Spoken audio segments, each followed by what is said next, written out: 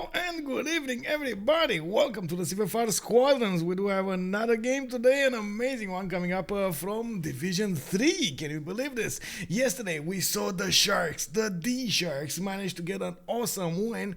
Today we will see the guys who are looking for the DSharks. Are they going to find them? That's the biggest question of them all. On the other side, we got the beep boop ba beep boop ba beep. We got R2D2 coming up to play, and as you can see over here, we are starting to get everybody in the lobby, making their way on the correct spots, and of course, we're just a few moments away from actually seeing the civs. Good evening, sirs. By the way, I do have to point out we did have Jacob 042007 picking up the first promotion. Thank you very much, sir, and welcome to the stream. Legilementos, hello there, sir, and welcome back. We do have Vis Electra, bienvenue, monsieur. I do hope you're gonna have an awesome time with us tonight. And then Bob17, shocked about what's going on over here. He did send us that emote. Good evening, sir, and welcome. Hello, Old Triangle. Hello there, sir, and welcome. We got the Flying Conquest actually. Of course, yesterday he did receive a sub from Legilementos. Good evening and welcome back, sir, to the games. Ni hao, Lollipop Civ. Welcome, sir. Ibanka, good evening and welcome, bonjour, monsieur. Welcome to the stream, bienvenue. We got Air1 also, to the best teams, telling us that these are the two of the best teams of all CivFR. I gotta point out, last season we actually got to watch I got a sneak peek into quite a few teams rising from the second and the third division, and it was quite awesome to see the rise of, for example, Tuvu Monsingi. Maybe we're gonna see exactly something like this. I do really enjoy watching the teams when they are starting to learn, get to know the players, see what happens, and of course how they evolve through time. It is actually, for me, it is awesome to see their development over there. So all good over here. I do hope we're gonna have an awesome time seeing them play. Looks like we got a new map. Woo! Lakes being picked up, boys and girls. What are we gonna do tonight? What is this? A lakes map coming up? Ooh, this is gonna be quite something. Lord KNT, also good evening, sir. He has a source. Lord KNT has a source. he knows the way. Also, let me actually scroll down. We got Belgium, a lot of chatter over here. Did I miss somebody? Oh, I did. Einar, good evening, bienvenue. We got him saying so good of an invitation. Oh, the beep boop bop, beep boop boop. Okay, yeah, definitely. We do have R2D2 in the house. 5-second energy. Yo, good evening, welcome.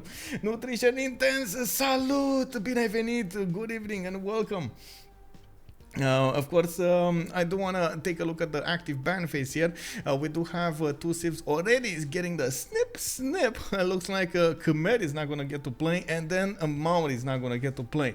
Interesting. Well, what can I say? Etemenanki believers over here. Who do you think Etemenanki first is a good idea on this map? Raise your hand, please. Raise your hand. We're gonna see what this will happen. I am actually shocked to see we do have the lakes map being picked up, and of course we're gonna see how the players develop on this. Looks like Byffur is also telling us they are banning Spain. Spain is auto banned. Oh my God, shocked. I gotta say shocked over here, because honestly, it is a shock. It's Ethiopia. Well, first pick angle. Ethiopian first pick on lakes. Oh man. I'm actually looking forward to see some maybe some Dutch gameplay, even though I don't think you get. So on Dutch, yes, you do get the polders, but you don't really get the rivers on this map, do you? It's all about the lakes here, right? It's all about the lakes, if I remember correctly. So we do need to see what they're gonna go for. I am actually a bit surprised because and at the same time at a loss. I don't know exactly what to predict for you, because on the lakes map, I gotta be honest with this, we didn't get to see that much of a lakes map, so this is gonna be quite a new experience over here for a lot of us. We're gonna need to see what kind of saves they're gonna try to pull off. Ooh, Mapuche getting a first pick, Byffur not messing around, bro. And then we got John Curtin showing, oh I'm not so sure I actually agree with this pick. Like John Curtin, it might be good. Okay, so he's still picking. He's still picking. He didn't actually get it over there. Okay, maybe this is something that he's playing with us. Pino is playing with us. Star Spanking, bună seara, domnule. We got X-Stars also already calling out the GG well played. Well, he knows what he's saying. What can I say? We'll see. Pizarro also, good evening, sir. Good evening. Pino, one true pick. Wait. That's what it is. OTP. What is OTP, by the way? Also leaked here. One Australia. He's gonna pick Australia. Oh my god. Oh my god. He actually picked Australia. What is this, bro? What is this? The third. Oh, one trick pony. Oh, okay. For some reason, I didn't click on it. Lotaro auto win. Yeah, that actually might happen. What can I say? It might happen. We'll see.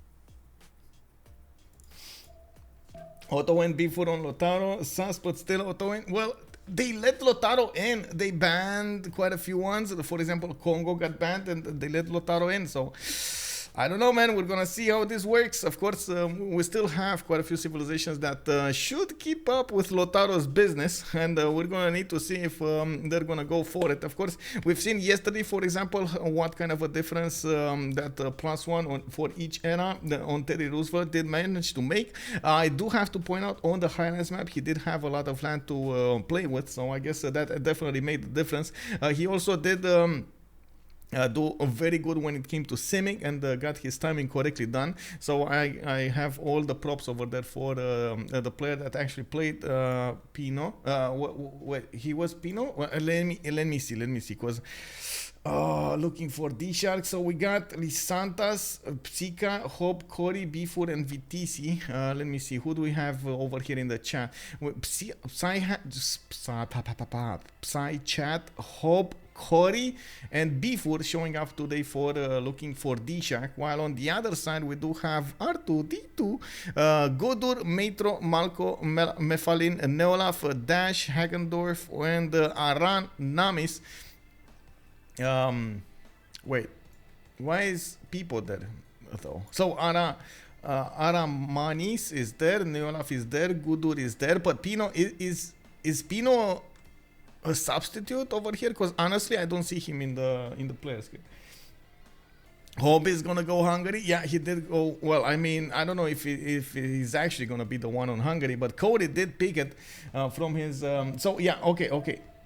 Pino isn't people. Oh my god. Oh, I'm so sorry. I didn't realize that actually it started with a P, bro. I'm sorry. It started with a P. So these are two different guys, totally different guys. Don't mix them up, boys. Don't mix them up. I did it and it's all my fault right here. I'm sorry. So we do have on the DShark, we got people yesterday doing amazing work, and then tonight we got Pino playing for the R2D2. Okay. Yes, it is. Okay, so what are you saying, by the way, nutrition intense? I didn't forget, by the way, about the 30 seconds in Romania. I'm gonna do it. I'm just waiting for the things to settle, so we don't actually get to talk about civs and something important in Romanian, because I do feel it's a bit how to say, rude to the viewers over here.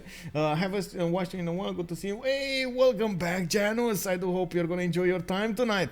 What do we have here? Also, first pick Germany and the goal win-win. I'm not so certain Germany or goal pick on this map, on this particular map, is going to be the way to go. I'm more expecting something like Persia, for example, more than Germany. But I guess we're going to have to see. Yeah, I don't know who is People, but he's a really strong player. I know, right? Amazing player on People yesterday, man. He's starting to show up over there, just slamming everybody left, right, and center. He did so well.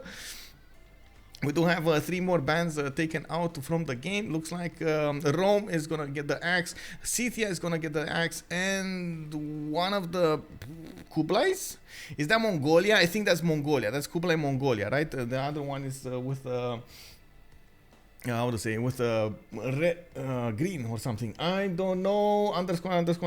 Good evening, sir. Big fan. Big H2O4B. Oh wait, you're talking about R2D2. Good evening, sir. Good evening. Yes, this is Pino tonight. Yesterday we do have people, so just don't mix them up. Don't mix them up. It's, yeah. You don't know underscore. Oh, the Big Hope. Oh, I see how it is. You're a fan of the Big Hope. Very nice. I don't know. His troll, don't listen to him. Oh, I mean, okay, it's fine. It's famous streamer. I don't know who that is though. Oh, Leader Kill. Oh, I know Leader Kill. I know who that is. Hello there. Good evening. Bonsoir. Diamond in the League of Legends. Wow. Well, that is definitely something. Good evening, Nitro. Good evening, sir. Welcome. Well, we do have another pick here. It looks like Eleanor of Akutin got picked up, and Neolaf is probably going to get to play it, or he's going to want to play it. I do see last ban was Russia, so they still have one of the Tundra civilizations available if they can go for Canada if they want to. We definitely have also the Greece still up for the grabs, and I'm actually surprised if we're not going to see at least Gorgo to trade punches with Lotaro over here. It does feel like they should pick something like one of the Greases, so they can stop those, well, you know, the Malon Raiders. Man, they give you nightmares whenever you see your land burning. You know it's the Malon Raider time. Well, Chat is actually gonna go for Pound Maker. We got Hope instantly going for Alexander, the Macedonian menace over here with the Heteros, with the Basilico Pates. He passed this. He might actually get a lot of science from building his units, and of course the combat victories is. Wait, whoa. Stop it right there.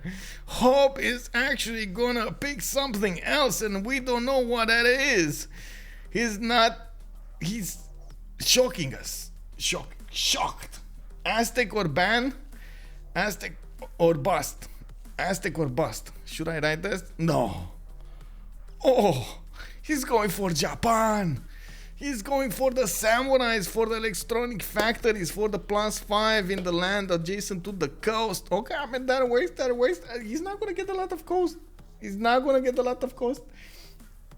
Hoobbbb Chad, yes, I second that motion. Hoobbbb Chad, yeah, definitely. We do need to see what kind of Chad move he's gonna get over here with Japan on the lakes map. You gotta remember, they were already talking about. The chat was talking over here about them giving Matthias Corvinus, the biggest skills maker in the game, to Monsieur Hoobbbb over here. Is that gonna be what's happening? Also, thank you very much, sir, for the tier 1 sub. Much appreciated. Painter Q L1, hello there and welcome. We do have yeah, we're going for it. Aramanis is gonna Aramanis actually. Oh, this is gonna take a while to get used to. Aramanis is gonna go for Fredrik Barbarossa, the production genius over here. We do have the Hanzas coming up from Germany with the extra +7 against city states, and it looks like we're gonna get to ready up right now. Okay, we got everybody switching their civilizations, getting the slots. Some are going for the upper slots, some are going for the lords. We're gonna see what's going on over here. Arkis, thank you so much for the tier 1 sub, Lord KNT, and welcome, sir. We got Germany will have a lot of production on the flat band. It's auto win. Well, yeah, you think so, right? Definitely, he's just gonna get his hexagon of commercials and Hansas and so on. He's gonna try to do everything that he can do to get that production going. I do have to definitely say I'm a bit worried about what the map will look like, what we're gonna see, how much distance we're gonna have between the players and so on, because I'm not so used to the lakes map. I'm not so used to it. I seen it, not so used to actually casting it. It was the last time I actually casted the lakes map. It was oh man, so long. I think it was 6 months ago or something, maybe at the beginning of the previous CivFR Squadrons season or something like that. Very far away into the past. I didn't realize, by the way, sorry.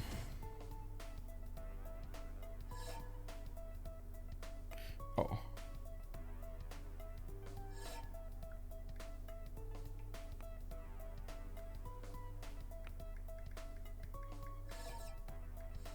One second.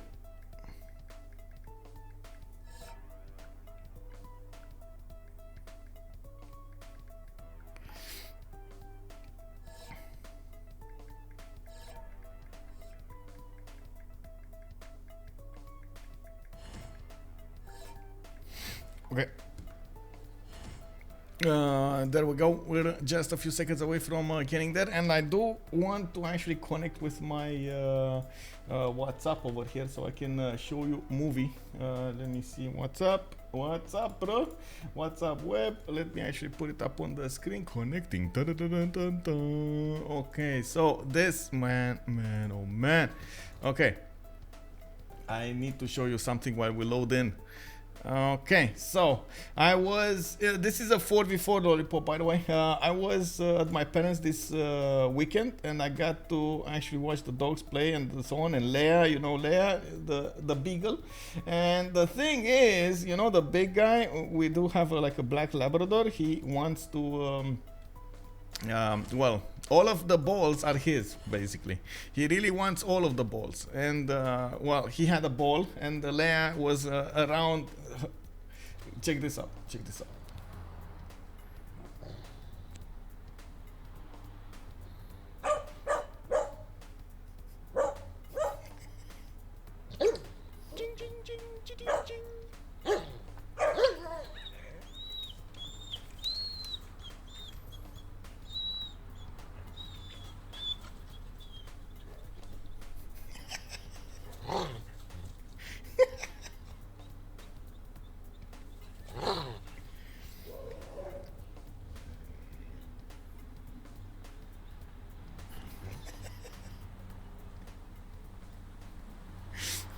Man, look at this, man. He really wanted everything. Yeah, look at him growl over there.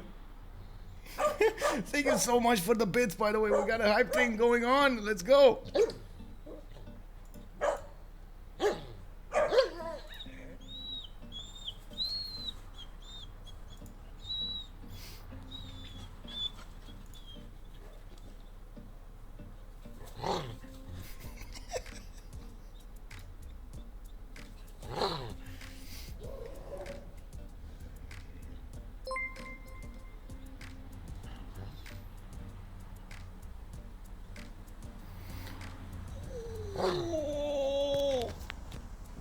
Hey, let's get back to this. Oh my god, thank you so much for the 5 gifted sub, much appreciated. We got the Talwan, Says G, we got the Salmarion, we got Daniel Caruso, and 100 games, 100 days just subbed for 7 months in a row. Good evening, guys, and welcome, sirs. We're going that level 1 complete on the hype train. Let's go. Okay, so I do have to actually switch a few things over here because we're going in. Of course, the game, as you can see, we're loading in. I do have to put up on the screen over here the 2 things. Where is it? So, prediction, I think you guys... Okay, there we go. I need to change the map. It's lakes. Oh my god, who would have thought lakes? Okay, there we go. So lakes map with a lot of rivers. I was definitely expecting something like that on this kind of map, but sure. I guess the players didn't want to take that risk. We're gonna need to see them play out with so much land. There is not that much flat land. As far as I remember, there was a lot more flat land to work with, but it looks like the generation did change a little bit. So we do have. As you can see over here, Cree that needs to load in. We're just a few seconds away from actually revealing the map. I think the host is, loading it. We'll see. Everyone already saying it. Ooh, he really doesn't like this map. Oh, come on, bro. Really? You predicted 3... You predicted there gonna be like 2 remaps on this one? Come on, bro. Nah, not like this.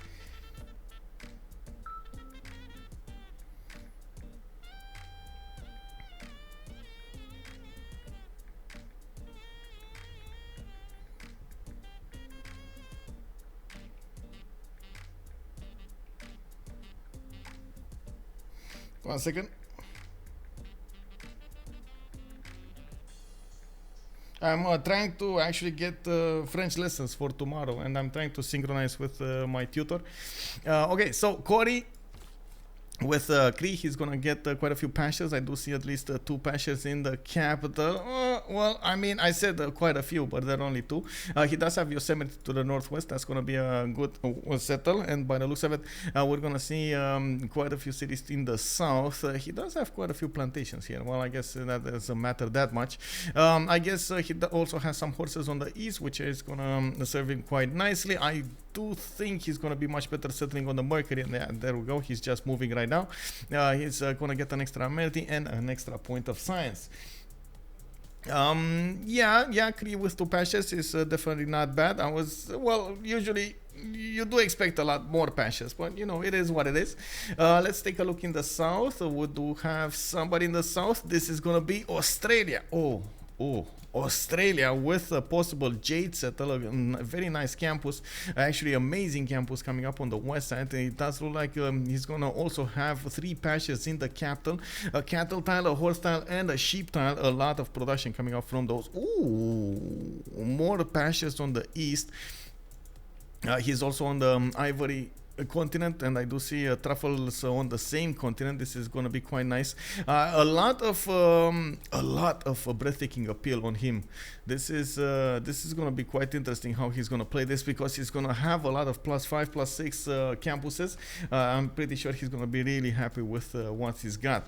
Well, unfortunately, he doesn't have a lot of tiles to work in the initial settle, but I guess he's going to make do with them. Fake news from Lord KNT. Arkis is telling us Lord KNT is doing so. Let's see. According to his sources, R2D2 banned the wrong map, but don't tell anybody. What did they want to ban, bro? What did they want to ban? What happened over there? How did they do it? Looks like we do have Psychat with the city of Kyoto with a 2-1 base. He's going to get the fresh water from the one tile lake, and he's also going to get a really good campus between the reef tile and the mountain. Well, it's still going to be a +4, easy peasy, very nice.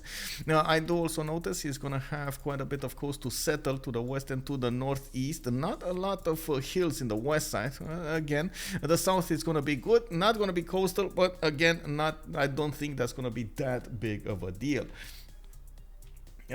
We do have misspelled lakes. Well, I did misspell lakes. I don't know about that, bro. Don't read me. I'm just here to troll some friends. Oh, Arkis, it's all good, bro. Welcome. It's all good.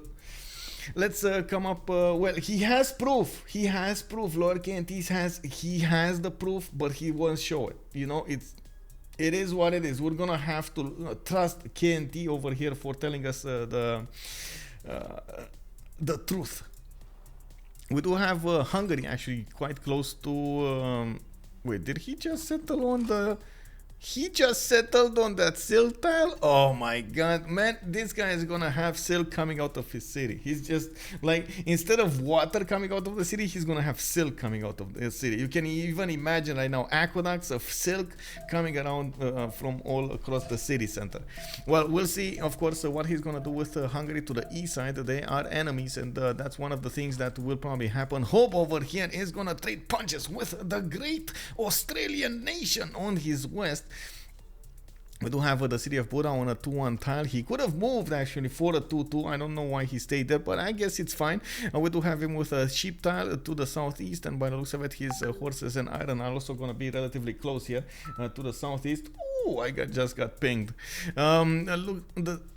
Looking on the northeast, definitely of Hungary, and the east of Japan, we do have Germany, and looks like the city of Aachen is gonna get the dice tile right underneath there.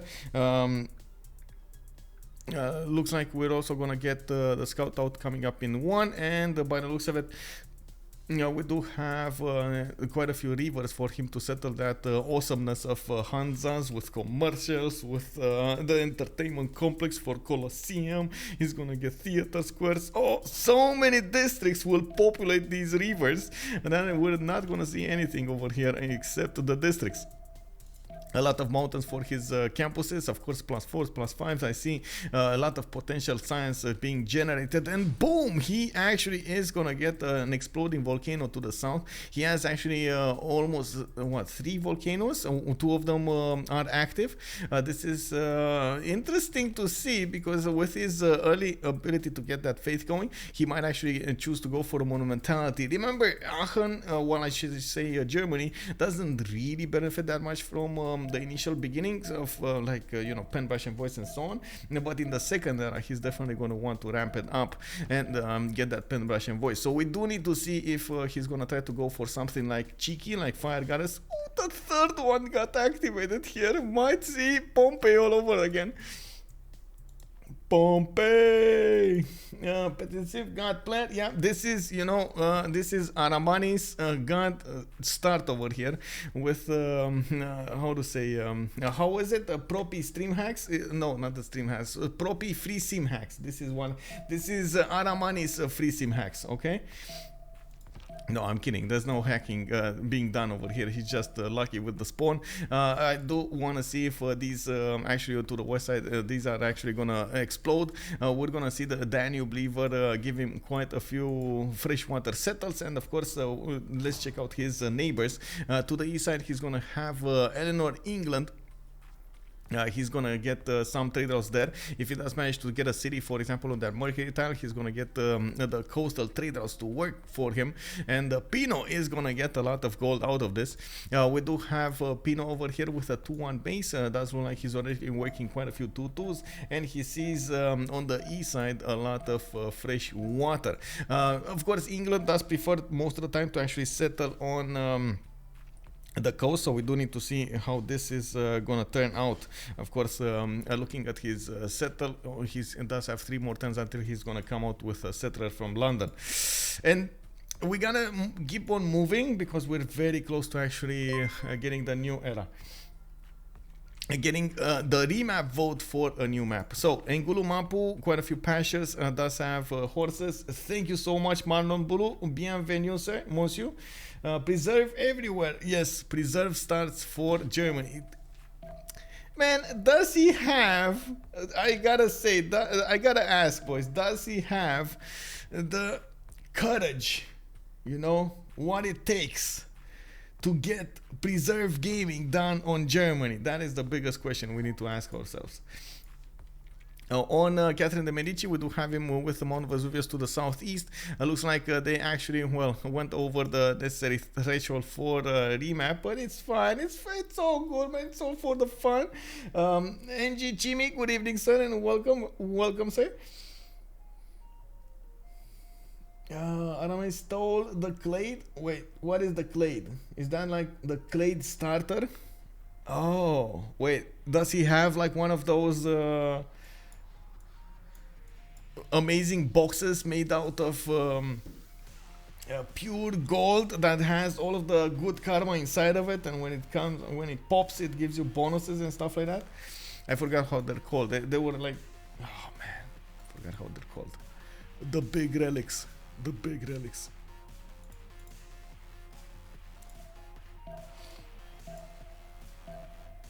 Oh, he always spawns on a volcano. And when, man, well, the Ace have it, boys. Somebody's gonna be sad. Now we actually get to talk about this. Somebody's gonna be sad. I'm sorry about this.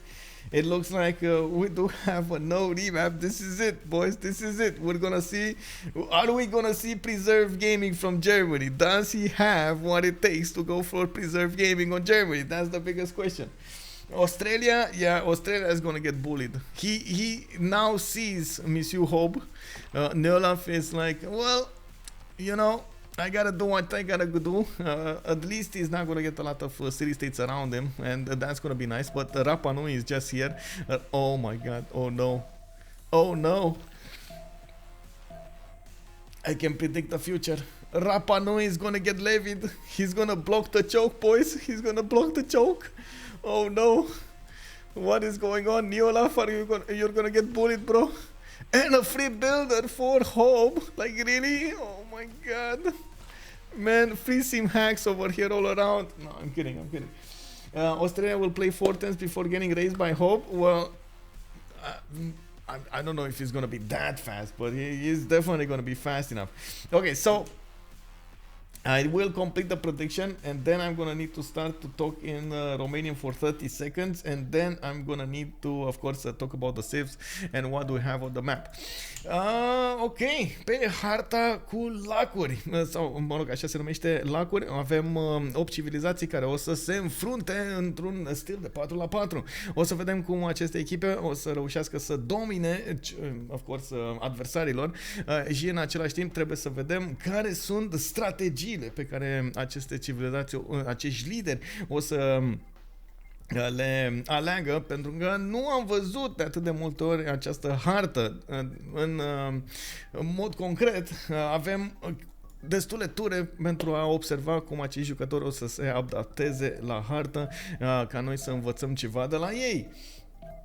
Okay, so what did I say? I did say that we do have 8, of course, leaders on this map. We do have them fighting against each other in a 4v4 format. We'll need to see how they will adapt on the lakes map, and how they will get the strategies going, so we can learn from them. That's basically the gist of what I said there. Mami Vada, bonsoir et bienvenue, monsieur. Por 020, hello there, welcome sir. You're doing the help? Wait, what's the help? What happened with the points? Oh my god, 20,000 points goes to Ibanka. Man, this guy shows up, you know, once in a while, and he just drops it. 20,000 points. You look at that. He's so full of points. He's just throwing them to the trash can. He doesn't care, bro. He doesn't care. Well, it is what it is, bro. Okay, so let me get the prediction going. Let me actually get the prediction going for this game. Who will win? We got on one side R2D2, and on the other side we got the looking for the DSharks. DSharks, man, oh man, these guys, man, they are quite, I gotta say, they're courageous, man. Looking for the Sharks. You've seen the Sharks yesterday. They are awesome, playing very, very good. And of course, you gotta be careful around those Sharks, man. They're sweeping in the water. You never know, and they're gonna come out and snatch a leg or two. We're gonna see what happens. Why were you saying Australia would suffer? His position seems very defensible. Is Hoobbbb such a better player?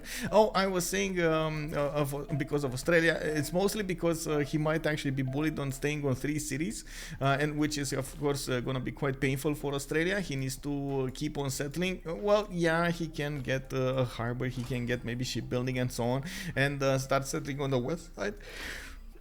But it's not ideal, and of course we do need to see how this will be played out. I'm just saying, you know, it might be a strategy for Hoobbbb to pick up Rapa Nui and levy those units, get a general, and then with the +3 you couple it with the +5 and then smash those Melbournian units. Australia over here might have a bit too much to handle. Okay, so let's take it and take a look at what's going on here. Australia with already horses work. He does also have an iron tile to the south of Melbourne. We do see both of his cities are on 2-2 bases, with Canberra coming up with an extra culture point. He also has quite a few jade tiles, and of course you do see that he just did he just buy a settler or did he pop a settler? Did he get a builder and pop a settler? What happened here? I think he just finished a settler, right? I hope he finished a settler. Oh yeah, I mean he has a lot of +5 campuses, definitely.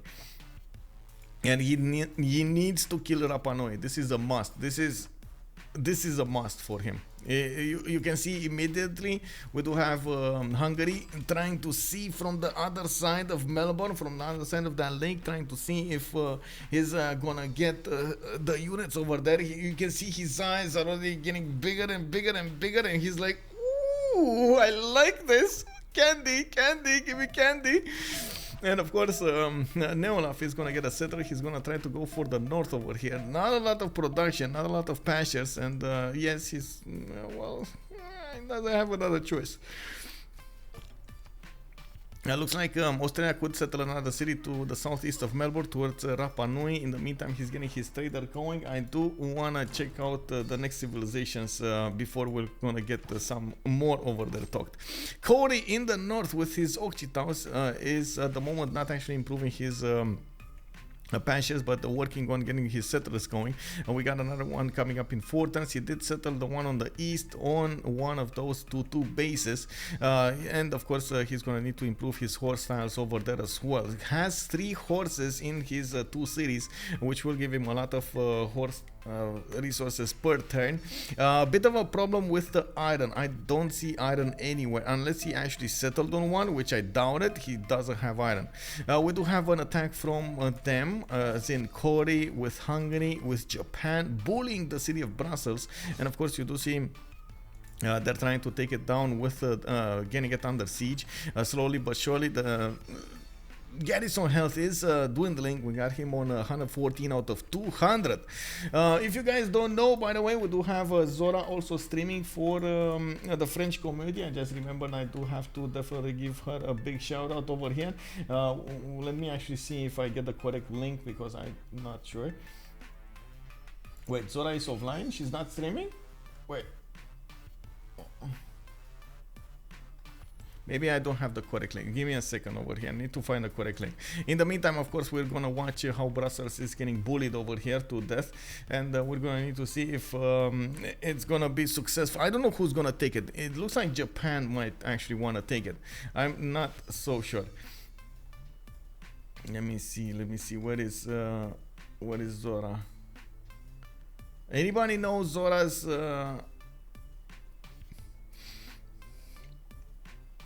Oh, I see it. I see her. Zora 399. Okay, got it. There we go. Shout out Zora 399. Yes, she is casting for the French community.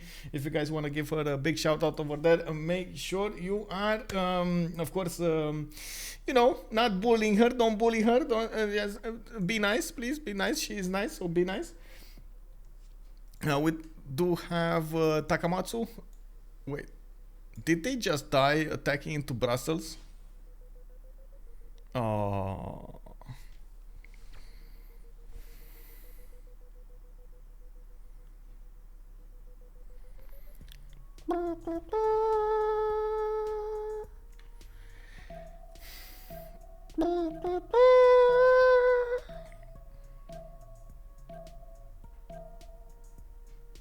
Man, there were 3 units over there, bro.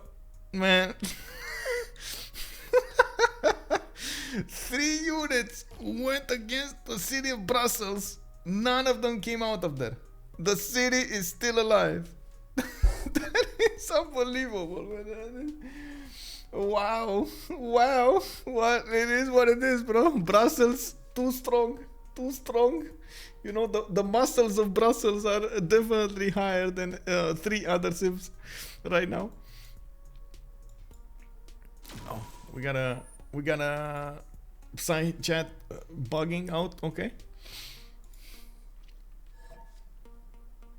Yeah, exactly. He's even, you know, he knew he's gonna be safe. Doesn't matter. This actually gives me the time to put the team labels on the screen. So we got the left, it's R2D2, right? R2D2. And on the right side, we do have looking for DSharks. And that is looking for LFDS. LFDS. Let's go for LFDS.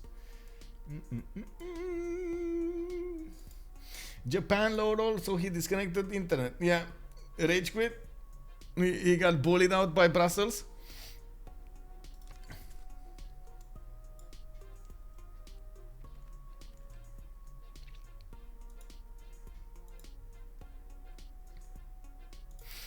Okay, so I guess we do have a moment of breathing over here, so we can take a look at what happened. We got Takamatsu already putting down his holy sites. Looks like Kyoto is doing the same. A third city coming out of the capital city, and by the looks of it, he should actually settle it somewhere in the south, or actually he should have gone for the northeast. But you know, it is what it is. Looks like. He went for a fertility rights as a pantheon, a bit surprising. He's gonna get a lot of food anyway, but he did want some more, not to mention that extra builder. We do have him with the iron tile to the southwest of the city of Kyoto in the capital, and I do see horses are coming out in the southwest of southeast of Takamatsu. We'll need to see how many cities he's gonna try to get over here, and of course he is the ally of both Cree and Hungary. So we do have Australia with 3 opponents to his northeast, while he does have an ally very far away on the west side. As you can see, the water system is kind of blocking him from settling on the west side, and we do already see that Hungary is figuring out what's going on here. Australia still didn't actually manage to get his pantheon, but we do see him with quite a few warriors. I'm actually quite curious to see what Hoobbbb is going to try to do. There is an open settler right for the taking, but there is also a scout that could actually help him defend that. We do have also Germany with C3 Patreon got it. Oh, he didn't actually go for fire guns. No. Well, I guess I understand. C3 Patreon got us. You get an, you know, advantage. You build campuses faster. You might actually get some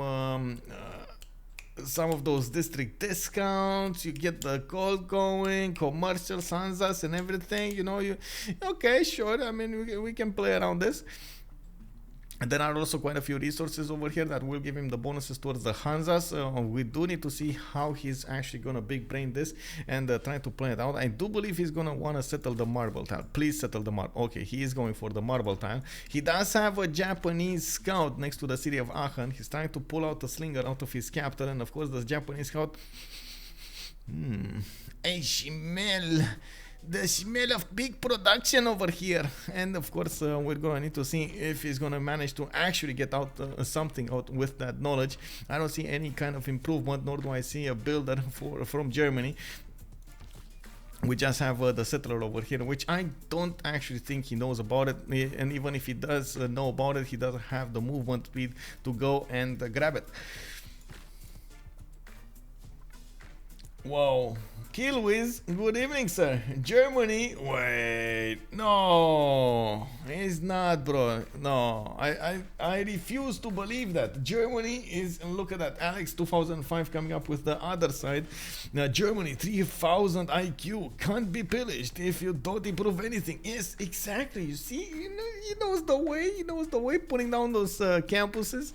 We do have one +4 coming up from Cologne. We got another one of these +3s coming up from Aachen. Is man 300 IQ over here. Tactics coming out of his cities.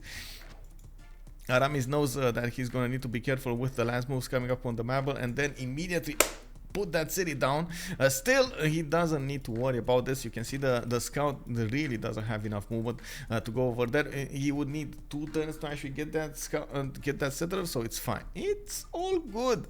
In the city of Aachen, we do have horses on the east side. We do have in the city of oh my god, in the next city, in the upcoming city, I don't know how this will be called. It's gonna get the iron to the north. It's gonna be 3 tiles away. A bit problematic, but again, it is what it is.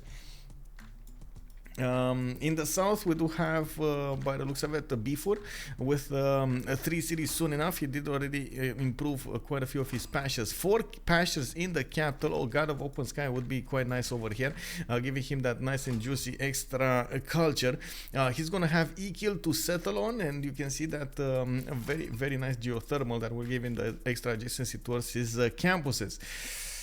Oh my god, more geothermals on the west side. What is this? +4s all over the place for Ngulu Mapu. I feel a disturbance in the force. He is to the south of Germany. He is the opponent of Germany. But we got so many mountains. Nobody is gonna pass through those mountains to get to the cities of Germany. It's gonna be safe over there. It's fine. It's fine. Lotaro over here is gonna have a hard time finding opponents? No. He has another opponent. He knows about him. Byffur did manage to figure out where England is.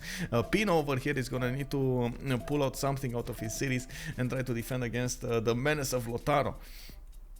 We do have already horses improved from Ngulu Mapu's capital. We do have also an iron tile to the west side. Still didn't actually improve it.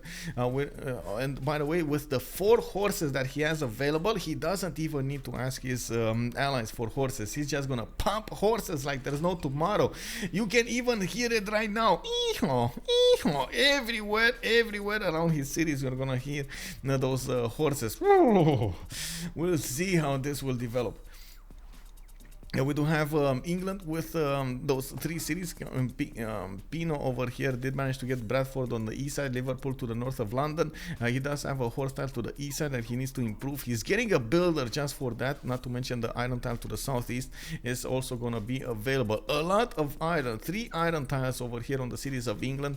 He's going to have more than enough to give his allies, and I do believe actually God of Krasman would be quite nice. Can you imagine 1 and a 2 and a 3 and a 4 and a 5 and a 6 and a 7? Oh, so nice. That's so nice extra production coming out of those cities. I also noticed he has a +4 campus in the city of Liverpool between those 2 reef tiles, another +4 over here on that sheep tile. But you gotta be careful with the volcanoes, man. You don't really want to put your districts next to volcanoes. You know, they tend to explode and they kind of mess up your feng shui, you know? Like that is kind of bad. That is definitely kind of bad. Yeah, we do have also Catherine de Medici with the God of Craftsman. Oh, he took it away.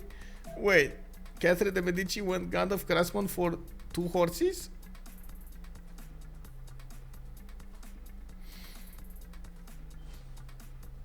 Was this a deny? Chat. Tell me, was this a deny? I mean, sure, he's gonna get amazing 2 amazing tiles to work. 2 amazing tiles, but was this a deny from Catherine de Medici? Was this a misclick? Or did he actually want to do this? For uranium, everyone knows the way. Okay, you know what? Let's go for it. Let's put up the poll. It's time for a poll, guys. Did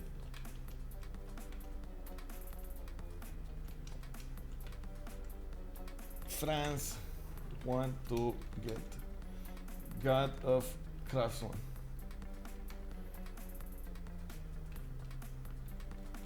Misclick. Wait. Yes. No. Misclick. It was a deny. Kicked up.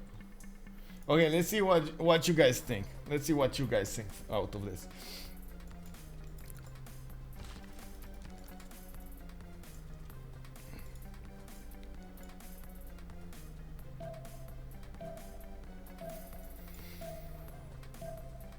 Alright, we got a trader coming out from the city of Paris. I do see a clear lack of iron around his... Oh, and actually he does have an iron tile to the east side. So he has 3 tiles of improvements that he could do. Maybe some more over here to the north. Of course, we're going to need to see how he's going to use his chateaus and everything else. He does have Mount Everest to settle on the southeast. And I'm actually quite surprised he didn't go for it earlier. Goudur over here. Oh, he didn't scout it. That's why he didn't go there. He doesn't know about Mount Vesuvius to the southeast for that extra production, and of course the extra yields that you get from it later on. Niter, uranium, iron, and horse, it's for production. Where do you see niter and aluminium over here? Niter, yeah, he does have quite a bit of it, but it's gonna be quite late in the game, bro. That one, that's Vesuvius, not Everest. Wait, did I say Everest? I did want to say Vesuvius. Kicked up. Pizza Lord, welcome back. How was the vacation? You're making me double check over here. Did I say Everest? I meant to say Vesuvius. I'm sorry. Looking at back on the war between Australia and of course Hungary. Hungary is just keeping an eye out, keeping a scout over there on the hills, trying to figure out from the bushes of that hill what is going on in the Australian land. We do definitely need to see what is he gonna go for here. Temple of Artemis in the city of Melbourne coming up in 7. He is gonna get Magnus in there established, and I do see Neolaf did get pillaged a little bit. His ship tile is suffering. So a lot of things. That's amazing. That's so good. Share bro. And we got also Hoobbbb settled towards Rapa Nui. While I do see Rapa Nui starting to get a few archers out. 3 cities from Hungary next to him. I do also notice stone circles coming up from Hungary as a pantheon. He's gonna get quite a few extra points of production here. I am actually amazed that he went for stone circles. He doesn't have a lot of stone tiles. But he does have definitely, for example, the city that I cannot pronounce, CivFR. Oh my god, and do I need to actually make it faster? We do have him with 3 of these stone tiles. He does have a marble tile. I guess that's, you know, that's relatively good. We do need to see what he's going to choose to go for. I was thinking maybe he's going to get something else, but, you know, it's all good. I'm also curious of the tech side. We do have Hoobbbb going for currency, opening up with currency next to an opponent. Oh man, the courage on this one. Oh, Hoobbbb, bro. Next to Neolaf is gonna get sailing. I guess he doesn't care about this. Okay. So France definitely wanted to get God of Craftsman. It looks like 2 people said misclick, 2 people said kick W, but 4 people went for the yes vote. I see how it is. +1 tourist from me. Oh, right, I know. Very nice, very nice. Fire Baguette, bienvenue, monsieur. Comment ça va?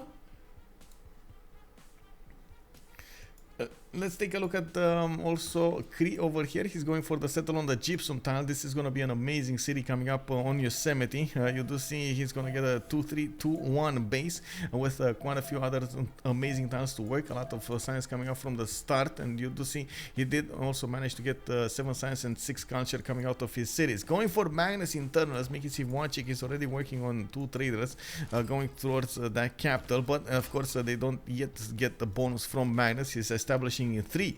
We do have him with the 2 pastures. No 4th one. I do see he's he did manage to get a religious pantheon, the religious settlements pantheon, which will allow him to get more production towards his settlers. And honestly, at this point, he should just keep on settling. You know, just get more settlers, get more cities, get everything, more production, more districts, more everything, and do it as fast as possible. Dieu est Pasla, good evening, sir. Bienvenue. That Mickey Wap, that is, which Mickey Wap? This Mickey Wap, or which Mickey Wap are you talking about? This one? Or this one? Which one? There are quite a few Mickey Wops over here that can be placed and could be amazing. This and this and this and this. Oh my god. On the Yosemite? Yeah, on the Yosemite is gonna be amazing. He actually has 2 of them, right? That could be placed. 1 here and 1 here. Or this. What do you think he's gonna prefer? Going for the 2 amenities or going for the 1 amenity and 1 strategic? Next to the horse. Okay, got it. Next to the horse. we do have him getting those builders out, and of course we're still gonna need to wait for the next era. We do need to see if all of the players will manage to get the era score necessary for the next golden age, or are they gonna miss it, go for some normal age enjoying. We also need to see what kind of moves they're gonna want to choose, if they want to go for their horseback riding, get some attacks going, or if they want to just settle more cities. For example, I do see Hungary is more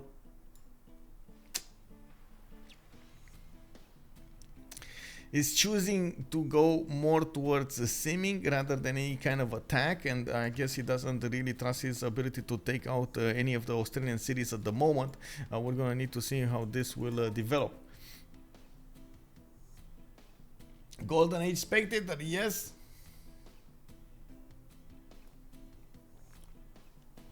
Oh, this is a good moment for me to actually get water. Give me a second.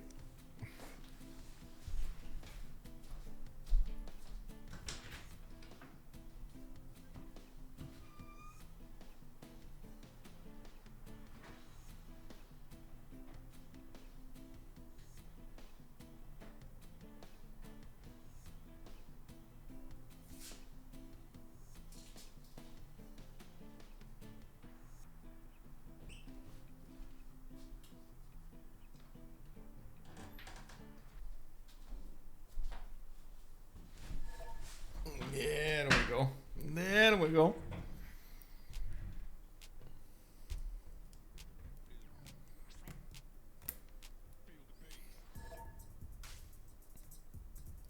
Okay, they're putting the team pluses, and we're gonna see this go through.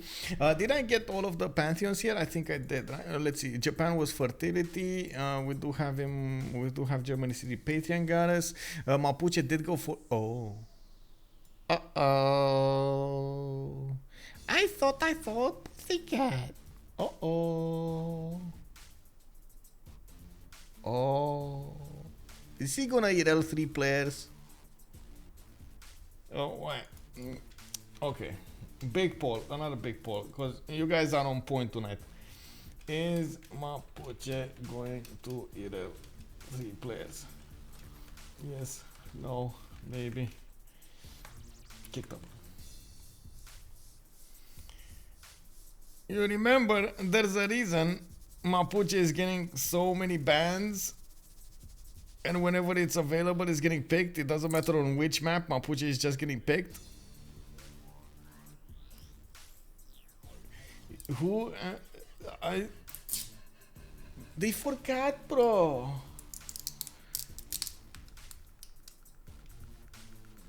Il oublié. Oh wait, did I say that correctly? I think I did, right? Il oublié?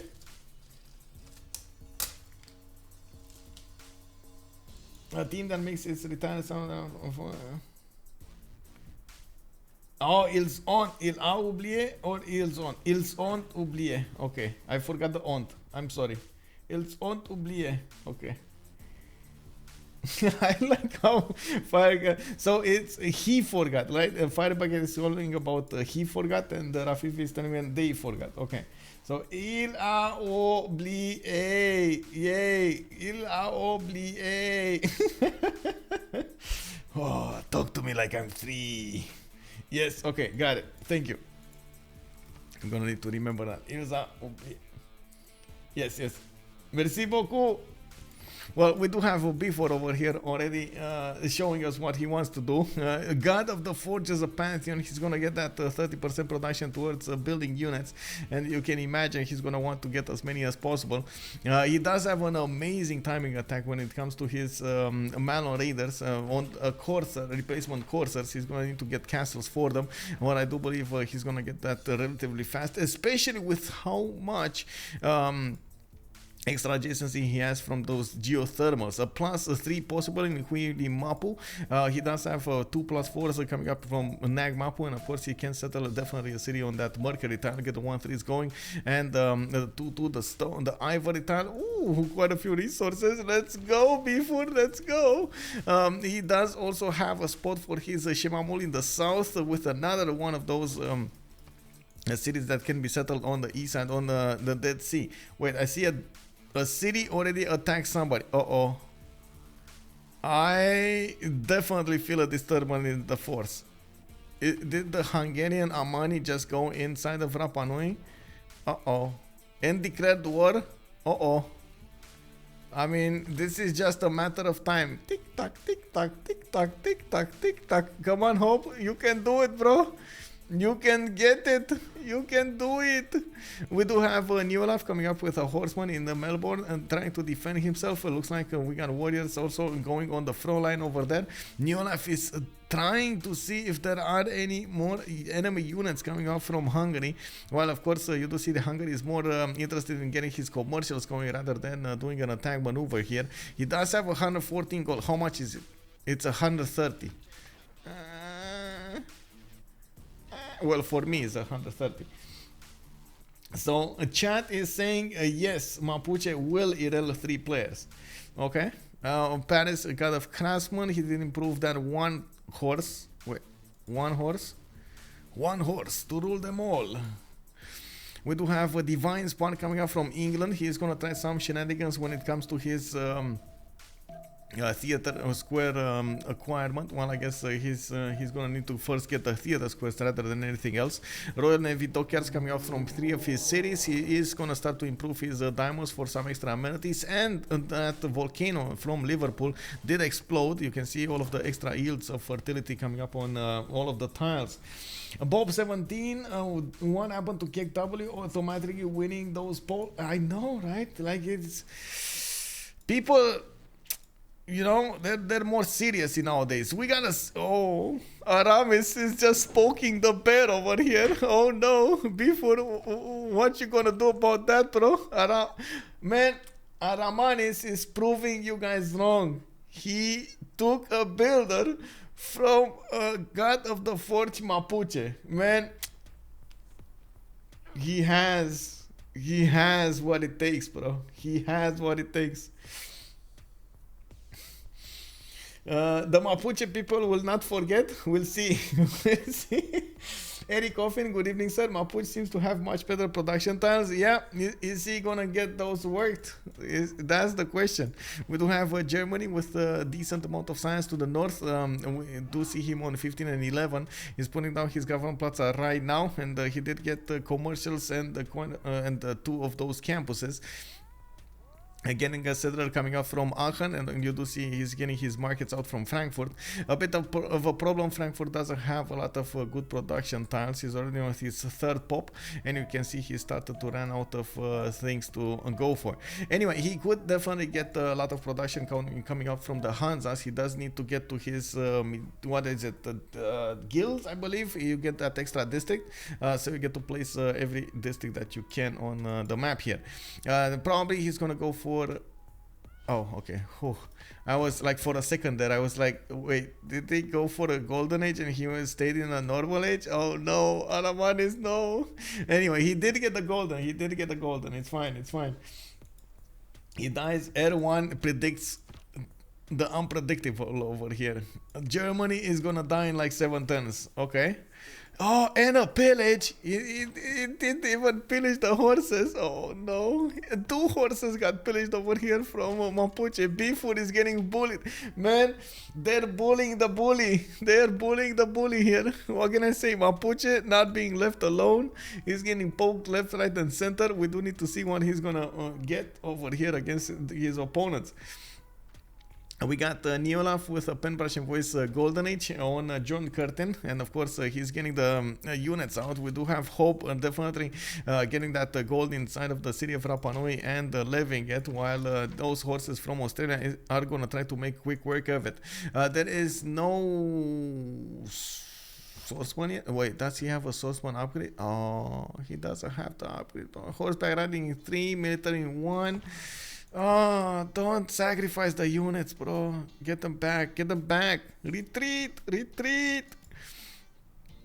We do have Pino with a pen brush and voice golden age on Eleanor. He's still on 3 series. We were expecting him to go for 5 or 6 at the beginning of the game. Looks like it's going to take a while for him to get there. He does need to also figure out what he's going to do with Germany, if they want to trade somehow or not on this coast. I think he just blocked Germany's ability to set. Oh no, he still has 2 series. Okay, it's fine. We do have Goudur, a pen brush and voice golden age on Goudur, actually, on Goudur. How do you spell this, by the way? How do you say this? How do you say that? Is it Goudur? Is it Goudur? Is it Goudur? Or how do you say it? Man bites dog. Okay. He has such a massive mountain range. Yeah, he does. Germany is just... Yeah, that's why he's poking the beehive. He has like 1 tile chokes. He's fine over here. 2 1 tile chokes. 1 tile chokes on the east side. It's totally fine. It's fine. It's fine. Goudur. Okay. We do have him with a pen brush and voice on Catherine Medici. Still 3 cities. He's getting a 4th settle soon. Oh, actually 5th settle soon, because we do see the one on Mount Vesuvius. He's just gonna settle it soon. We do have also Aramanis with horseback riding coming up in 1. Drama and poetry coming up in 1. Getting his government plans are going. I think he just lost his district discount though. Like if he's going drama and poetry, that's district discount lost quite a few turns ago. He does have 1, 2, 3, 4. How to say 4 of these possible districts. 3 possible districts, and of course he only has 4 of them built. By the looks of it, we do have him with horseback riding next turn. He's putting down some more commercials, and of course we're going to need to see if he's actually going to get to use those strategic resources for anything. We do have him putting another settler in the north here, and I'm still waiting to see what he's going to do on the east side, if he's ever going to go east side towards England. We do have on the other side Byffur with pen brush and voice golden age, 8 science and 16 culture. Went for the 4th city, Willy Mapu on the Dead Sea. He is going to get quite a bit of production coming out of those hills. A bit of a problem here with of course the desert and the Dead Sea, but I think he got a lot of Erascord, and so that is worth it. He's putting down campuses coming out from 3 of his cities, while he's putting down more cities at the same time. Needs to repair the tiles that got pillaged, those patches on the horses, to get those bonuses. We got Psychat with Hojo Tokiman, Monumentality Golden Age. She's generating 20 faith at turn, 9 science and 23 culture, getting some horses out of his cities. And wait, is this round 2 against Brussels? Is he producing the horses to go against Brussels again? Oh man, the city of... Oh, okay. Well, we'll see how this goes. My money is on Brussels right now. I don't know about you guys, but my money is on Brussels. I'm 3 archers. We saw what Brussels can do earlier against 3 units. I don't know, man. I don't know. We got Corey, pen brush and voice golden age with 19 science and 17 culture right next to him. He's putting down quite a few of those commercials, and you do see that unfortunately he didn't go for the massive giga chat Miku ups everywhere. He did build the one to the next to the west of Mr. Vasis, the one that is now a 3332. Very nice next to Yosemite. Could build quite a few of them to the east side, but I guess he did prioritize going for the campuses and the government plots. I do see he's getting a +2 campus over here from Mr. Sipik. In the meantime, it's a priority to get more trade routes, and I do believe he should really put more priority on getting the settlers going rather than those commercials, but you know, it is what it is. Hungary is already starting to acquire quite a few merchant points. Germany is starting to ramp up, and of course Cree is going to need to do something about it. We do have him chopping quite a few tiles over here, improving more of these Mickey ups, getting the housing, getting the gold points or the food points. Very nice. We do have also, last but not least, Hoobbbb with a pen, brush and voice. 4 cities. He's now getting his horses out, and you do see he is aware of what's happening on the city of Rapa Nui, even though he did try to stop that city being taken over. The Australian army is there and is bullying Rapa Nui as hard as possible.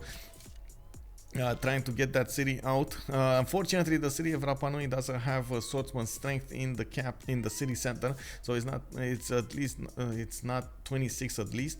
It's only 22. We do have 2 archers that could shoot from there, and of course we're gonna need to see if Hoobbb's first moves will hold next turn.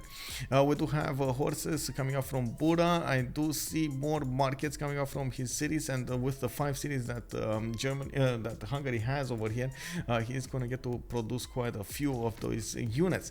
Australia, though, man, is not giving up on this, and I gotta say, it feels like Hoobbbb did kinda underestimate his opponent here.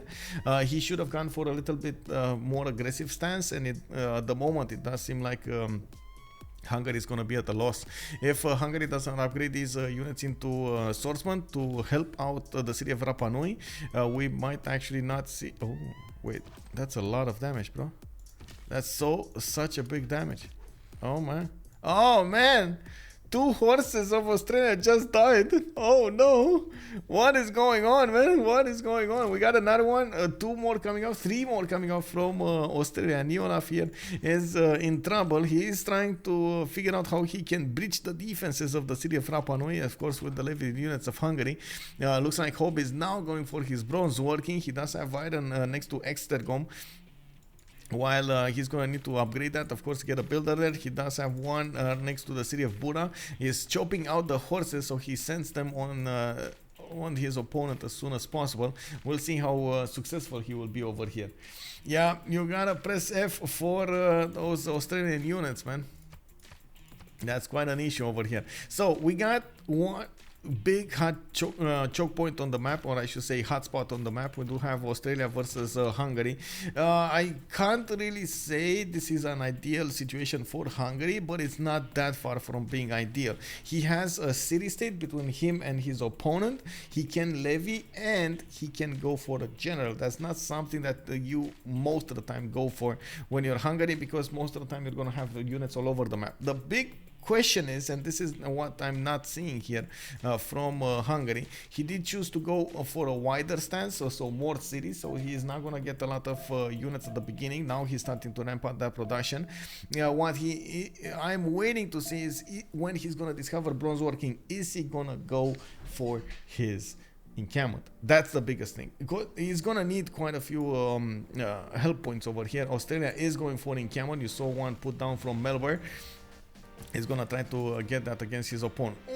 Oh man. Oh, well, the horse did just eat a little bit of corn here and got some food back, some health points back. We do need to see if Rapa Nui will manage to deal the damage next turn. They could take out the archer if they wanted to. More horses, of course, arriving from the cities of Australia.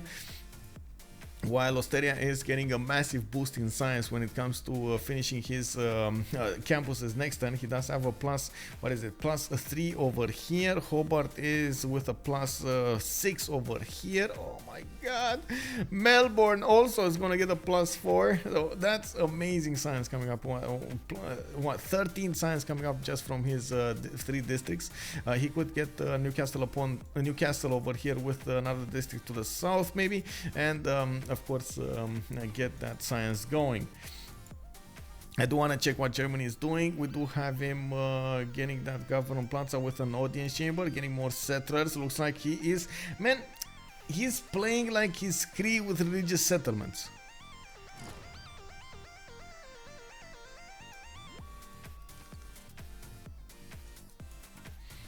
Okay. A big poll over here. Why isn't Cree expanding? No room. Not enough production. Other priorities. Kicked up. Okay, what do you think, guys? What do you think? Why isn't Cree expanding right here? He has 3 cities. He's going for his commercials. He's not creating settlers. Yeah, exactly. Pizza Lord has the right idea. Yeah, I do agree, man. I do agree. Prediction. Nanny is telling us the prediction. Good evening, sir. By the way, kick W. Let's see.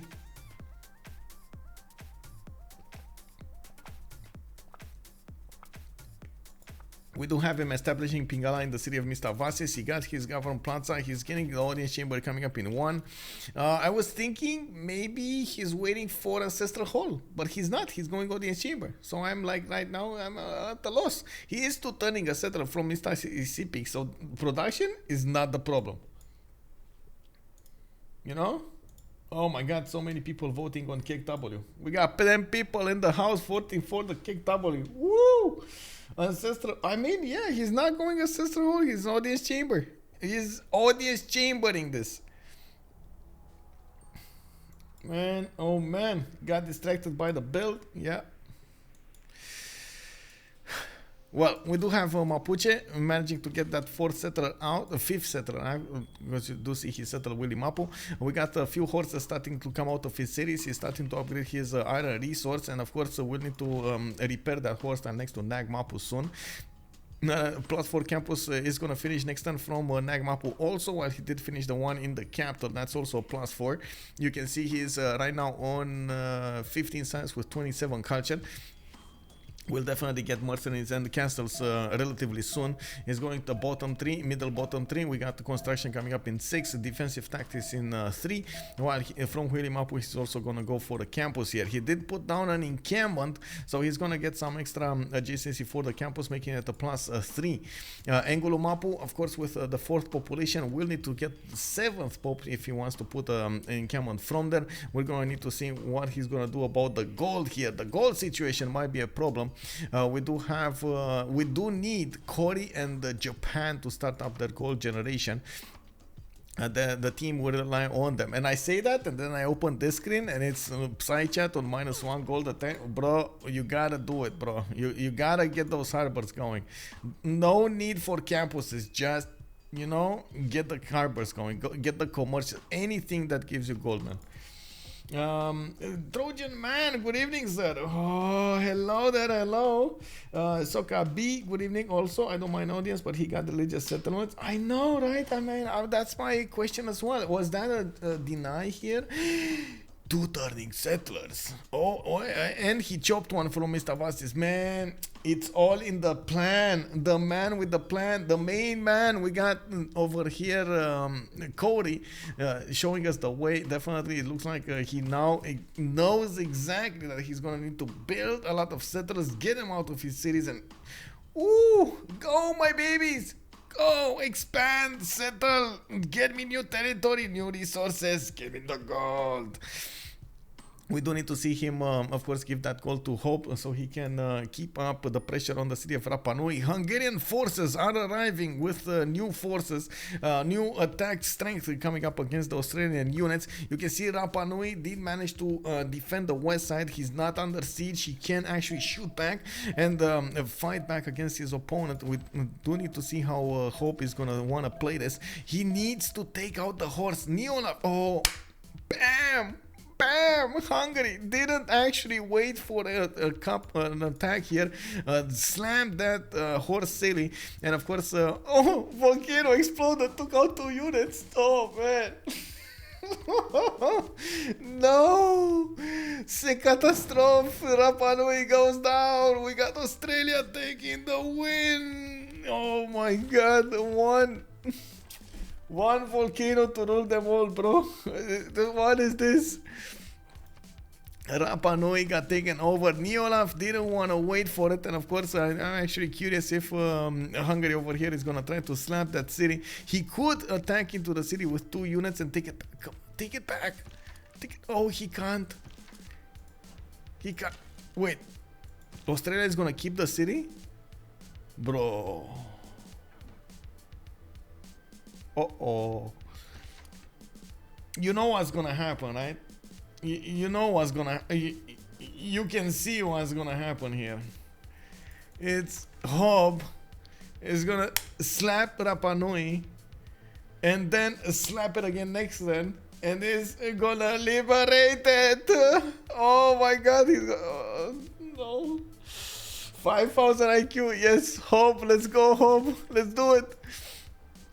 We do have encampments coming out from. Oh, this is what I wanted to see. Okay, so he's going for the encampments. He got his government plants next to the city of Bura. He's gonna get a few of those campuses also going from Debrecen. I do see we got. Oh man. Oh man. He tried to do it again. The city of Brussels wins again against Japan. This is unbelievable, man. Bro, what is happening with this game, bro? What is happening with this game? Okay, double slap on Rapa Nui. We do have the archer taking it down. The horse going against the city of Rapa Nui. We do need to see how Hoobbbb is gonna react. He is putting it in action. Let's go. Let's go. Take the city down. Take it down. Oh, you let the horsey alive? No. Okay. Well, it is what it is. Rapa Nui is back in the game, boys. Back in business. 100 diplo points. Hoobbbb over here could actually take one of the horses of Australia down with him. I'm actually a bit surprised with those. See the rebellion. It's fine. It's fine. Unfortunately, Australia will need to get a lot more units if he wants to be successful on the defense and or attack. We do have him going for his encampment training projects, and we do see also Hungary getting those points. He did put the card in, and he's just going to need one project to get that general. While Australia, by the looks of it, will need at least 2 of those projects to get the general. He's only generating 1 point a turn. Getting the encampment training project next turn will allow him to get will allow him to get another project up next in its production queue. Let's go, Hoobbbb. Indeed, Brussels can never be taken. Well, Brussels, I gotta say, man, such a big city over here. Such a big city. It's too big to handle. It's still at... I cannot believe it's still at war, by the way. Anyway, theater score is coming out from somebody. I think that's Eleanorian. Let's see. Eleanor. Yeah, he did put one from Bradford. I do see he did manage to get a decent amount of gold going. 18 gold a 10. Aramanis is on 22. We got Goudur, Goudur on 9 and Neolaf on 11. And do like how Germany expand. Well, okay, this is Cree cosplay over here. Cree with religious settlements cosplay. This is 6 cities, Germany getting his audience chamber, getting his commercials, his markets going, getting that nice and juicy merchant point going, 4.63 merchant points a turn, getting his adjacency for his upcoming Hanzas. He just put one down between 2 of... Oh man, +7 Hansa. Let's go, let's go. He can even put one of those aqueducts over here and increase the... Oh my god, +9. Oh man, let's go Germany. Man, right now you can even see the veins on German, the German hand, and they're like popping, it's like lines of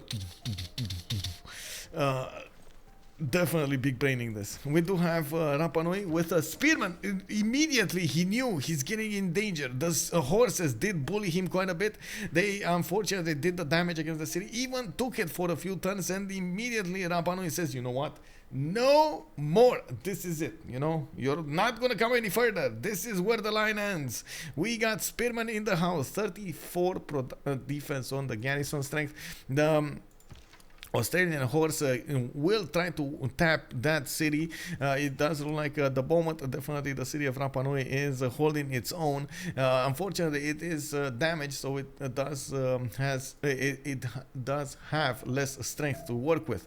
We did have Marcus Licinius Crassus actually picked up by Hungary here. A bit surprising because I was expecting him to go for the merchant ones, but it's fine. It's fine. Now for the merchant one, for the trader ones, I guess he does want to give them to Pound Maker, so he has more merchant, more traders to use. Hoobbbb. Oh, he just lost one of his units. No, Hoobbbb, no. Be careful, Hoobbbb. Don't attack. This is a trap, by the way. If you think he should attack, don't. Like, this is a trap. If he moves and attacks, yes, he can take out the horse. That's a given. But if he moves away he allows another horse to attack the city of Rapa Nui. So this is a trap. He shouldn't do that. He in the city of Rapa Nui could actually be double tapped. Last move, first move, last move, first move, and bam! He's gonna take that city center and raise it to the ground. I think Hoobbbb, what he's doing right now is good. Just stay the course. Make defenses, you know, like be careful what you're doing. Allow the city of Rapa Nui to grow more units and levy them and attack with them. We do have him going for the Wallow's Throne as a building.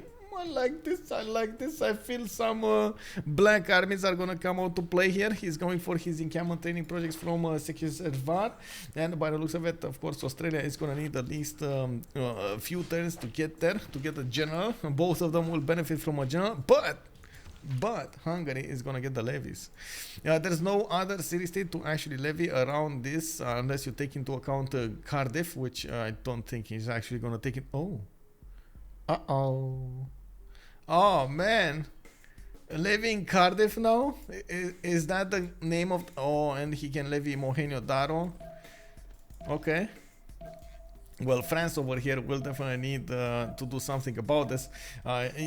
That's usually the tactic you want to go for. Whenever you're going to see Hungary in a game, take out the city-states. It's the easy tactic way out. You know, it's the easiest way out. Not to be bullied, not to grief yourself in the game.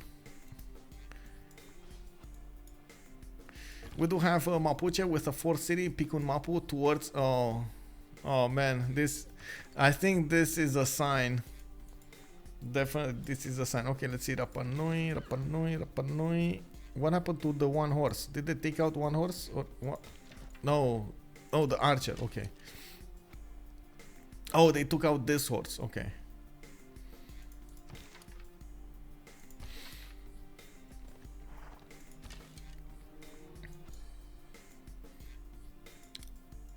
I think Hungary needs a lot more horses. He's trying to sim behind all of this, but he needs so many more horses to actually keep up with Australia's production and units.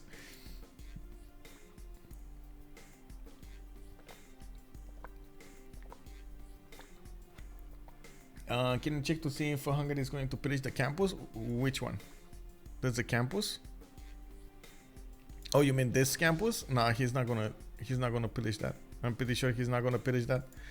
There's another campus anywhere? No. By the way, 5 cities from England as well. We got those 6 cities from Germany.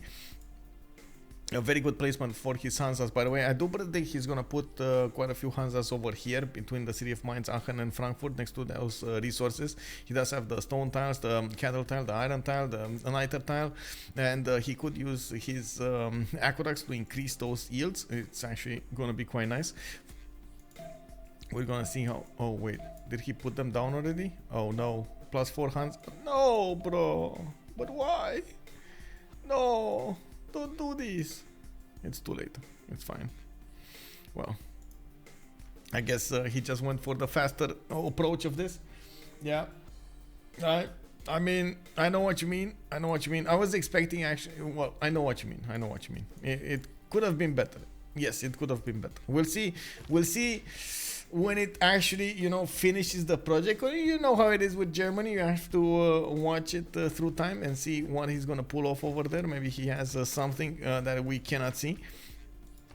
I do notice Australia could actually take out one of the horses here. Needs to be careful how he's gonna... No! Oh my god, okay.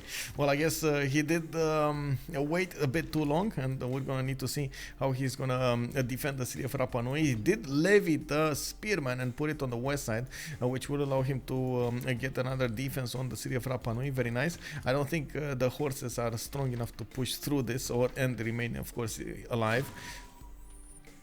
Oh, Goudur! Qu'est-ce qui se passe? No.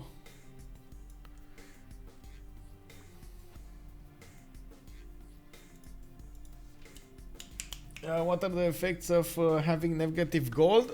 Well, basically, if you're below, well, above -10, I would say above -10, you don't have that many other benefits other than not having gold to upgrade your units and so on and so forth, or I should say negative penalties. But if you go under -10, and of course you're gonna have you're also gonna be on 0 in the in your coffers, I believe it's called, in your bank.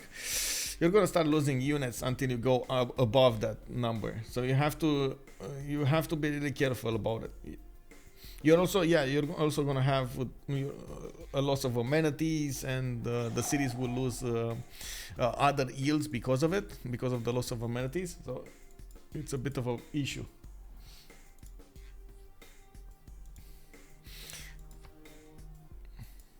Okay.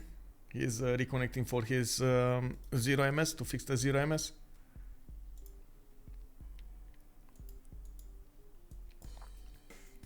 We do have Mapuche with his encampments coming out. I do see Nagmapu is going to get one in 1. He's getting his Orient Chamber from Ngulumapu. A bit of a surprise here for him to go Orient Chamber. I was expecting him to go for Waller's Throne, but I guess it's fine. We do see him 6 turns away from getting castle, civil service in 4, so he's going for his military alliance, and of course we still have him needing to go for his generals. At the moment Australia is on the way to get one. I think already Hungary did manage to recruit one. Let me actually double check this. Yeah, he does have one in Esztergom. Just needs to get on the front line to give the bonuses to all of his armies here. Getting his campuses and more horses in the meantime, getting the archers going. This is nice. This is nice from Hungary. Wait, did Goudur go? Reveni? No Reveni.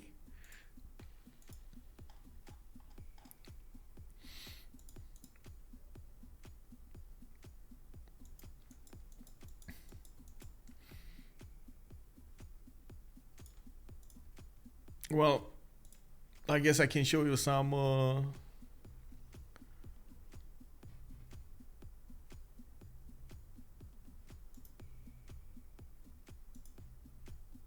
is it? This? Okay. Let me see.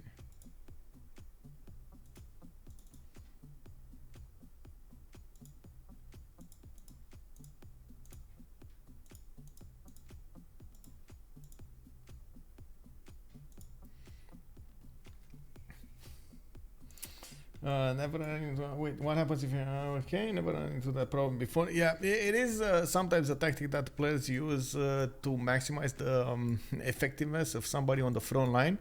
So they are trying to go for negative goal because they're trying to ignore the commercial, so they build everything else, like they get the science, get the culture that they need to go for something like a mobilization tank, artillery push, sometimes actually quite earlier, or maybe a cuirassier core push and so on and so forth, and they don't need to get the goal from their teammates. It is something that of course the players did figure out that they can do, especially in a 4v4 format. It's kind of too hard to pull off on anything less. We do have an attack coming up from Mapuche. It looks like he's going on the city of Reims here with a few units, and well, Goudur is going to be in trouble. Unfortunately, I don't think he's actually going to get a city here. He does have, Goudur does have, I should say Byffur actually on Mapuche, does have an extra +5 against France, but remember France does get that extra +3 coming up from the extra intel. So this is, I think, the worst target that you could go against, because France definitely has quite a few advantages that he can work on. At the moment, Goudur on France, we still need to get his own castle so he can get that I would say a free spy, and of course we do need to see how fast he's going to get to that extra science. At the moment he's only on 21 science and 22 culture, while we do see Byffur on Lotaro is already 31 and 34.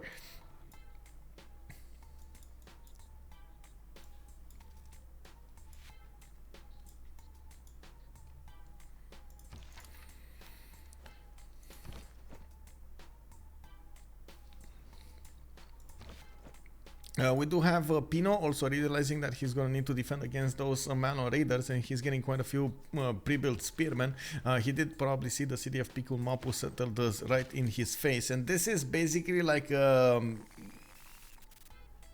Malo Raider upgrade station. That's it. You know, like you build them in your main series, and then the horses you build them in the main series, and then you send them to Pikun Mapu, and then poof poof poof poof poof, you just upgrade them into Malo Raiders and then send them on their merry way.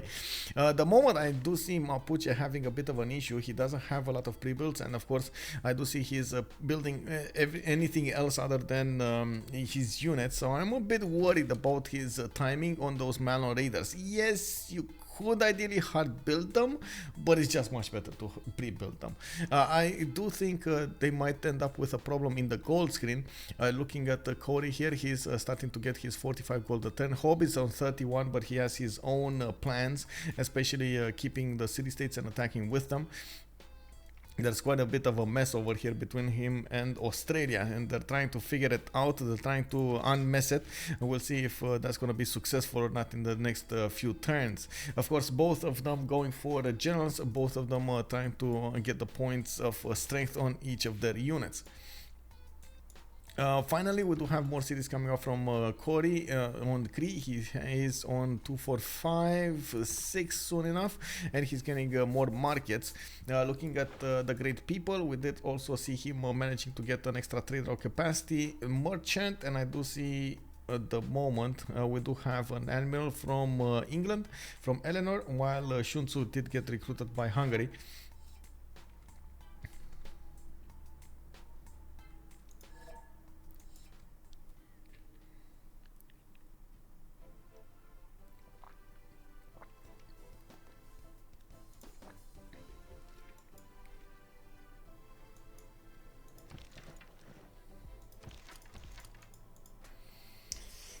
You hope Rapa Nui gets walls? Oh my god, he's 7 turns away from walls. Your prayers might be heard over here. Look at that. We do have Australia realizing there are more horses coming out from Hungary. Hope here is trying to put a massive army over there on the defense of Rapa Nui. Definitely wants to allow Rapa Nui to get more units, and of course in the meantime he's going to put his own units in the front line to make a wall of units against the Australian army. To defend against the Australian army. It looks like also Australia manages to pillage a few tiles of Hungary, which is a bit unfortunate, but you know, it is what it is. I do see more encampment training projects coming out from Hungary, so he's trying as much as possible to get those points away from his opponents, while I do see England managing to get points. Oh my god, they're trying to deny England. That's what's happening. So England with extra general points, does he have a... Oh, he doesn't have any encampment. He's just working the card. Oh my god, he's gonna get a general with the passive. Well, that's going to be massive if he does manage to get a general. That is definitely going to be massive there.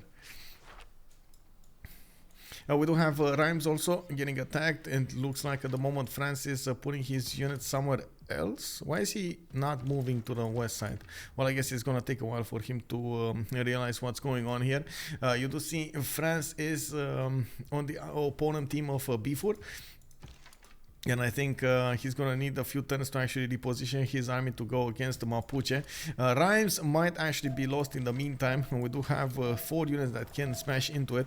And of course, the city cannot be put under siege. Unfortunately, Byffur is not actually tapping that city. And I think he's not going to manage to take it over completely. You do have to be careful when you're trying to pull off this kind of attack, because you need to be fast on it. If you're not fast on it and use every point of it, of advantage, you might just lose the city before your opponent can get there.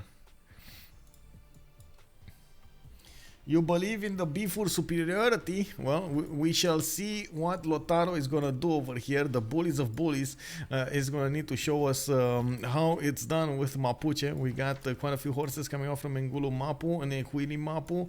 Nag Mapu also will need to get some. And of course, you do see he's going for his tiles to chop them out. Got a few builders to go for those chops. And of course, that is going to allow him to get them much faster. And bam, we got the slamming of the cities. Mapuche is starting to work to take down the city of Reims. That city is going to get a heal next time. You do see that France is putting some of those horses on the front line. not in time though to stop any the takeover of the city of Reims, and that's gonna be France with one less city. He does have 4 more to go, and of course you do see that he's going for his feudalism builders now, with some horses coming out of his cities to defend himself. He's also getting an encampment from the city of Nantes, where he does have Governor Victor there. We do need to see if he's actually gonna manage to get one of those generals for the coursers. We also see Japan is still fighting Brussels. How is this possible?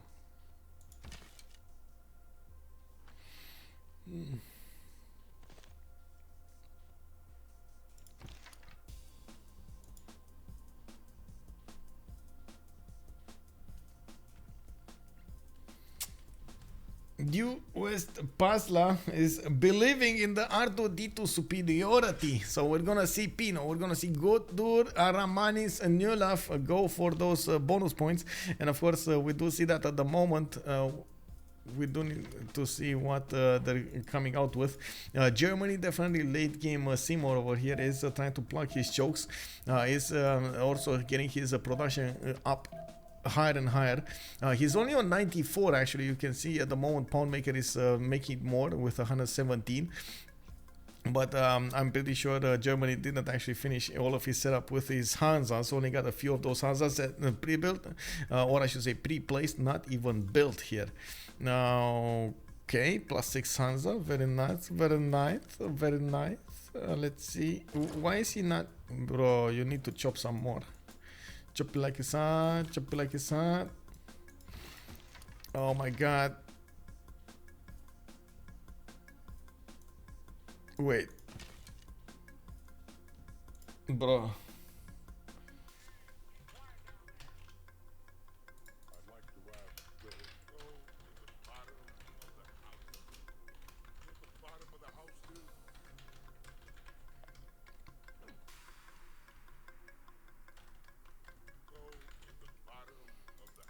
I gotta ask. I'm sorry, I gotta ask. Is Brussels gonna win again? You guys can vote here in the chat. Is Brussels gonna win again? He has only 1 archer in that city center. 1 archer got taken down. Only 2 horses available to attack. The 3rd one just ran away.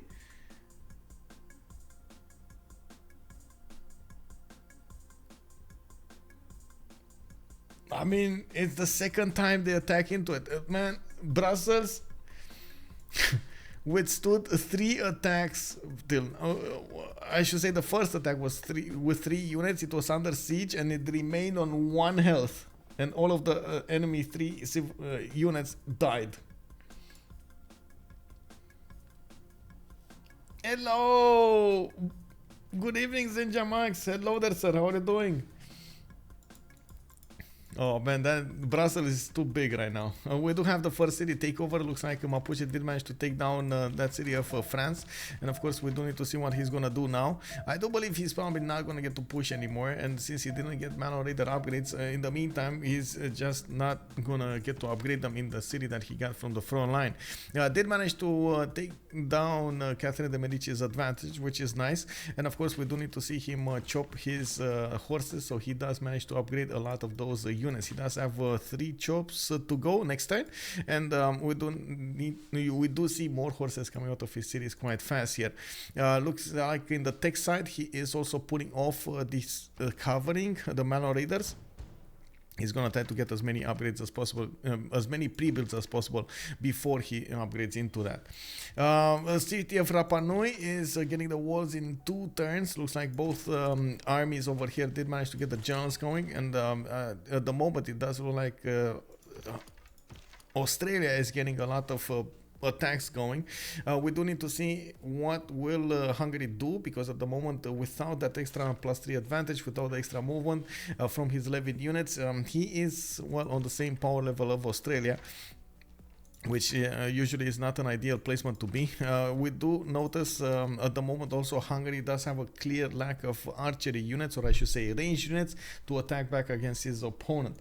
Looks like the majority of the chat is already saying it out loud. Yes, Brussels is gonna win! It's gonna win! Oh, I see a spider. Give me a second. I see a spider. Oh, you're dead, bro.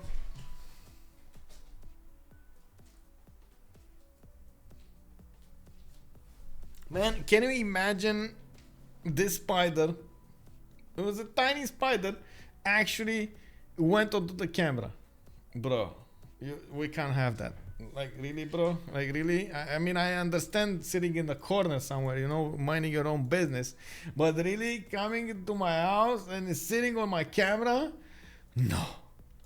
We do have the 2 tennis walls coming up from Rapa Nui. Looks like that spearman that got levied got also taken out by Australia. Australia does have... to actually attack into the city center right now if he wants to have any kind of chance of taking it down. Even so, it's kind of hard to believe he's going to manage to take it down next time. We definitely need to see. Now, where's my cat? Not here. It's downstairs, I believe.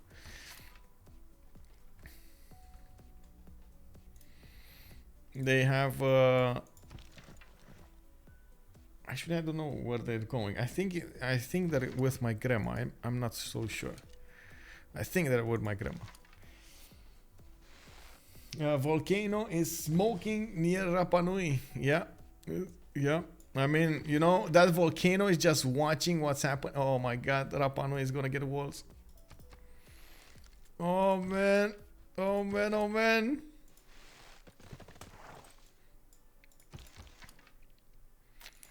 With just a few more archer units, I do believe Hungary would have made quite a defense over here. He definitely needs to take out the Australian archer units from behind and also take care of the horses.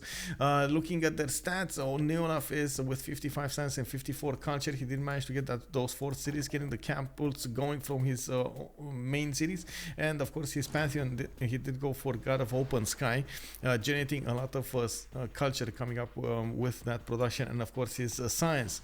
I do also notice he's a bit stuck with cities, only on 4 cities. He's going to need to go for the north, and of course that's going to put him much closer to Cree. One of the things that might happen over here, but oh my God, this is the first time I see it.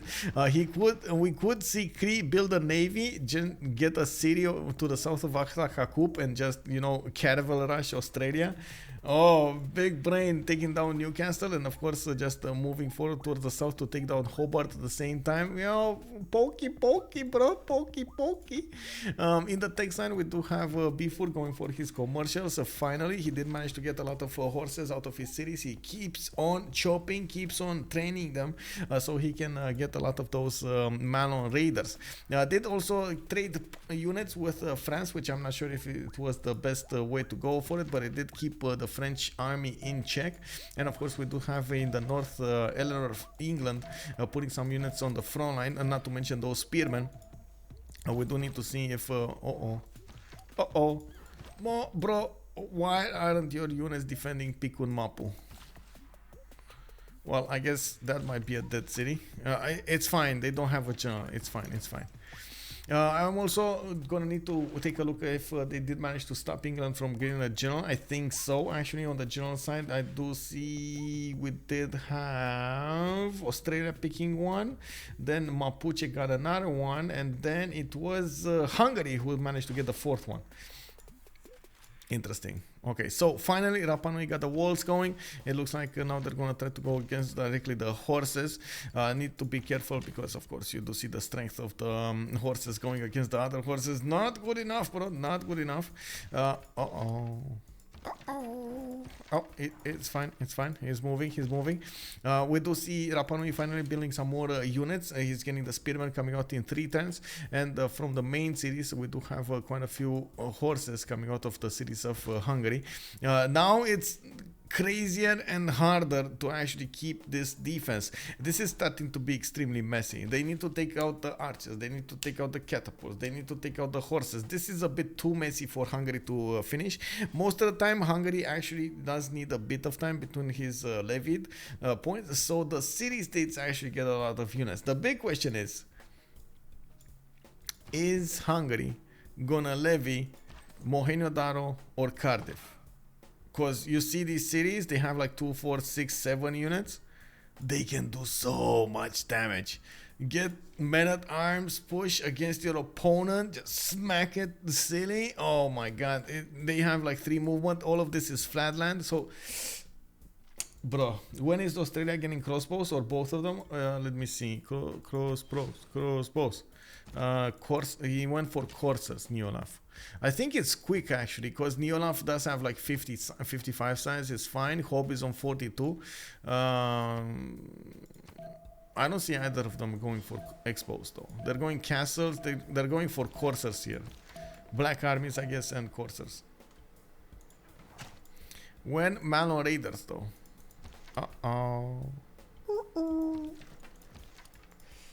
Yep.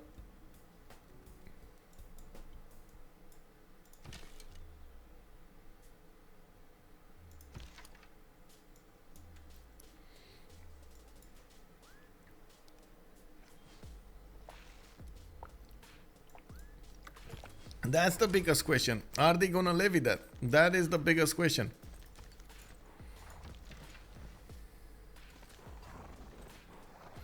Oh, I think Neolaf realized he's not going to do anything against Rapa Nui anymore. And of course, he's trying to cut his losses, get some more experience on his archers, and get them back in an upgradable point. We do have him going for astrology here, so I'm a bit curious what he's going to do. Of course, you do see the 2 coursers did manage to figure out they can take down one of the horses of Hungary, and they did just that. While Hoobbbb is going to need to replace that. He does have a source coming out from Estercom, and from what I can see, Hoobbbb is going to go bottom 3 again, going for Will, going for Divine Right. Will is over here, so he needs Will, then he needs Engineering, then he needs Machinery if he actually wants to go for crossbows. He does also need quite a few more archers to actually put up on the defense. He only has 2 of them. I would say 4 or 5 more would do the trick here, and of course he could build them relatively quickly. Now he does have 2 generals, so it's also, oh man, you know what would be nice? To see him get this channel across the seas and towards Mohenjo-Daro or Cardiff. Cardiff even upgrading for him. Sus Cardiff, Sus Cardiff, Sus Cardiff. Do they know about Cardiff? They should know about Cardiff, come on. Pino, Hoobbbb has 3 in there. Pino is keeping an eye on it though. That's Eleanor, England. It's keeping an eye on it. But I think Eleanor, England will have totally other problems. Yes, he's putting down quite a few theater squares here. We do already see Mapuche getting those horses to pick on Mapu. All of those are going to turn into Malon Raiders soon enough. Does he have the upgrade? No, he doesn't have the upgrade button yet, so he didn't actually get it. Yet. I say yet, you know. Brussels? It's still there, bro. Man, city of Brussels, bro. This is too big. This is too big. Like the city of Brussels. Unbelievable. Even going on the offense. Oh, man. Oh. Big poll coming. Another poll coming up. How big are the balls of Cardiff? Wait, Brussels.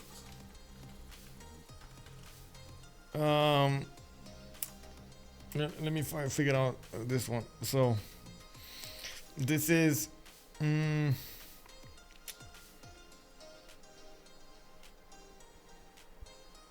Okay.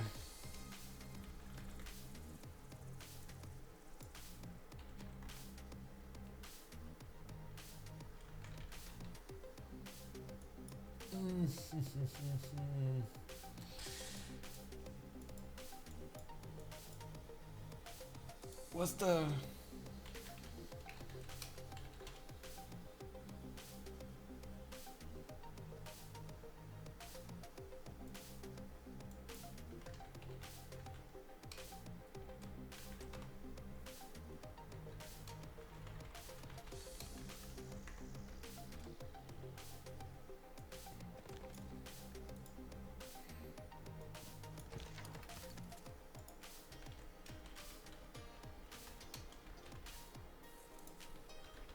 Okay, let's go.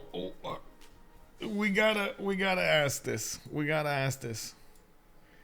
I guess I missed horse, but it's for, I should have put instead of wolf horse, but you know it's fine. How big are the balls of Brussels? Some samurais play on Germany with shipbuilding. Let's see. Nah. He's building, you know, he's casually simming for this. He's getting the Colosseum. He's getting more faith points. We do have just a few more turns until the medieval era. We're going to need to see them get those era score points. So I think at the moment, Psychat is just going to be happy with, you know, taking down Brussels with one samurai or something. Oh my god, he's getting a heavy chariot. No, be careful, bro. The heavy chariot. Oh man. Oh man, how many units died to the Brussels units? Can Brussels take Japan? No, I mean, I don't think he's that big, but yeah. It does seem like he definitely has something elephant size.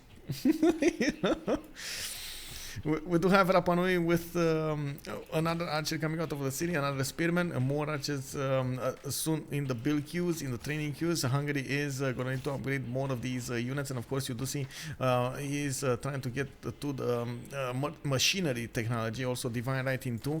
He's prioritizing getting the golden age over everything else, and I think he's doing great doing that. We do have also a catapult coming up from Australia that will make quick work of the walls of Rapa Nui, while of course the coursers did take out that spearman. We do need to see if Hungary is going to manage to push through the back lines, and if he does manage to do that, he will be able to take down quite a few units, including the catapult, and of course will make a pincer move against Australia. I don't think Australia knows about this second army of Hungary. This might prove as a mistake here.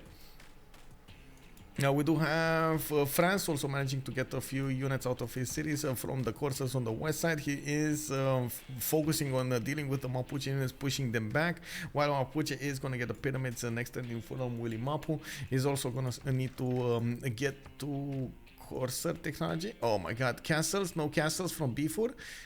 Why not though? Like, don't... Is he keeping the points for the next era? Is he actually delaying all of these points for the next era? Oh my god, bro, that is greedy. I gotta say, man, you're delaying the takeover of your opponent's empire to get more era score? Oh, really? Come on. Okay, we got Neolaf for 57 points out of 56. He's getting that going. It looks like they are also fighting for Rapa Nui right now. Did they just peace because all of Australia's units got pushed out of the borders here? We do have Pino with 39 out of 49. A bit of a problem. He might not get his golden age. Goudur is on a 32 out of 37. Again, a bit too far away from getting even a normal age, which maybe, you know, maybe it's better. Hungary levy versus Germany. Oh, Valletta coming out. Oh my god. Okay, they're fighting. That's what's happening. Valletta is getting levied over here. France is fighting for that city. And of course, we do need to see if Hoobbbb is going to get it back. Is he going to get it back? He might get it back. He's going to put more gold into this. This is what happening. Okay, he has more gold. We got also Corey with 533 gold in the bank. Could definitely get it. Okay, Rapa Nui made peace. It looks like Hoobbbb over here it did manage to get quite a defensive screen on the west side, and of course he's trying to use that chaos ability of his to levy other city-states from the map and get the armies in there. I don't want to see what is the score here. We got Hoobbbb on 3 points, Goudur is on 7 points, and putting Amani in. Well, I guess Valletta is not going to be taken over again. Era score, we got Goudur 37. Aramanis is on 48 out of 51. He would need 2 more points to get there. Can he get 2 more points to get there? Can he seize a city state, levy a city state, something, anything? Oh, 3 more points actually to get there. I don't know why I miscounted that. Okay, maybe Germany. No, scientists. No. Oh, Isodor is next, but not gonna get it. A bit problematic. He's going to get a lot of workshops going, and by the looks of it, he's trying to get a knight, which, I mean, I guess he's going to get some extra points there. Well, 1 extra point. I don't think he has source money yet. So he doesn't have an iron unit. Byffur 61 out of 59. Oh, that's actually a good point. He doesn't have a horse nor a swordsman, so he could get 2 points from that alone. Anyway, Byffur 61 out of 59. He's going for his golden age. Did delay his unfortunately his course of technology, his manual reader opening, but you know, it is what it is. He's gonna finish the pyramids next turn from Willy Mapu, and by the looks of it, he's getting some more points of commercial points. He did manage to also recruit a general here for his manual raiders. Very nice. Cody, 66 out of 65, getting his golden age, putting down his industrial zones, getting builders out, and he's trying to keep up with the sim of Aramanis as much as possible. Not that far away from the production and the stats. Aramanis is a bit further ahead in the culture screen, but that's a lot more districts that he's putting down on the map here. We do have more levies, more gold being put into this. I'm not sure where the levies happened though. Oh my god, Brussels is gonna get walls, bro. 3 turns walls. Is he gonna finish it one turn? What do you think, guys? Is he gonna finish it? Is he gonna finish the walls?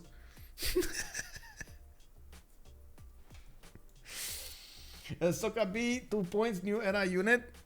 Oh yeah, I guess so. Let's see, did he get it? 50 out of 51. Okay, easy peasy. He got the knight.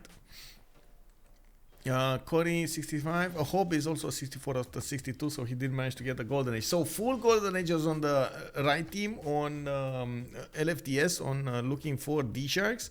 We do need to see if they do manage to get the golden ages on R2D2. Looks like Pino over here is 8 points away. Aramanis is 1 point, and Goudur is 11 points away. That is a bit too much. Oh my god, 1 point away. Uh-oh. 1 turn away, 1 point away. Is he getting it? What do you think, guys? Is he getting it? 50 out of 51. 30 seconds to go. He got it. He got it. He got Mogadishu. Aramanis got Mogadishu. Okay, easy peasy, bro. Easy peasy. And then we do need to see Pino and Goudur. This is gonna be actually quite nasty if they don't manage to get the golden age points. I do also notice Goudur is not gonna wait for the manual readers to come to him. He's gonna send the coursers to the Mapuche land to deal with the problem. And of course, you do see that Mapuche only has one single general that's next to the army in Pikun Mapu, but he does have a decent force in Willy Mapu to help defend himself, and he's getting a few more of these horses. I do have to say, I was expecting a lot more units. I know he has a lot right now, but I was definitely expecting a lot more units.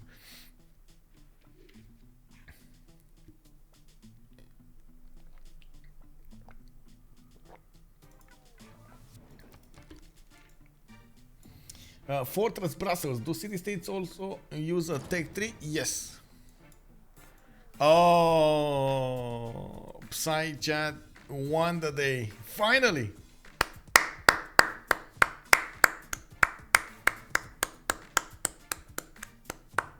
Very nice, very nice. Psychat, well, you know, Brussels had a good run.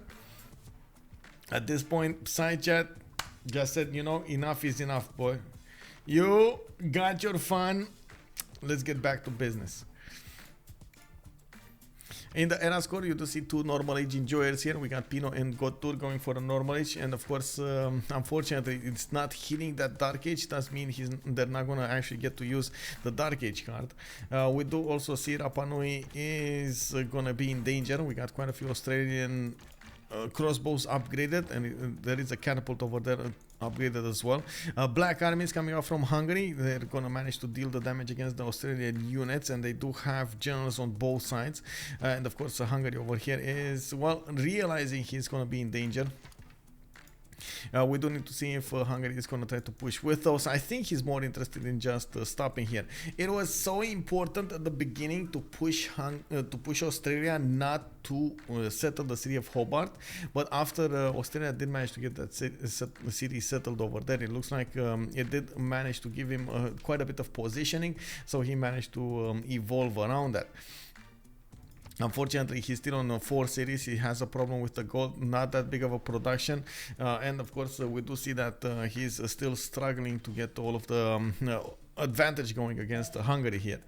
We do have in the meantime Psychat just getting bigger and bigger with 2, 4, 6, 8 cities. We got to finish that Colosseum, and we're just a few moments away from actually getting the World Congress session going.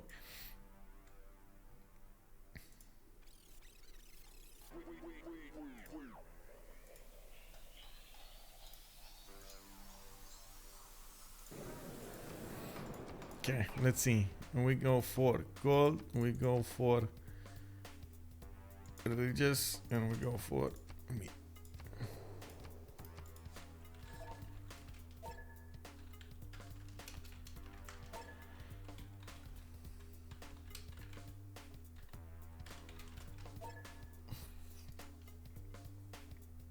VTC, bonsoir, bienvenue, monsieur. Mapuche upgrades. Oh, he did. Let's see if he can go against this. Let's see. Spearman, bro. Spearman. This is a problem. England might even get... oh, he's gonna get pikeman. Okay, this is gonna be nasty. Maybe it's a much better idea to just go against France here.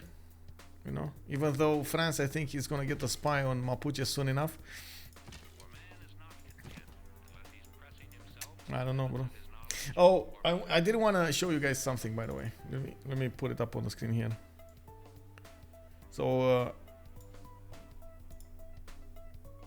I was playing, you guys know I'm playing some Escape from Tarkov, and I did go on one map. Check this out. What happens when a guy just puts a head out from around the corner? Check this out. Oh, if you didn't catch that.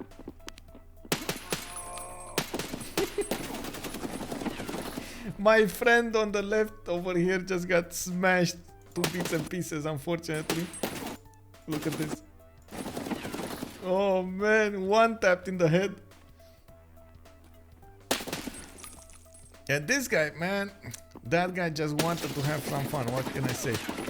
He tried putting the bullets through the wall, couldn't do it.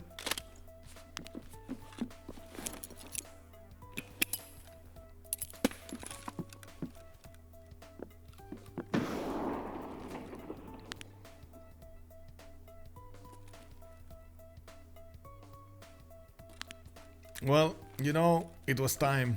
I had to move. I had to do something against him. I couldn't get through the balcony, so I just said, you know what, bro? Yeah, it is what it is.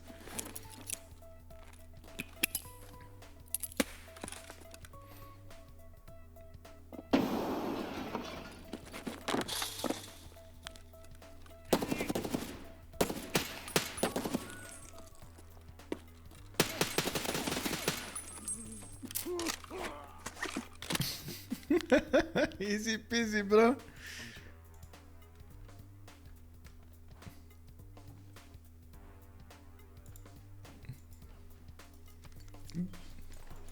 Or in the famous ones, they say what I say. Gay, easy. Well, we got Mapuche over here coming up with those Manor Raiders going against England. You do see that England is managing to get quite a few spearmen in the defense, and we do need to see.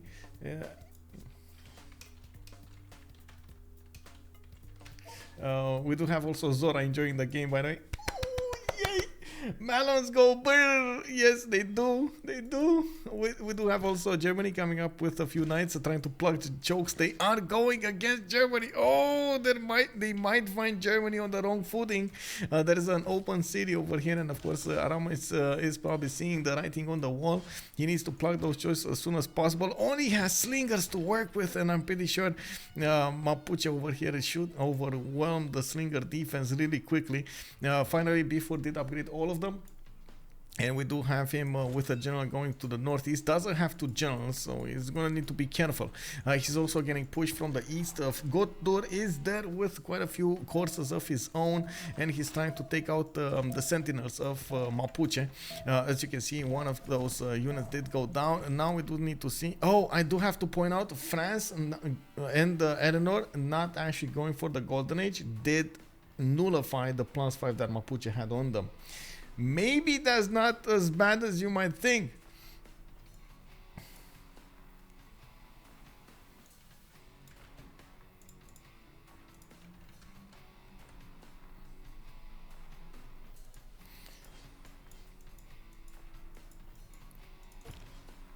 Oh, that's nasty, bro. VTC, that is nasty, bro. Can you look at the trades between Malons and Germanites? Yes, trades of Malons and Germanites. They were stalemate, if I remember. I did look. Their stalemate is 52 against 62. Well, minor defeat right now because it's behind the river. But it's if it's not on the river, it's stalemate.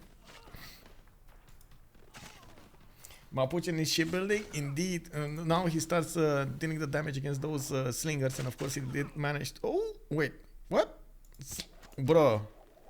How did the slinger stay alive? How did the slinger survive against the Mallory? I mean, sure, it's across the river, but really, bro? How did that slinger survive there? Unbelievable. Anyway, we do have also Hungary, for some reason, retreating inside of his borders. I was expecting him to actually put up a defense in these choke points, so he keeps Australia behind the hills. Now Australia can actually push from those hills, and of course maybe do some damage with those crossbows. Really needs to be careful how he positions his army. He has a chance defending on the hills, like in front of the hills, but I don't think he has that big of a chance defending way far away from the hills there. I also see Australia did manage to get a spy in the city of Psychat, and he's gonna get that with a listening post mission. I do think also, yeah, there we go, France, Adelaide did get a spy here in Mapu, so he's gonna get the extra diplomatic visibility points. And I do see now Mapuche is being forced to realize he needs to go and defend himself. Man, this is not the timing that we were expecting here. It looks like Mapuche is not going to manage to erel 3 players. Well, yes, he kind of took a city from France. France is not that big anymore, but still has like 50 society, 32 culture. Pino here, again, not that big, 35 and 62. So maybe just Mapuche being Mapuche is dealing the damage here. Just the fact that Mapuche is Mapuche. Oh, is he going to take that settler? Is Byffur gonna take that setter? Byffur. Let's go. Oh, Magdeburg got settled. Okay, well, it is what it is. I guess Byffur wasn't on the buttons there. He didn't want to click the buttons fast enough. Let's take a look at the Aramanis. Okay, taking down a bit of loyalty from the city, taking down that unit. I do also notice, of course, he could try to smack that city down, and we do see ancient walls coming up. I think Mapuche just wants as fast as possible to try to get to the tails. How to say, the raids, going for the market returns, going for the mines, maybe the districts. He needs to go on the back line. Of course, Germany is going to take advantage of Germany's lack of units here, and it's not like Germany can actually attack into the Malon raiders. He's taking a decent amount of damage from them. Now, one of them did get, one of the Malon raiders did go across the river, and you do see he's dealing a considerable amount of damage against those knights if it comes to that. Also, Byffur would need a bit more gold to upgrade his horses next to Willy Mapu into those Malon raiders. And of course, we do see that he does have a builder there that could ideally chop. He has 5 builder charges. That's enough to get a decent amount of chops. Aramanis, I think it's at the moment the one and only that could change the outcome of this game with so many cities. He has 2, 4, 6, 8, 10 cities with more settlers coming out of his city count.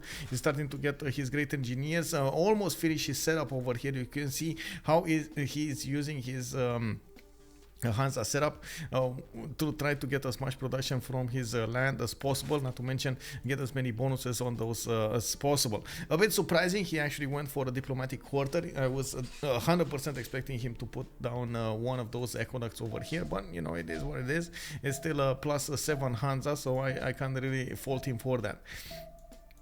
We do also need to see what's going to happen here between Australia and Hungary, and how is Cree going to affect this. There was a possibility for Cree to actually build a navy and go and smack that Australian city of Newcastle, maybe go against Hoobbbb, maybe pokey on Canberra. I mean, can you imagine Canberra taken away by those frigates from Cree? I don't know why they're not doing that, though. Honestly, I don't know why they're not building units. It would be so easy for him to get those frigates while Australia is fighting Hungary on land. Just, you know, get some bigger trades going. Germany doesn't have industrial red card? No, he doesn't. You mean the double industrial one? No, he doesn't. That is quite something, right? It is what it is, bro. It is what it is. Does Cree know that water goes all the way? Yes, I think so. I think they know. I'm gonna double check though. Yes, they do know. They do know all of this is connected. All the way. All the way. Rapa Nui defeated at last. And it looks like Australia didn't want to take the chance for another liberation. They did stop that. In the World Congress screen, mercenary companies got passed with more 100% production. Looks like culture city states did also get do not provide their unique suzerain bonus, unfortunately. And Freddy Barbarossa just gained the 2 Diplo points. He could ideally get the Statue of Liberty in Heidelberg, especially with those German great engineers. Not that big of an issue. He will at some point need to do something about Japan on his west side. The moment of Psychat has been quite a bit of you know, more on the simmer side, not really on the attacking side, so we do need to see how he's gonna develop soon. We do have him needing a lot more faith, or I guess not needing, going for a lot more faith, and at the same time he's getting his production going. He is kind of low in the production screen, only 91, 53 science and 72 culture. I also want to check really quickly that golden age points. We got Penbrush and Voice on Australia.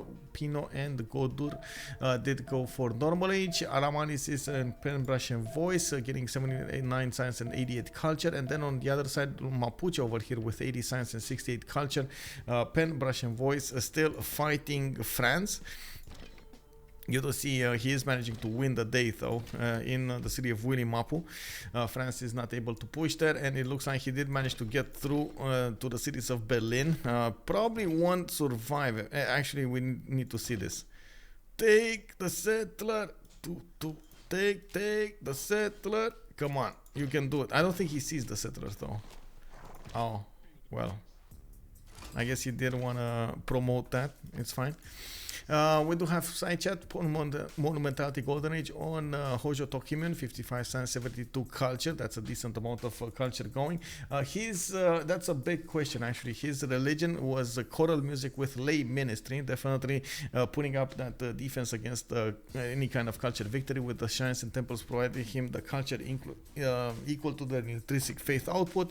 And then we do have the lay ministry giving him the extra adjacency to the holy sites and the theater squares. We do have also Cody getting the Penbrush and Voice Golden Age on Cree, on 83 science and 53 culture, while Hoobbbb is on 57 and 40 on Matthias Corvinus. Of course, Australia is just getting bigger and bigger here, with only 4 cities getting more stats. A bit unfortunate for Cody and Hungary, but it is what it is. And that's usually how Australia rolls. He does get a lot of bonuses coming up from those breathtaking tiles, and he can settle he can get so many good campuses out of those.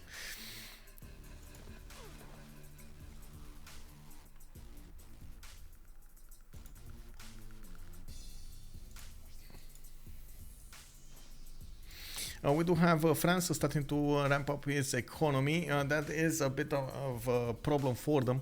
They do need a lot more gold to deal with everything, and of course England over here is being forced to get a lot of units because of the Malno raiders, while we do see a total reposition. Wait, where did those like 7-8 Malno raiders go? How did they die?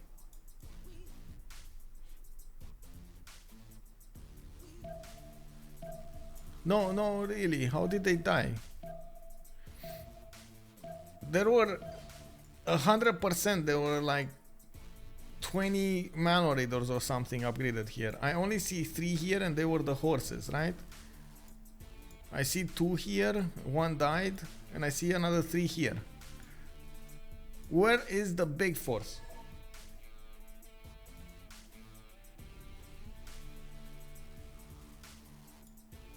I mean, even how many did he lose?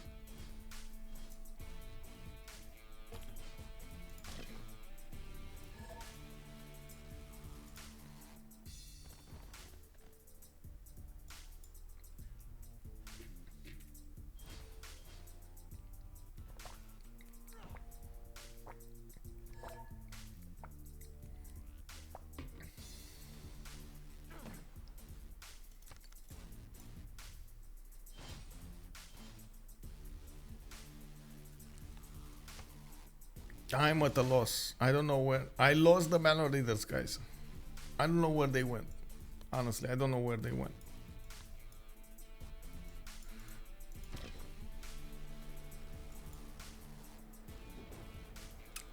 The chat, yeah.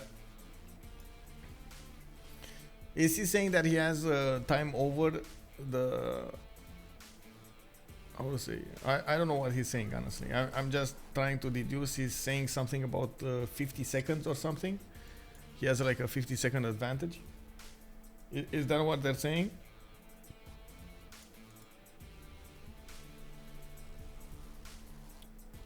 Two of R2D2's players are on 4 series. Yeah. Yeah. That's well, 4 and 5 series. Yeah, we do have France over here with 4 series, Eleanor also with 5 series. He's trying to get back out of this, and of course trying to get some more theater squares. We do have also Isaac Newton coming up as the next scientist by the looks of it, and Hypatia got picked up by Germany early on. In the grade writer screen, Australia is doing 5 grade writer points a turn, Germany is on 6, England is on 14, so he's generating a more than decent amount of points to get all of the grade writers needed, even to give them away to his allies. Isn't Australia on 4 series? Oh, Australia, yeah, true. So they have 2 on 4 series and 1 on 5. Okay, and on the other side we got Cree Massive. He's on 2, 4, 6, 8, 10 series. Japan is also on 2, 4, 6, 8 series. And then we do have, I guess, Hungary being at war with 2, 5, 4, 5. And Lotaro is on 5. Yeah. And so I'm saying Germany is the only one that could affect this. Germany did also manage to get Oracle in the city of Berlin. He got a Temenaki in Dortmund. Not that it gives him that many points, but at least it gives him something. We do have him trying to defend against the Malno Raiders here, and of course you do see that he is putting quite a bit of pressure on them. Another Malno Raider is going to get through, and it looks like he is going to get stopped here by the Knights of Germany. The German production did manage to secure that. He's trying to run with the builders, so they don't actually get to pillage anything. We'll see. He's saying that someone on the other team refuses to take a late person, but it's one of his teammates that refuses to late and force him to recruit. I see. No problem. But isn't it? Well, I guess it's fine. Isn't it?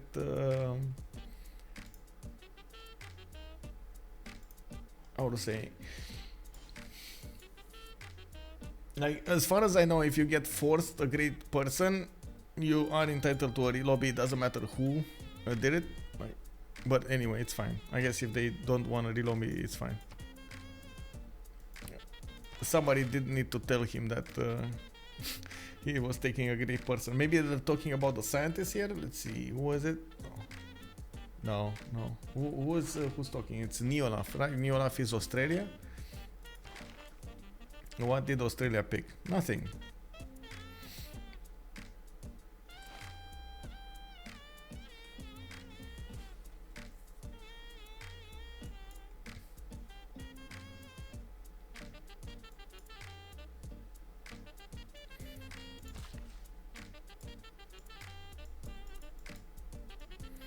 Well, we do have campus research projects coming up from Australia. I do notice Neolaf, of course, is gonna see Isaac Newton is on the table, and Cree is also trying to get some projects in. A bit unfortunate that, oh, there we go. He's gonna get it. Campus research project finishing next turn. He's gonna get probably another chop here if he wants to. I think that's Newton in the bag. I didn't see Australia finishing any projects next turn. No, he's like 3-turning them. This is a problem. He's also starting to lose the advantage he had against Hungary. You can see, yes, Hungary is pushing through the Corsa line. He's going to lose a few of these black armies, but he is still going to deal the damage. And Hungary does have a lot more units in his borders. A bit unfortunate, though. Hoobbbb did not move his great general with his forces, so he doesn't give all of the bonuses to his black armies. One of the units is out of position here. It's a bit too far away for the general to affect it. Oh wait, he got them back? Wait, no, pokey, bro. You gotta take out your opponent. Anyway, Newton here got picked up probably by Cree. Yeah, he did. Cree got the points. We do have also Cree managing to get his sim between his cities. A bit unfortunate for him. He has a drought between his three main cities here, Massachusetts, Mista, Hisipik, and Mikisivoacik. We do have him getting that Newton in Mistavasis, which actually begs the question, why is he still building a library here? You do know that Newton gives you a free library and a university. It's amazing, but I mean, you gotta stop building the libraries then. And the biggest use of Newton is actually to put it in campus that you have nothing in. You just have the district itself and no buildings. Okay, let's see what's happening here. Cree managed to gather his army, gather his force against France. He did manage to get a few pillages going, 3 of them, and I think he got the builder also from Germany. That's actually a good advantage. Only 2 knights are trying to get that unit, and of course we do have another one here that's trying to get one of the traders. Oh man, this is gonna be problematic for Aramanis. The thing is, Aramanis did manage to get to 119 science and 100 culture. He does have 239 production, and it's barely above Cory's 218 production on Cree. Cree is also on 103 science with 62 culture, trying to get bigger over here, and he's at an advantage because nobody is actually gonna attack into him. That's definitely gonna be an advantage. We do have also Australia getting pillaged by one of the Cree units to the north of Newcastle. You can see he did manage to get 3 tiles. Maybe he's gonna get the third one. There is an Australian crossbow that could take out the Cree horse next turn, but at the moment, well, he's not doing it. No counterattack? Come on, bro. Let's do it, Hoobbbb. Take out your opponent. Take it out. Is this a trap? Did he set up a trap? Did he just get back his units to force all of those units to come between the mountains? Maybe that's the plan. Oh man, he could take down the crossbows. Just do it, please. Yes, one gone. Come on, just do it, bro. Do it. Take out the cross. Oh, maybe he thinks there are more units. Maybe he thinks there are like 2 or 3 lines of units behind the initial line, and he's a bit scared of attacking into him. Look at that. He's almost one-shotting this crossbow. Come on. Okay, there we go. He figured it out. It's fine. There are no more units coming up from Australia. This is a problem. 418 strength. Of course, the majority of his army is on the east side. It looks like they lost their punch. They can't push through the Hungarian lines of defenses, and of course you do see Hungary is pushing back on him with double generals. We do have him with a few crossbows. He would need, if he actually wants to push against Hobart and Melbourne, he would need some catapults to go with that, or maybe some siege units, I guess is the better word to use here. At the moment, the Black armies are a bit stronger than the Corsairs, and of course we do need to see if there was any other levy coming up from this side. Looks like no. What was this? Auckland? It's Cody. Okay, that's actually not that okay. We got this. Okay, they're keeping a tab on this. Cardiff is fine. Mohenjo-Daro is fine. Man, all of these cities. Oh, one melody that went in the city of Rennes. He's pillaging. He's getting there. Oh man.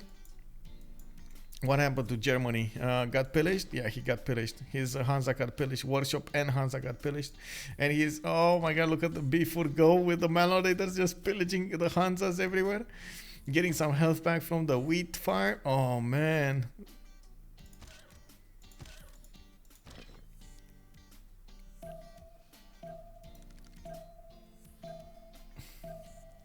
Mapuche made 3 players stop simming and build a military. Yeah, exactly. Well, he needed.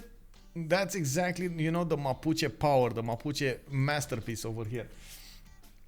Forcing your opponent to get as many defenses as possible.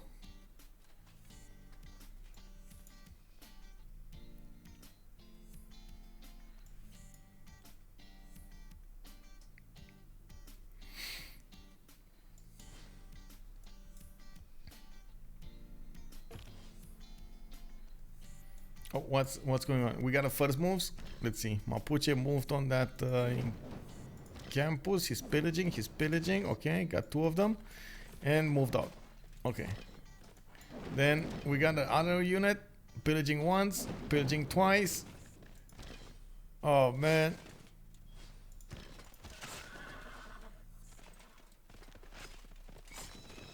Oh.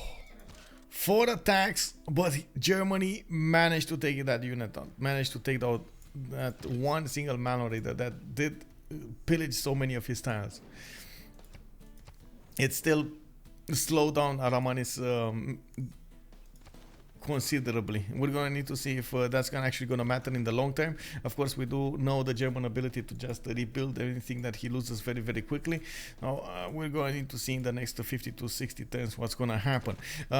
Hungary, though, is pushing through the Australian line of defense, and it looks like he is going to be successful over here, overwhelming the Australian units. He needs to stop attacking into the Corsairs and deal the damage against these crossbows directly. Now, this is going to be very, very important. If it does manage to surround those Corsairs and take their crossbows out, the support units, that is going to allow him to probably take out all of the units over here. Australia doesn't have a lot of production to rebuild the units that he lost. You can see his 5 turning Corsair from Melbourne. That's just not enough.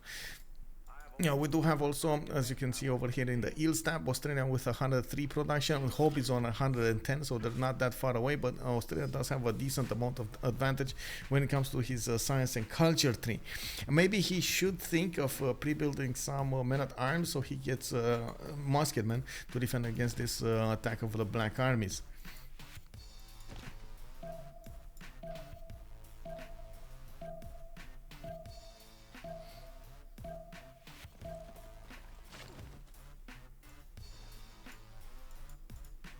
Wait, you're talking about the mountain?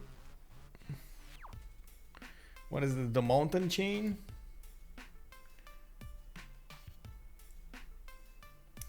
LFD have no gold per turn. Well, they do on Cody and Hoobbbb. It's fine.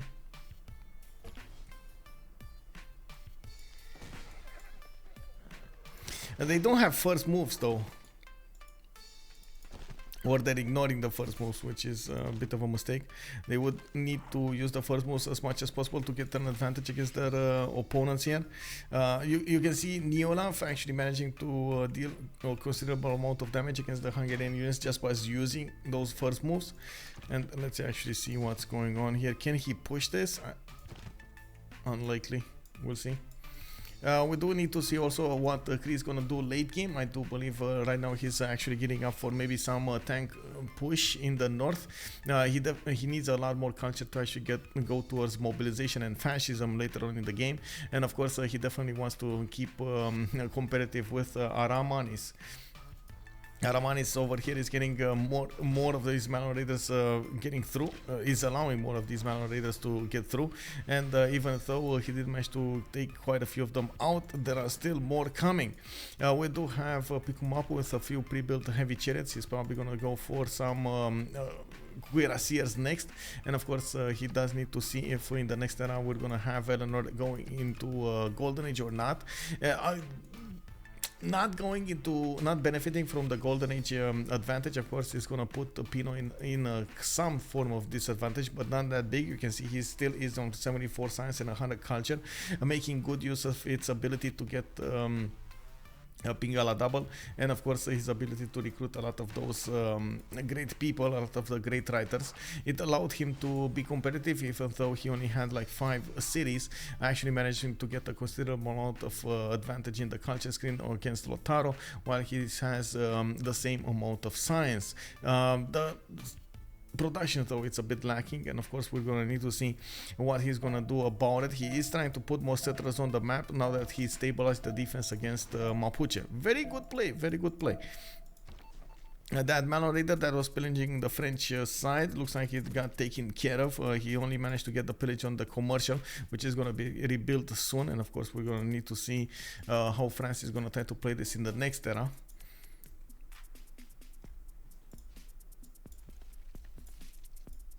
This is massive though. If Hungary manages to push through unimpeded here against Australia and takes out a few cities, this is gonna be massive. I'm still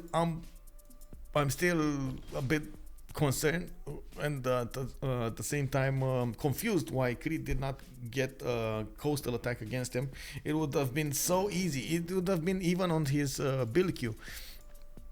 Going for industrialization would have helped him so much anyway, so why not take it, you know? Okay, so I think that's the last of the coursers. Oh, that is the last of the coursers. Oops. Well. Uh-oh. One crossbowman remains. No, 2 crossbows. 3 crossbows remain on the defense. They are scattered around the cities of Australia, and of course there is an archer that could turn into a crossbow. Well, that, what can I say? Australia over here dropped the ball and considered Hungary is a bit too weak. I'm actually a bit surprised Hungary is not putting all of these black armies on the front line. He should actually put them as soon as possible over there and try to go against the cities, take out the cities before they can get walls or reinforcements. Anybody has an idea why is he keeping them back? Is he going for military science? Okay, so he wants to go for hussars. Or wait, hussars are hussars. Replace calves. Okay, yeah, replacement calves.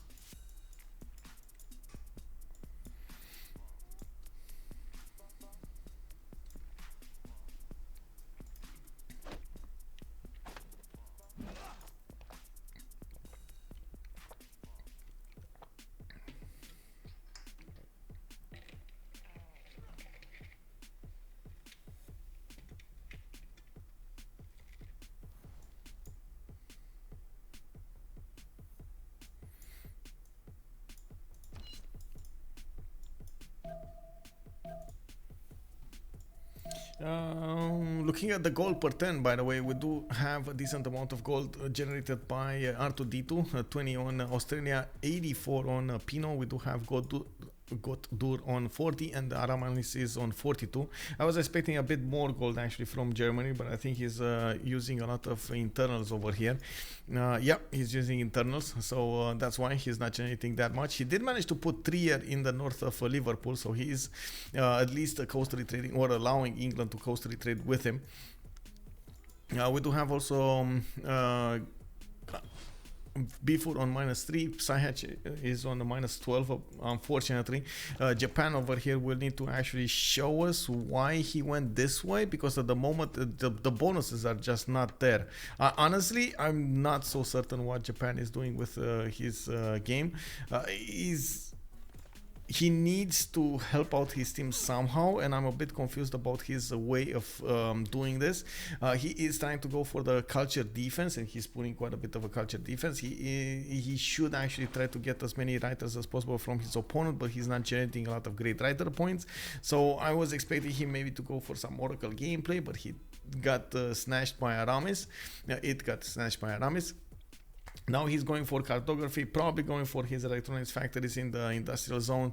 And of course, we're going to need to see if that's actually going to put him back in the game here. He's only 132 production with 116 faith. And if you ask me, it doesn't look like his choice of going for faith did pay off in the long term.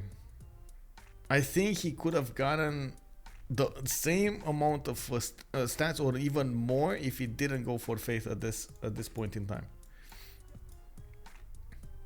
Oh man, Hussars. Oh man. Is he gonna try to take Hoobbbb in the meantime? I think he's just gonna pillage and pillage, right? He's just gonna pillage and pillage. They're taking the gold from their opponents here. You can see the black armies are doing 54 damage against the city of Hoobbbb. It looks like they are strong enough to actually take that city in like 2 taps of 3 units. So I'm actually a bit surprised over here. We don't see them attacking it. Oh, well, maybe we're gonna see it next time. I think we're gonna see it next time.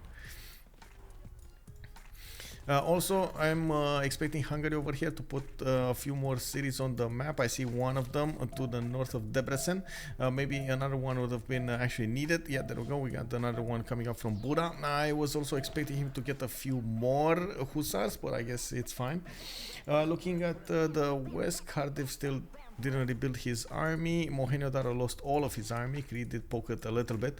And looking at what France is doing, it looks like he cannot attack into Mapuche. He's just doing a stalemate over here, but neither can Mapuche attack into him. So it's you know, it's a bit unfortunate, but it is what it is. Finally, Germany did manage to stabilize the defense on Magdeburg. He closed the choke points, and now Mapuche cannot push any more into his land to pillage him.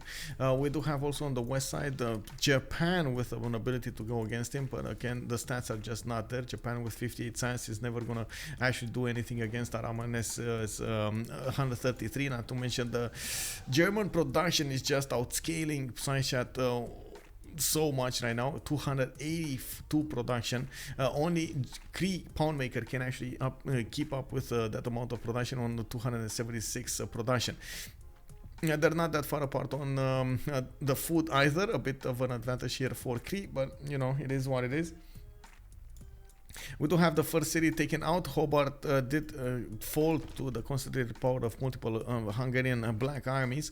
Now we're probably going to see Australia's defenses slowly crumble. We do see him trying to get a safety settler out, and I think he actually just gave up on this, by the way. Oh, bro, Cardiff. Sus Cardiff. Pino. Pino is keeping Cardiff. Okay. So that's why they're not worried about these cities. Pino, Eleanor is keeping Cardiff, and I guess it's fine. Australia is just gonna get a safety settler out and try as much as possible to delay the takeover of his empire here.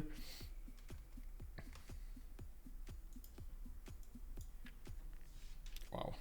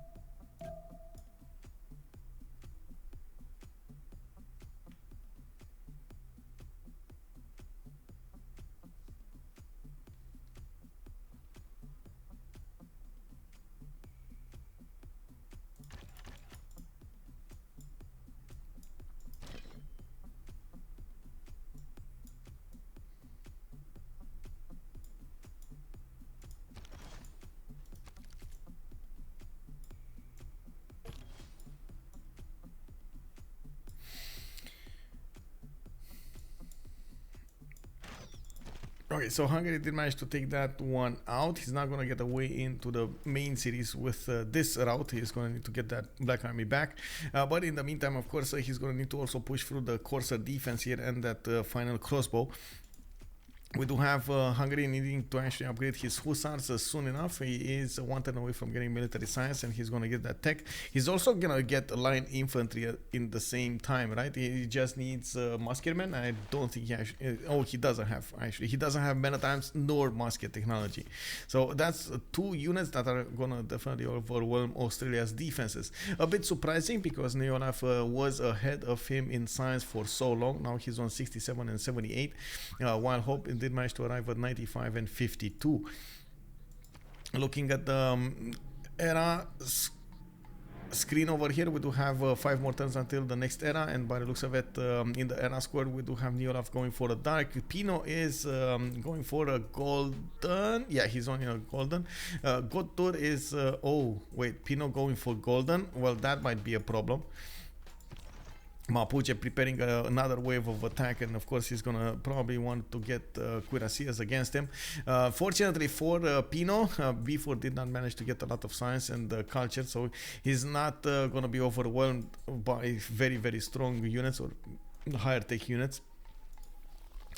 We do have also Germany managing to get 150 science and 125 culture with going for a dark age next. Goudur is 56 out of 56. He's gonna go normal age again. Looks like on the other side, on looking for DShark, Byffur is going dark here. On Lotaro, he might actually put dark age units against England. This is gonna be massively giving him an advantage. You can see, of course, those pikemen are actually 65 strength on the defense against the cav units, and of course we're gonna need to see what Byffur is gonna manage to get, how many units he's gonna manage to get on the front line. Now he's just pre-building these heavy chariots and sending them towards Pikun Mapu.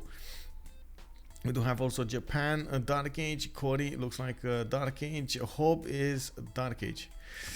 Well, a lot of them are actually going to go into a Dark Age. That's going to be a lot of gold lost per turn, and at the same time a lot of culture, because they're going to lose their pen brush and voice abilities on them, and Psychat is going to lose his monumentality.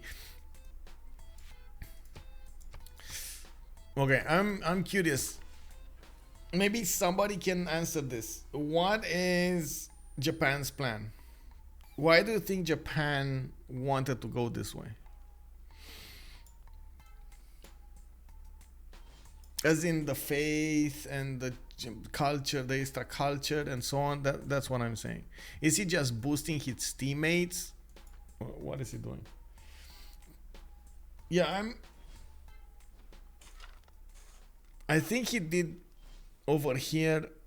What he could have done better, for example, in my book, it would have been to go for Feed the World instead of choral music. He would have had extra districts to place. He would have had his science districts alongside his theater squares and everything, and his holy sites. And I believe he would have had the extra culture anyway coming up from his adjacency. Right? He did manage to get the Colosseum. He did manage to get the theater squares and so on. But that lack of food over here is hurting him so much. He does have good mountain tiles to place the campuses, but he just doesn't have he didn't have the food until now, turn 70. Rikimaru, good evening, sir. He's too low in stats to do something. He's suspect. Yeah, I don't know what it is. Yeah, I don't know what it is. He on the other side, honestly, on this placement, I don't think it was the best choice to go for holy sites. A push against Germany with samurais at the same time as a Lotaro push, I think it would have broken Germany. But I guess the gold situation was 100% a problem. They just didn't have the gold necessary to upgrade everything, and that actually put them back quite a bit. Anyway, we do have Hussars upgraded here from Hungary. You do see he's starting to put quite a bit of gold into these units. These units are strong enough to one-shot the crossbows, but they will have a problem going against the ancient walls. The city is only 42 defense. Gonna get a bit more from the Victor established city, but it is what it is.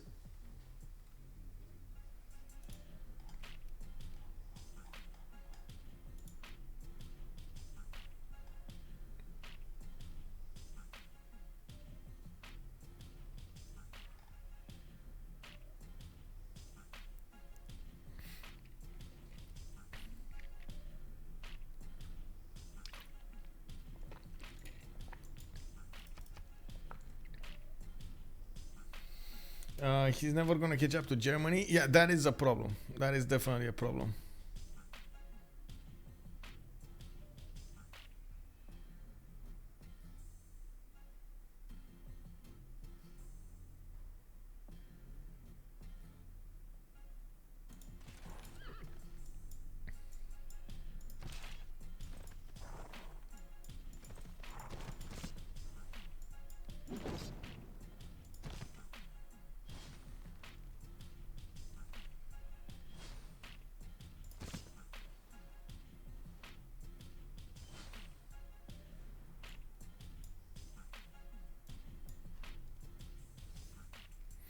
Well, Hungary here is definitely breaching through the defenses, and by the looks of it, one of the hussars is actually very low HP.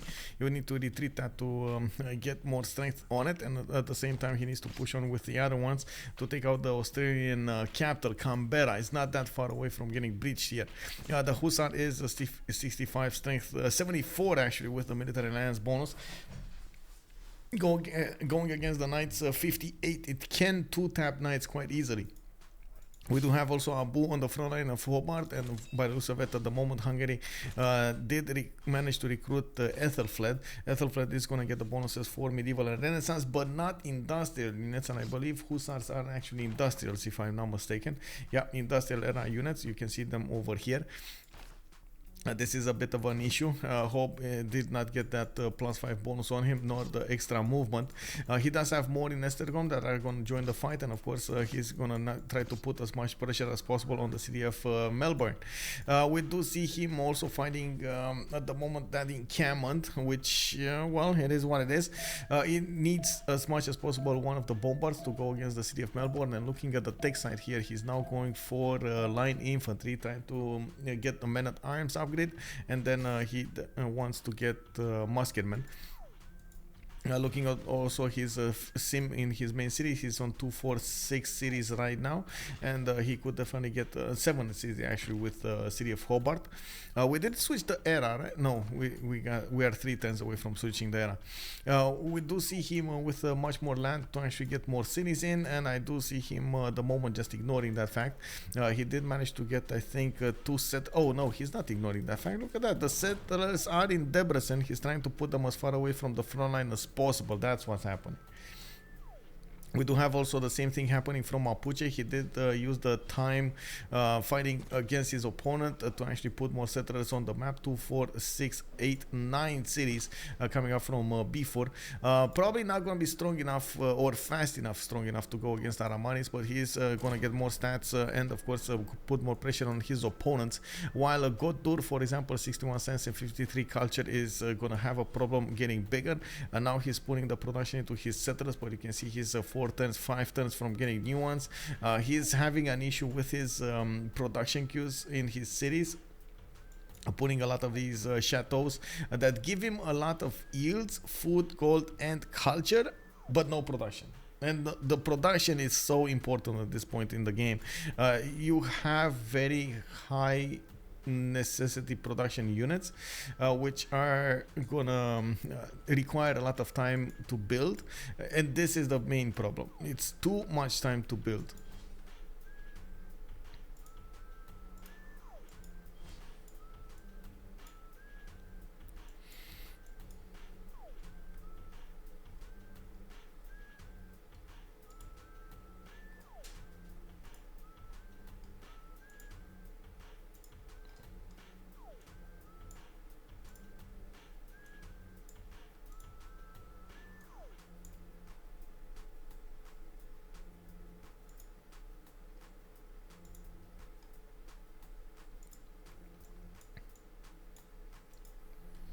Well, what did he wait? Why France don't make more cities? What did he plan? I think, well, first of all, France got pushed over here by the initial attack of Mapuche. One of his cities got taken away. Then he needed to make an army to push back at Mapuche, and he did very well doing that. Unfortunately, that actually sacrificed his later stages of the game, this stage of the game, because when he chose to build an army and extend it towards Mapuche, a lot of that production that should have gone gone into settlers, should have gone into districts, just went poof into the army. And of course you do see that he did force Mapuche to defend the east instead of pushing into Germany or pushing into Eleanor. France over here, what he did was basically sacrifice himself for Germany to survive. Aramanis, though, I'm not so sure that he's going to manage to get everything that he needs in the next era. Now he's getting his universities, he's getting his production up. It's all up to Cree to outsmart him here and outproduce him. We do have Corey very far away from Germany, and of course we're going to need to see what he's gonna choose to go for. I'm still quite surprised we didn't see units take out the cities of Australia. As you can see over here, Hungary is going to be the one that is going to manage to take over the remaining cities of Australia soon enough, while one escape settler is going to make his way towards the French cities. Yeah, we do have also a bit more cities coming up from England, at least Manchester, and I do see he's going to get one to the northwest of Bristol. I do also notice he did manage to, well, he did manage. He just repositioned his army somewhere else because he does still have, oh my god, there's still a Mallorittle alive pillaging tiles in Bristol. Oh man, well, it is what it is. What can I say? He lost a few mines here and there. The diamonds, this one to the southeast of Bristol. He's gonna lose the gypsum quarry. It is what it is. And the same problem with the production is happening here on Eleanor, even if he does benefit from much better tiles to work. You can see a 7 turning a knight is just not gonna cut it. I don't think Pino is actually using the chivalry card. Yeah, he's not. He's actually on Grand Army. Wait. Grand Armée. Why is he on Grand Armée and building knights? Grand Armée is the one for melee, for range, for anti-cav, not knights, not cav units. So why is he on cav? Why is he building knights?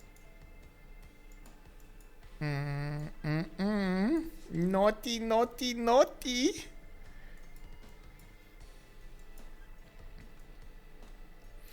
A lot of science buildings coming out from Japan. Maybe we spoke too fast, and of course Japan is gonna ramp up his science production really quickly here. If he does manage to get to 150, 160, it's gonna be quite nice. He's gonna manage to keep up at least with the necessary points in the game. We do have right now that we've seen more turns develop and of course finish. I do think we can say we have an advantage in the, at least in the science screen when it comes to looking for DShark. On the east side there is a lot more science, and it looks like they did manage to catch up considerably in the gold screen as well, especially Corey over there managing to get to 140. The difference in the production is not that big versus Aramanis, and of course we're going to need to see what's going to happen in the next turns with Japan. But since we don't have any any big plans coming up from Neolaf or Goudur, it kind of feels like there's definitely going to be an advantage just ramping up and ramping up. The big question is, and I'm going to state it again, is Germany going to manage to do it all alone to take out his opponents with tanks and artilleries? Because that's what's going to come. They don't have any other victory condition on them. It's all about the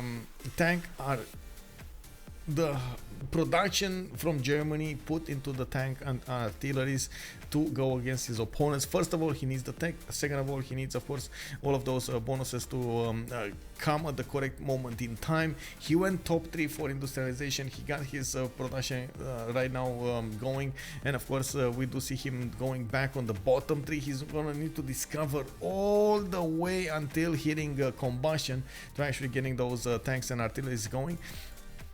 And in the meantime, every one of his opponents is going to get bigger. He's going to lose an ally over here, or at least the ability of his ally to actually be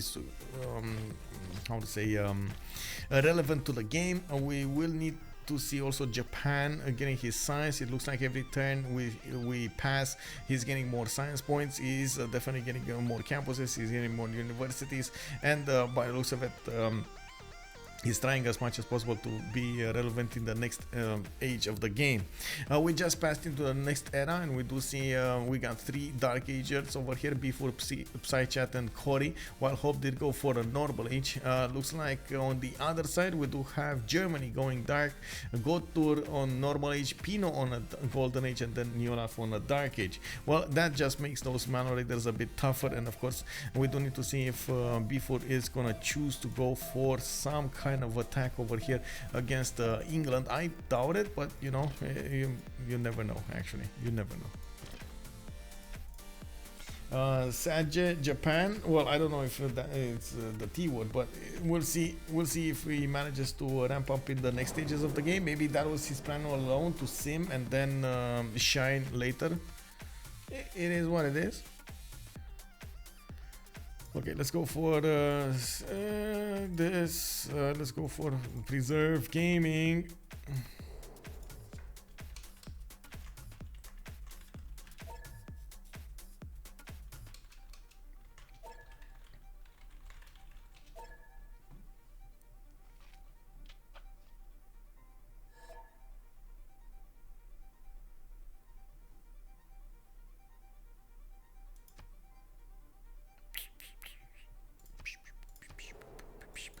Oh, time for another one of those. Let me see what I can find here. Earlier today, man, there was somebody. So I was with 3 of my friends. We were on a map. Give me a second. And we made a kill box. We were on the, I don't know if you guys know the. We were on the woods map, and we basically made a kill box. We got into positions around, like in the bushes, just waiting around and expanding our net of awareness. And we were trying to figure out where our opponents were. And well, I'm talking in Romanian, so I heard something on my right side. I was trying to figure out where he was, and then check this out.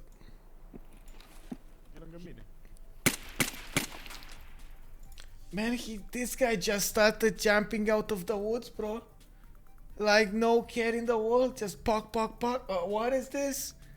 What is this, bro? Like really? Look at that. Pok. It is what it is, you know? Easy peasy.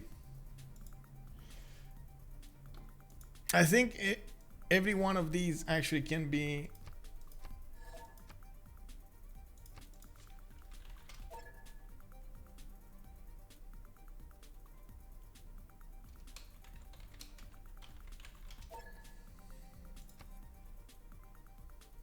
Wait.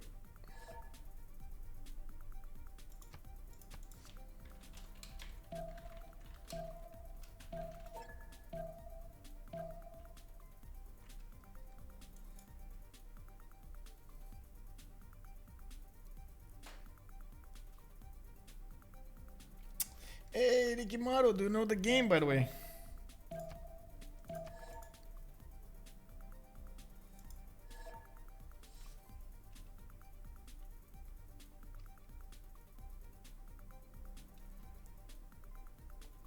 Oh, nice. Maybe we'll get to play sometime.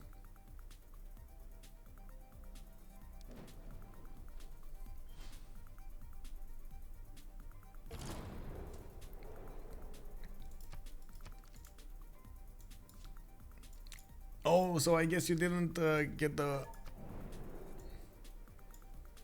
Let's see, you didn't get this wipe. Okay.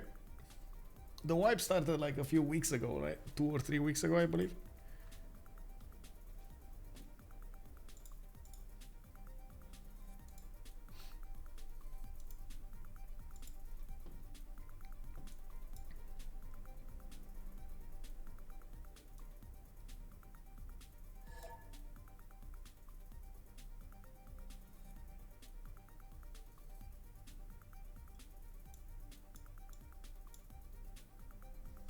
Oh, I see. Quite a few extra things happened this wipe, by the way. We did have new weapons, a very good, I would say, contender for the HK late game, RD 704. You can just put, I would say, shoot BP 7.62s against your opponent. Just much better than the 5.56s.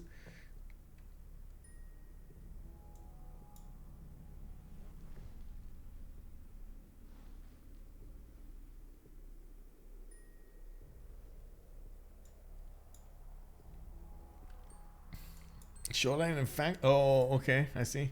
And don't tell me on shore. Yeah, on Shoreline you wanna go in the how to say, in the resort, right? You want the close quarters battles. Let's see what happened in the screen over here. We do have no amenities on the dice. Looks like campuses did get 100% production towards building, so it definitely will help everybody else other than Germany. Barbarossa loses 2 Diplo points, so Diplo is out of the table. Yeah, 3 out of 20. He's way too far away from putting anything over there. Why do I say, of course, it's not going to help Germany at all? Because Germany already had the universities built, and it is going to help Japan get his universities built in his own districts. 130 libraries right now from multiple cities. He's on 105 science. He is gonna get up there very quickly. The best battles and the best scare jumps. Yeah, man, I got gifted a tank battery a few days ago by a scav on, I would say, on a factory. It was so cool. We do have also Hungary attacking into Australia over here. I do see the city of Melbourne is getting more units out. He's trying to get those crossbows out, and of course Neolaf is trying to reach ballistics. If he does manage to get to his field cannon, so that is going to allow him to put more firepower against the hussars. I'm actually a bit surprised we don't see Hungary getting those crossbows on the front line. He did manage finally to breach the defenses of the encampment, and unfortunately he didn't build catapults fast enough. He has trebuchets coming off from Bura and Estergon, but it's going to take a while until they actually get on the front line. We did have Pino go for a golden age, and he's going to be the gold generator of this era. For his team, he's on 148 gold, 136 science, and 131 culture. That's actually a very good result from him, getting more science and trying to get some more knights. Building up a military here against the Mapuche is going to be a good thing. Can he push back against Mapuche? I don't think so, mostly because of the +5 that Mapuche gets against him, but he can definitely defend quite easily against Mapuche here. We do have France with a level 2 spy in Nag Mapu. By the looks of it, France did manage to build that terracotta army, got a free promotion on his spy, while an Australian city did get settled next to him, so Australia is safe for the moment. I am actually quite curious what Hungary is keeping his envoys for. Of course, we haven't seen him levy a city-state for some time now, and it is a bit unfortunate because most of the time it is a very good play from Hungary to keep on levying city-states, so he gets the extra envoys and builds more envoys and so on and so forth. And of course you do see that at the moment he's gonna have a bit of an issue with that. No other city-states that he could use. Maybe Valletta, but again Valletta is, yeah, it's being kept over here by Goudur, and Neolaf is putting our money in. Maybe there's gonna be a switch here, but I think that might be a mistake. Hoobbbb is gonna have quite a few points there.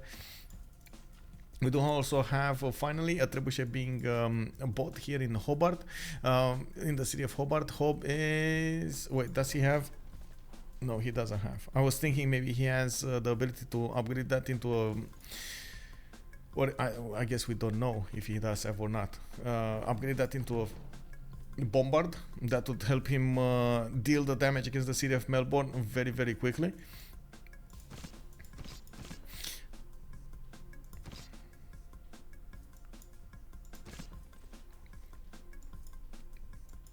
He should really keep on attacking these units, these Knights of Australia. Really needs to go through.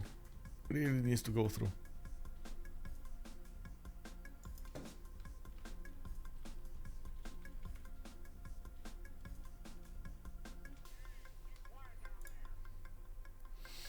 Factory is in close matter, a lot of experience. You can make a lot of yeah, well, sure.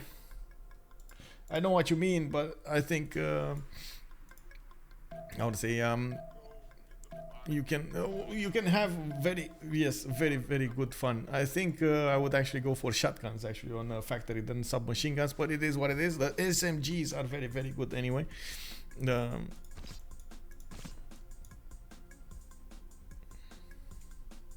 I do like the more tactical play rather than the fast play.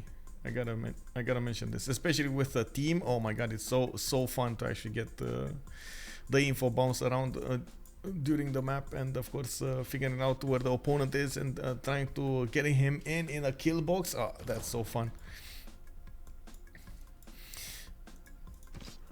Well, we do have, as you can see over here, crossbow course from Australia. He is wait, did he get the upgrades? No, he didn't. Why is he moving towards siege tactics? Bro, Australia. Maybe he just wants to get more of these units. And of course, since Hungary didn't push, now he's going to have 2 strong units to push into. He's not going to get there anytime soon.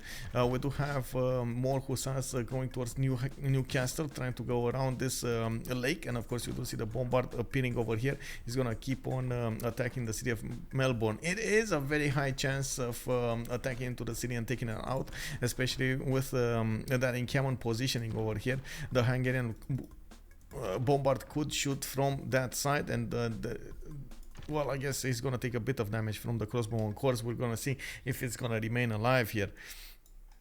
We do have Victor established. We do have the crossbow on core getting the +10 garrison promotion with the combat strength increased, and of course we do see more crossbow and knights coming out of his cities. He's trying to delay this takeover as much as possible.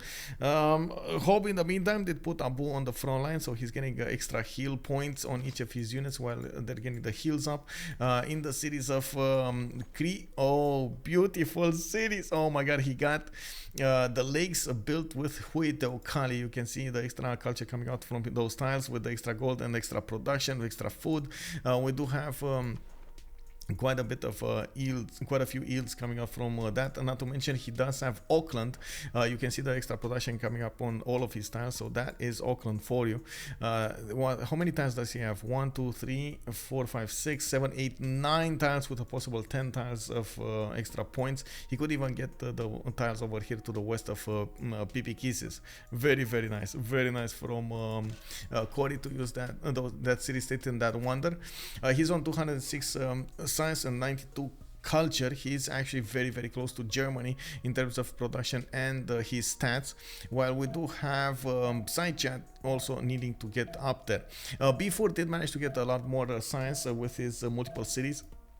And this is the advantage that we're gonna see keep on building on the side of looking for DShark. Most of it coming from the extra cities that they benefit from, and the production they also benefit from. You can see on one side, on one team, there's only one production powerhouse. That's Germany, 518 production. While of course, yes, we do have Corey balancing that with 464. But then on the other side, we got 163 on Mapuche versus 160 of Pino. Japan 146 versus let's say Australia 68. That's a bit of a problem. And then even Hoobbbb is 149 versus Goudur's 77. A lot more production coming out from the right team looking for DShark. Field cannon cores coming out of the cities of Melbourne. Of course, the Hungarian bombard will get at least one free shot against the city of Melbourne. The city did manage to get the walls a little earlier, and the fact that he did manage to get cuirassier cores did put the garrison defense to 82, which is a bit too strong for one single bombard to chew through in a decent amount of time. You can see the field cannon core with all of those bonuses, with the garrison commander, with the garrison promotion and so on. He's dealing so much damage against the bombard. That bombard cannot shoot more than 1 or 2 times. And of course, that just means you need a lot more units to output get against the city, and it looks like the fact that he delayed the attack against the city of Melbourne actually hurt him and hurt his chances of taking over that city. Well, he's trying to go against Newcastle with another attack over here from the north. We don't actually see any farms for this Hussar to actually get back his health, and the city is 70 strength, so I actually doubt very much he's going to manage to take over that city anytime soon.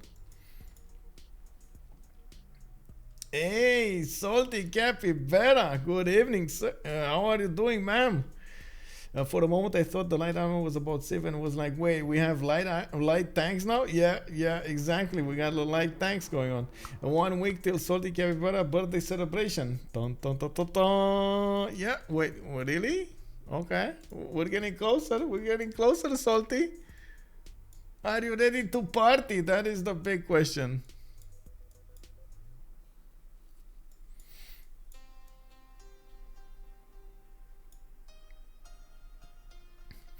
We do have also Germany starting to get his culture up. You can see multiple art museums coming out of his production queues, getting his production ready for those encampments, also getting the stables, getting those military academies is probably going to be his go-to choice. He does need later on in the game to get as much coal, as much oil as possible, and that is an easy way to get the oil, those military academies.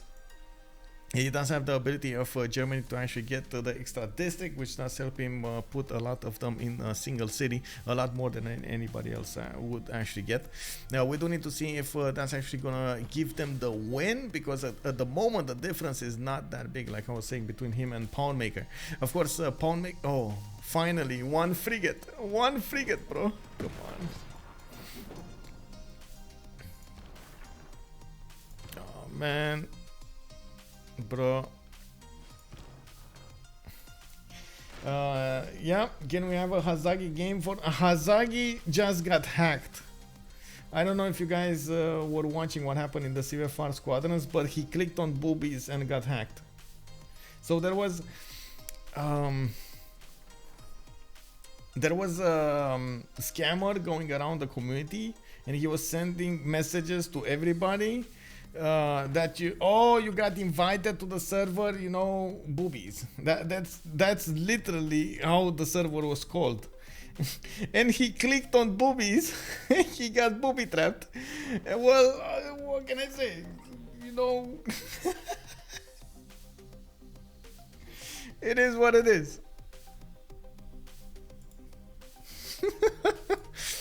It was a trap. Him and Xifi at the same time. Both of them. And now everybody's scrambling because Hazagi's accounts and Xifi accounts are spamming out all the servers with more invites to the booby server. Oh man. It is what it is. I cannot show you the image though. Yeah, that is a hard server name to resist. Yeah, I guess, you know. It is what it is.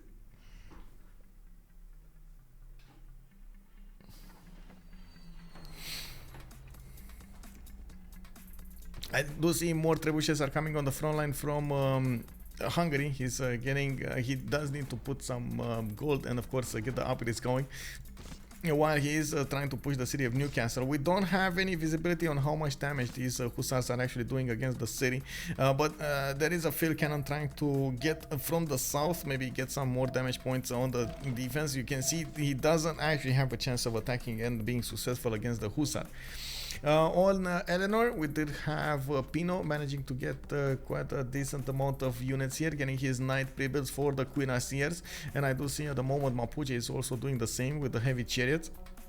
We got Mapuche getting his military academies, getting his military engineers also. Did manage to recruit Gustavus Adolphus as a general, getting those points for the Renaissance Industrial Era units. Now that he did manage to also upgrade his units into calves, he is putting a decent amount of pressure against France, even with the extra diplomatic visibility that France benefits from. +9 on those horses allow them to survive against these attacks. Wait, Hungary levied something? What is this? Levied from Candy. What is Candy? Oh, this is Candy. Okay. Well, I don't know what Candy is doing, but too much sugar. Is that the scam to reveal the most? Wow. Wow. Wow, salty. Well, I guess you predicted correctly. What can I say? It looks like Hazagi definitely was one of them.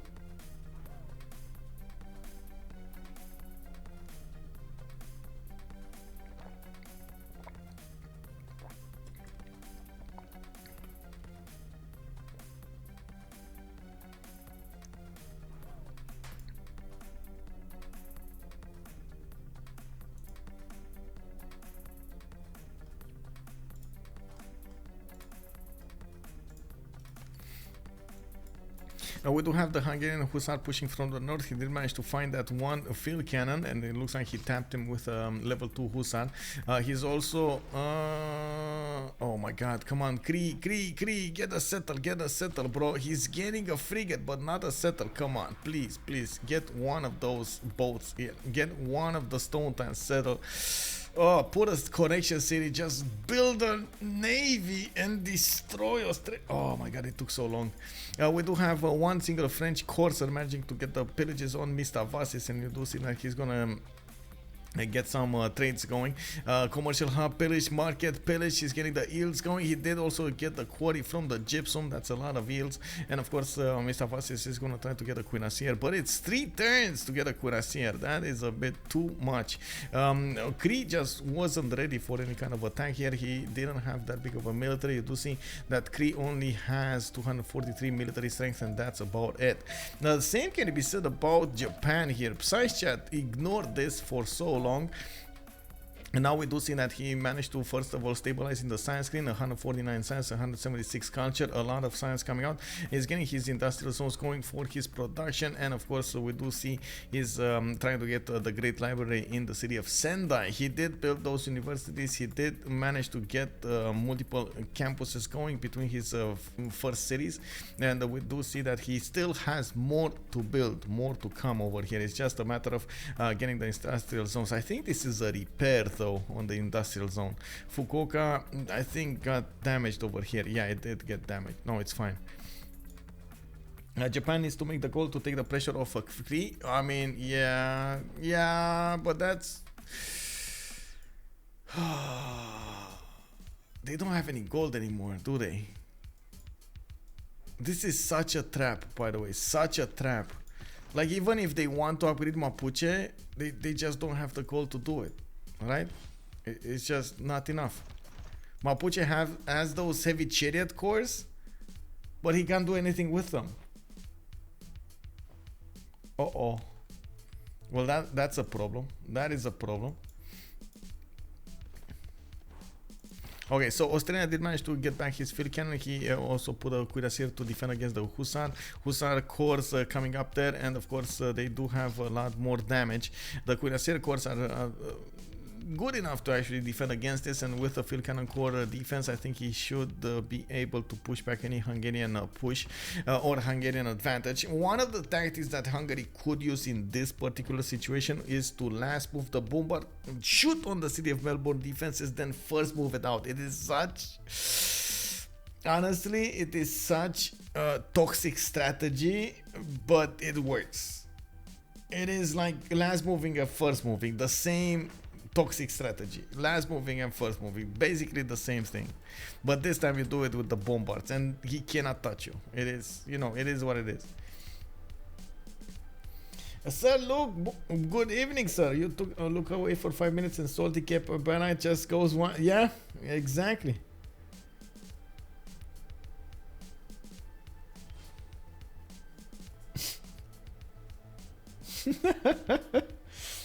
Why Hungarian doesn't reveal the tech construction and go through the yeah.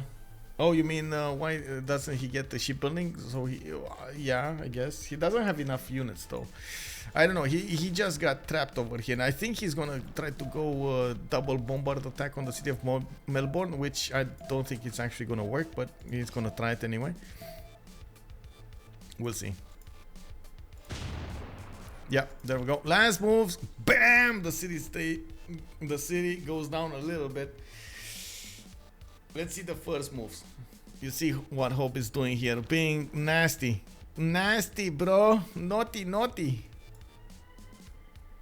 The first time I've seen this was on Dystoria. Actually, it was so annoying that you couldn't defend against it. Like, the second you get attacked, is the second the turn actually ends, and you're like clicking to attack that unit, and nothing happens because the turn rolled over, and you're like, no. Oh. Problem.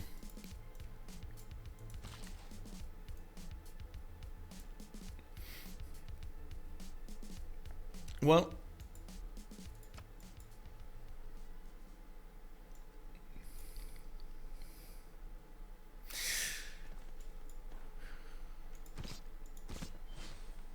honestly, at this point, it's anyone's game. I cannot make a correct prediction at this point. It is.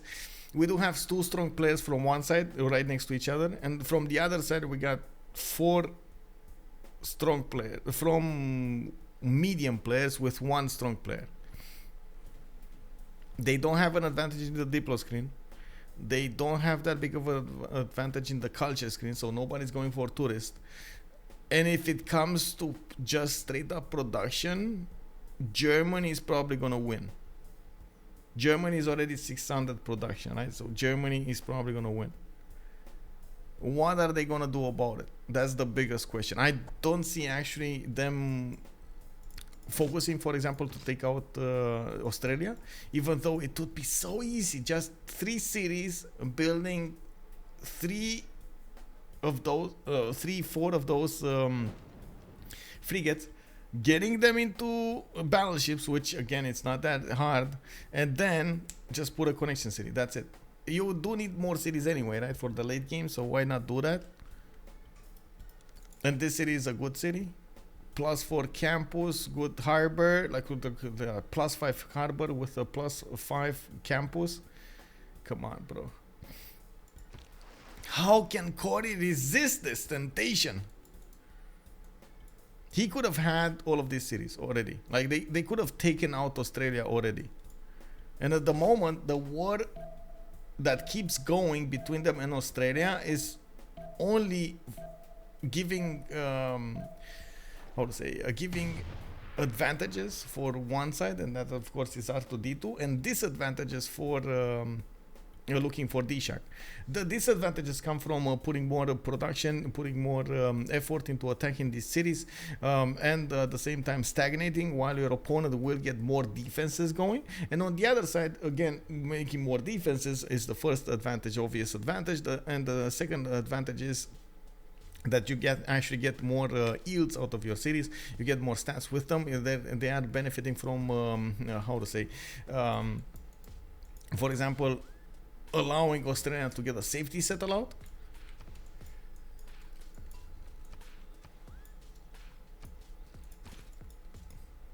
The production makes my German heartbeat higher.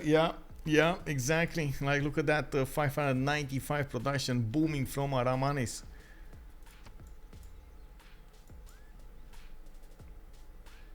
Yeah.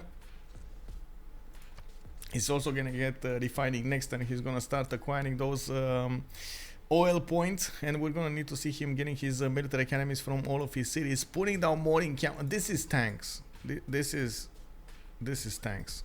He's even getting tourists right now. This is tank artillery. So who's gonna bob first? This is the big question. Who's gonna bob first? Maybe that's a poll that we need to ask the stream chat here.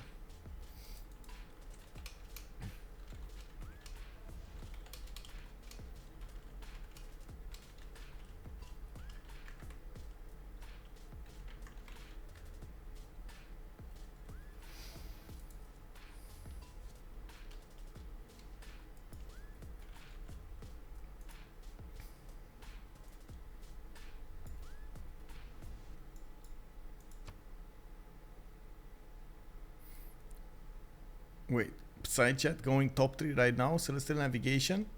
Oh, now he wants to go for the gold. I mean, I don't know about that, bro. Well, it's not really top 3, it's Celestial Navigation. He just gets harbors and that's about it. You can't go around your life without getting harbors. Micah, someone is culturally dominated over you. Quick, get more theater square. Yes, I'm going.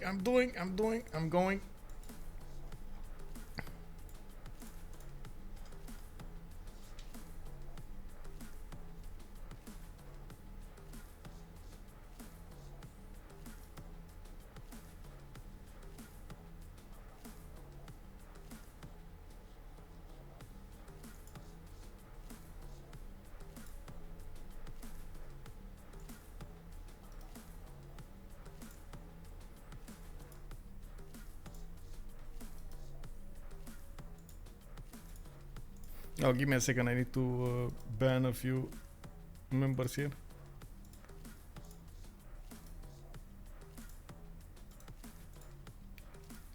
As in, there are hacked accounts, compromised accounts.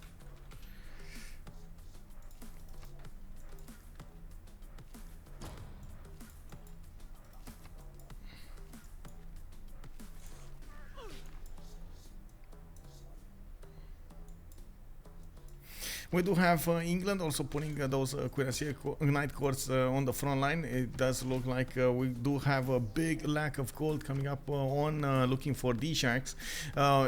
They did manage to acquire a bit of gold, but it's not enough to actually upgrade heavy chariot cores into cuirassiers. You can see the 550 gold necessary to actually do this. It is a lot of gold that you need to output.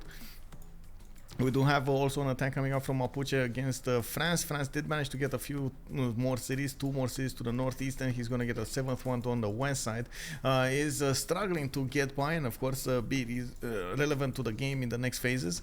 We do have also Byffur managing to get more pre-builds in the capital, but again the main problem of them is gold.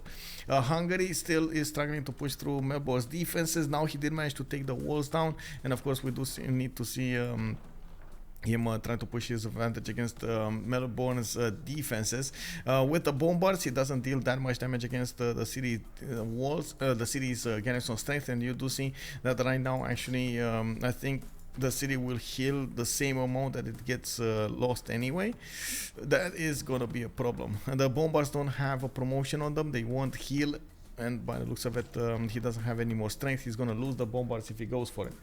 So it looks like chat is favoring Japan to be taken out first, and honestly it does look like a plan here. Like he can go 2 sides on Japan and Japan would not want him hit him.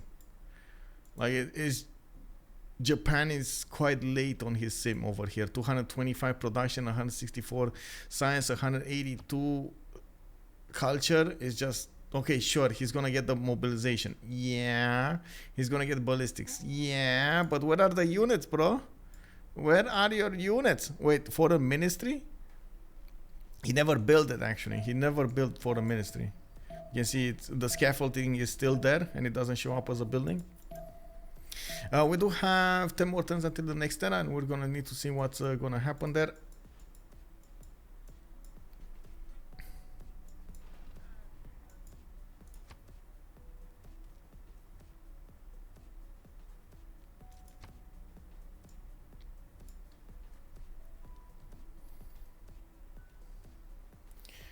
Just JKRM, good evening sir. What are the settings like start position, resource abundance? Start position is normal, it's standard. We do have resources standard, and the strategic resources I believe is standard right now, but we might switch to guaranteed, which is a new mode coming up from BBS, from Better Balance Starts.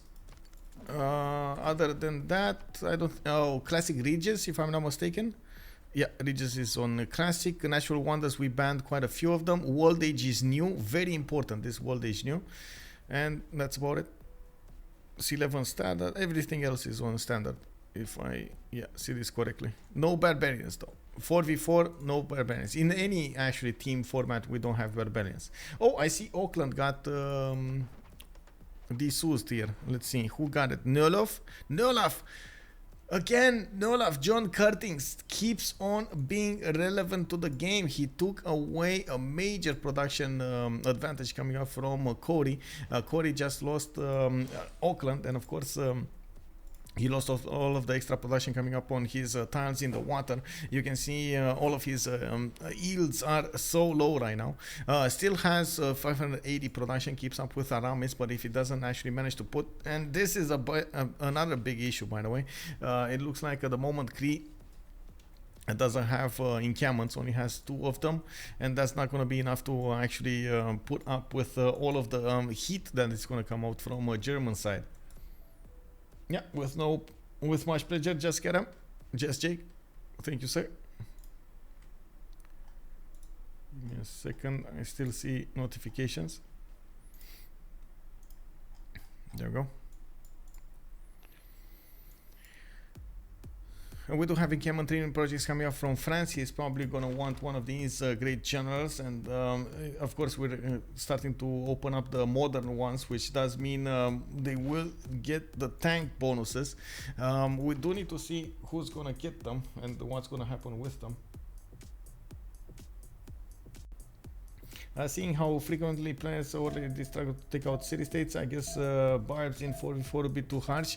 Oh yeah, I mean that's, man, that is such a pain to actually deal with. Mostly because the barbs do tend to attack into somebody more than to others. So basically one of your teammates may be irreled because of the barbs, while if every one of your opponents will actually not get attacked by the barbs. Then you're in a disadvantage just because of the map. The city-states only attack you if you attack into them, you know? They don't actually attack back unless you actually declare war on them, or they get soused by your opponent.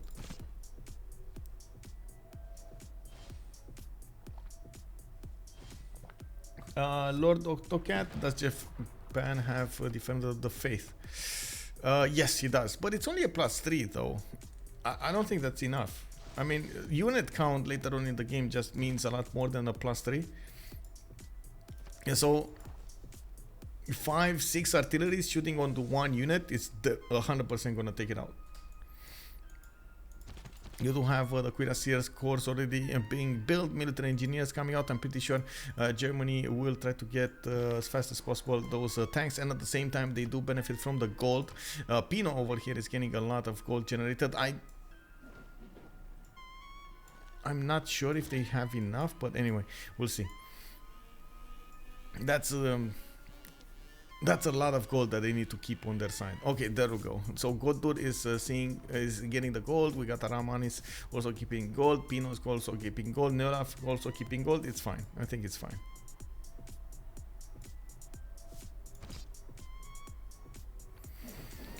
It is unbelievable how much one single move over here from Australia did manage to help him out stay relevant to the game, or at least stay alive in the game with his 3 cities. Unbelievable.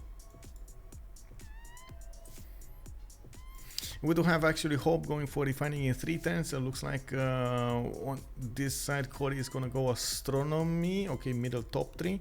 He's still getting his consulate going, getting his whole power plants up, and unfortunately he's gonna need the next population count on his cities, so he actually manages to get his next encampments. If he doesn't manage to get the next encampments, he's gonna be in 100% loss in oil, especially later on in the game. He does have 1 oil tile here. I'm actually looking for 2 oil tiles. Okay, 3 oil tiles, but he needs to get a city there. Why doesn't he have a city on the stone? Man, I need to ask this in the post game chat. Why doesn't he have a city on the stone? That one city over there would have changed the game.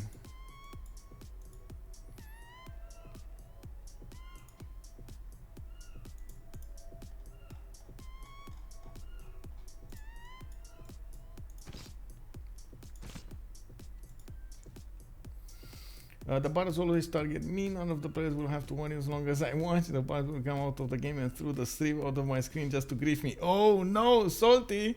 What is this?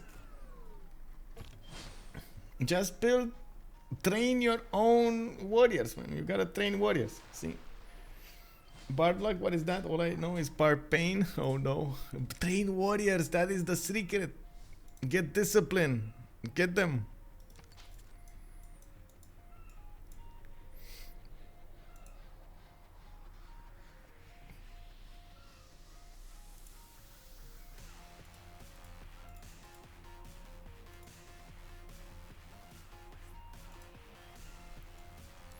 Well, we're starting to get to that point in the game, of course, in which we do need to see how this will develop. It does seem like Aramanis is going to be the first one who's going to get the combustion, and he's going to get mobilization at the same time. He's only going to be missing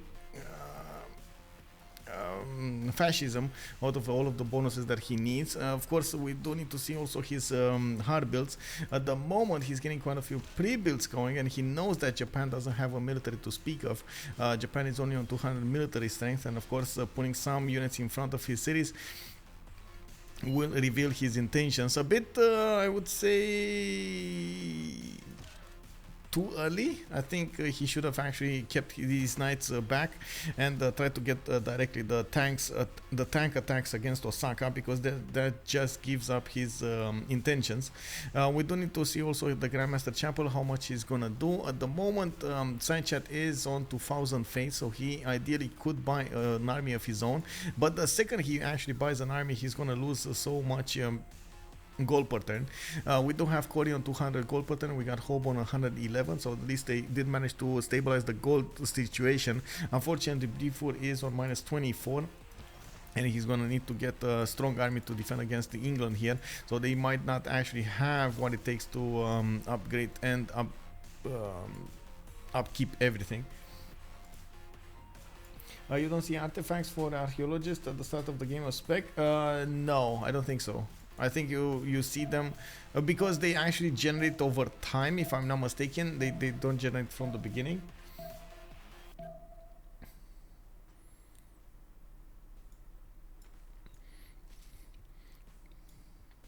So for example, a boat going down might generate one of those I forgot how they're called, wrecks, if I'm not mistaken.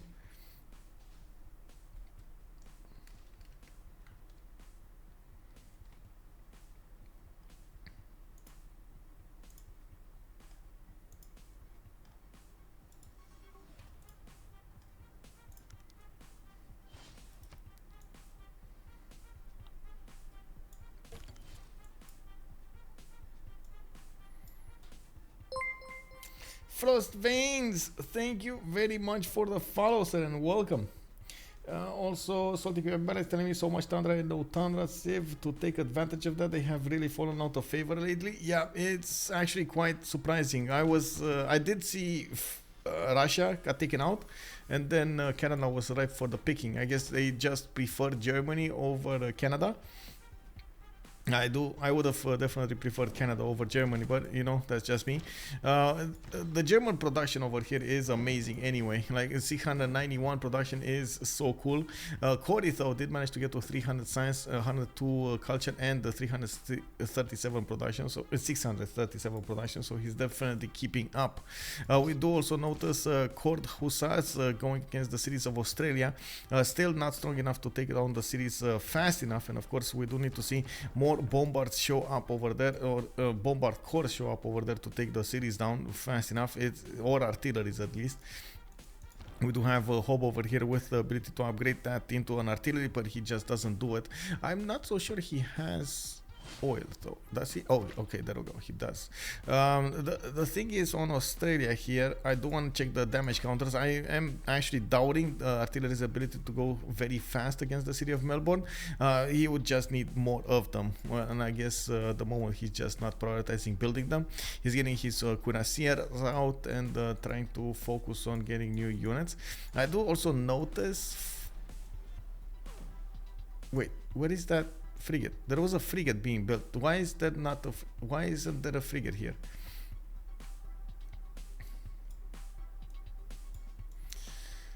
Oof. Oh well. Okay, looking at England, he did manage to get to his mobilization, and I do think they might actually do this attack on two sides. They might try to go with English tank armies going against Mapuche's tanks. And then, oh, actually Mapuche is going to be first on tanks. How is this possible? Pino went top 3? Wait, did he go top 3? No. No, he has 2-3 mines, so he didn't get industrialization. What happened here? He's 207 science and 203 culture.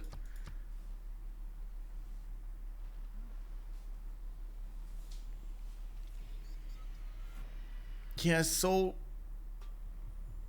much less science developed over, I don't know, whatever. I guess there was a science difference between them at some point in the game, and just Byffur went ahead. Maybe there was also a different way of approaching the game with a lot more bonuses coming up from, or I should say, what are those boosts coming up from Byffur, and not that many from Pino. But anyway, Pino is being relevant as much as possible here. He is generating the gold for his team. He is getting his units to defend himself and even attack into. Mapuche over here could even try to do some shenanigans and take out a few of the opposing units. He definitely has the strength on these cuirassier armies to one-shot the heavy chariot corps if he gets there. And of course, it will force Mapuche to upgrade his units well before his time, well before he wanted to. I think we now know exactly where Germany wants to go. He's going to get his units in Augsburg, and we do have at least 3 pre-built tank corps. Oh my god, he's going to go against Nagoya and Sendai. But he's going to be seen here. Like, the second that happens, we'll see Kyoto finish that Grandmaster Chapel next turn, and he's going to buy out units. We're going to see if he has enough strong units to work with, because in the total tab here, Germany is just, oh my god, 3,000 more science than Psychat did manage to discover through the game. And that is the problem with staying low in stats for so long. Yes, he does have 200 science. Yes, he does have 200 culture. But he has been so long under Germany's science that difference just kept on building and building and building until we reached this point. Yeah, Japan is just not prepared here. Japan is in trouble. Japan and Hungary at the same time. Hoobbbb is going to have an issue. He is putting all of the effort on the west side. Oh, look at the artillery just taking so much damage, bro. Does he have a modern general? I don't think he has a modern general. So that wait, Anazinga, that's industrial. Oh man. You can see him for artilleries. You do need modern generals, so he cannot move and shoot at the same time. That's the problem here. What's happening in the general screen? Germany 38. Okay, so he needs 2 more projects. Mapuche also needs 2 more projects to get a general, and that's going to be giving bonuses towards modern units. Oh, I see the encampment projects starting up. I don't know why he went for 3 of them, but I guess it's fine. 4 of them. Oh my god. Okay, maybe he wants 2 generals. That's a bit too much, but you know, it is what it is. Same can be said about England. He's getting his encampment training projects going, and he's going to be next up on the chopping block. Germany might actually pass one of the generals to him. It's going to be a good way of sedimenting that advantage they have.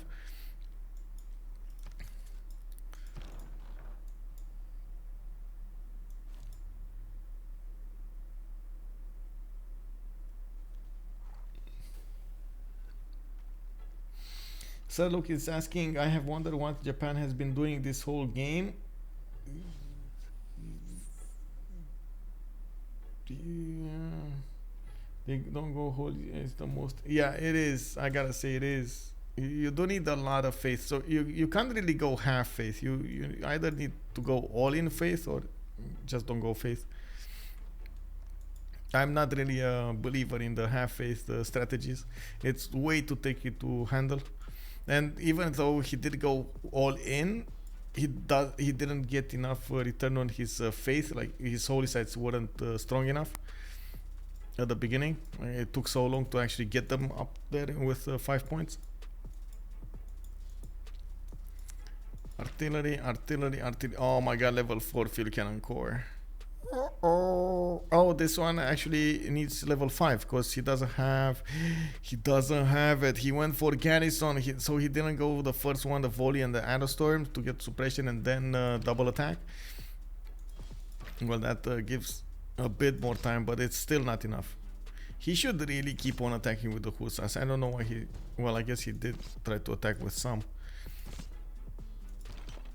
Just way too much output from these field cannon cores. Brussels broke Japan. Yeah, Brussels over here did amazing. Wow, stayed alive for so long. Wow. It was all on that attack from the beginning, man. Yeah, they're a menace. They are a menace. They're big boys. Really big boys, man. Okay, we got tanks upgraded. Germany is going to show his teeth over here. He's going to try to go against Japan's Nagoya Sendai. Of course, we just have the electronics factories finishing up from Kyoto.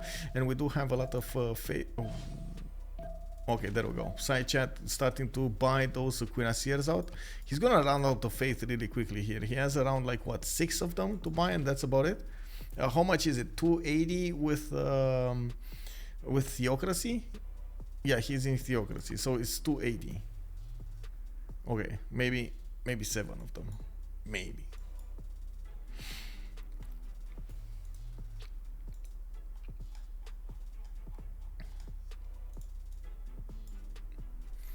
The cuirassier alone actually is not going to do anything about the tanks.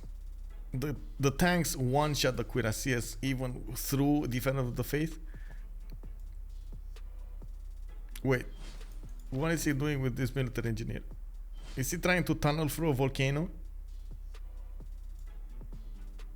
Oh my god, I know what he's doing. He's gonna build one here and another one here. He's gonna get a massive advantage in the reinforcement line.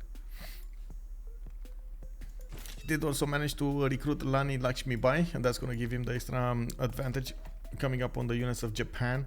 So you can see the tank corps do have the benefit of 105 strength against the cuirassiers 72. Let's take a look at also Psychat's ability to get the science. He's still on steel on 2 turns. He did finish refining. He's going to need combustion, and of course we're gonna see how many units he's actually gonna get out of there. Go Rani, go! Go Rani, go! Not a lot of pre-builds here from Germany. He's gonna need to hard build a lot of tanks. He's attacking from the north, attacking from the south. Looks like he is almost one-shotting those pikemen. And of course, you do see that he's dealing considerable damage against all units. This is gonna be quite problematic for Japan. I'm pretty sure we're gonna see units pop out of his cities soon enough. And Aramanis over here is managing to get the advantages for his team. 270 science, 231 culture. What is Corey gonna do? That is the biggest question over here. He's just getting more production, Rural Valley, and getting aerodromes out. He's focusing on planes. Bro, I mean, maybe. How is this hut still here? Do you guys see this hut? How did this survive until turn 93? It is 1, 2, 3, 4, 5, 6 tiles away from the city of Kyoto.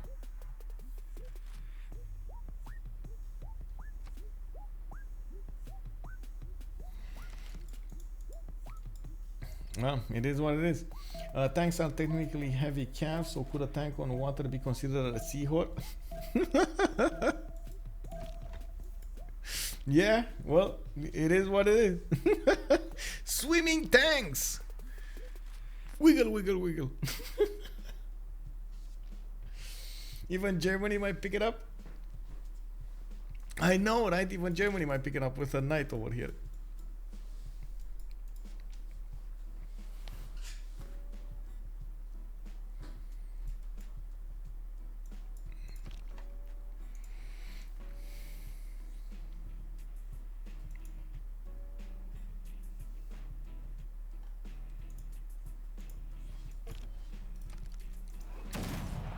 Well, 1 unit down, 2 units down, 3 units down. Come on, do it. Do it. Oh, man, he's not doing it. Come on, you could have taken that. Whatever. Now it's going to be harder. I don't know why players do this, by the way. Honestly, he's going to get Steel Wars. Promoting before they need to. We do have Rani also coming up on the front line. Looks like, of course, we do see military engineers coming out of the cities, building those walls, building the tunnels. Wait, did the tunnel get destroyed? Oh, that wasn't the tunnel.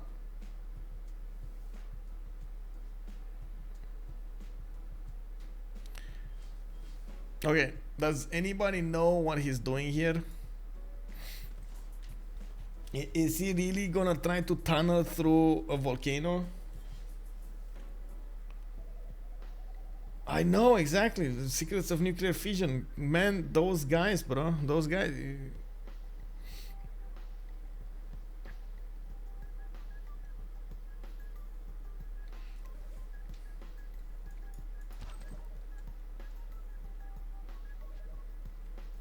Okay, somebody enlighten me. Enlighten me. What is this military engineer doing here?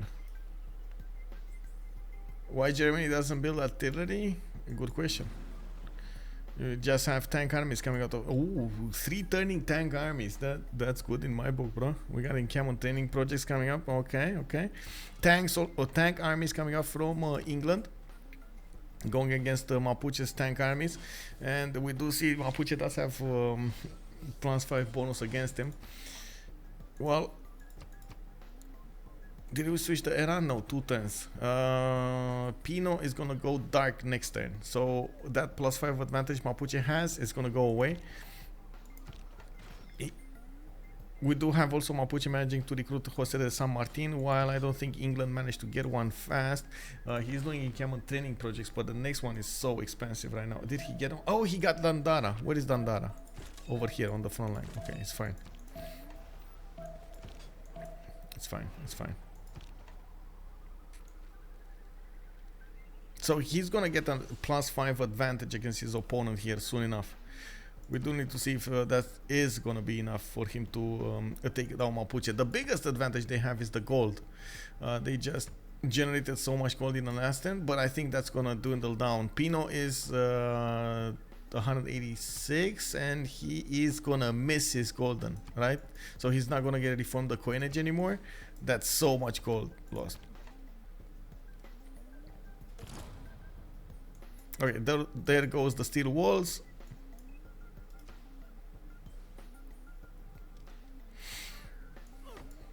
Mountain tunnel over here. And that's it. Oh, did he think that's a... I don't think he thought that. He must have seen there's a impassable mountain here.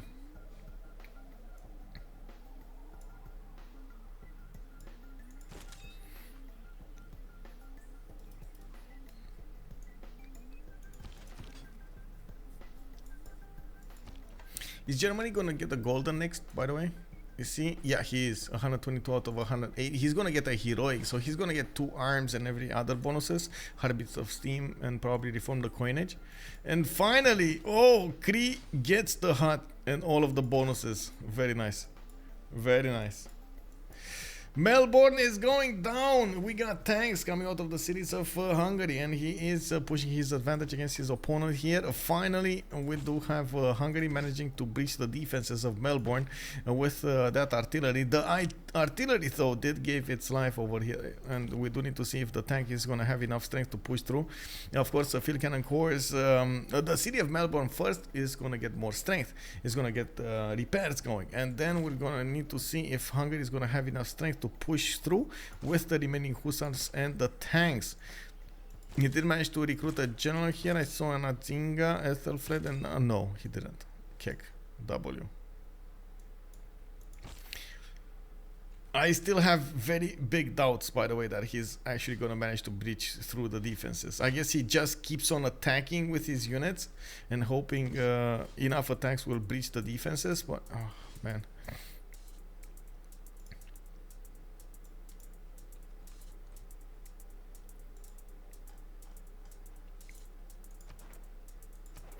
One more turn until the next era. We do have Aramanis going for that golden. Psychat is 6 points away from getting his golden. Unfortunately, he's not going to get it.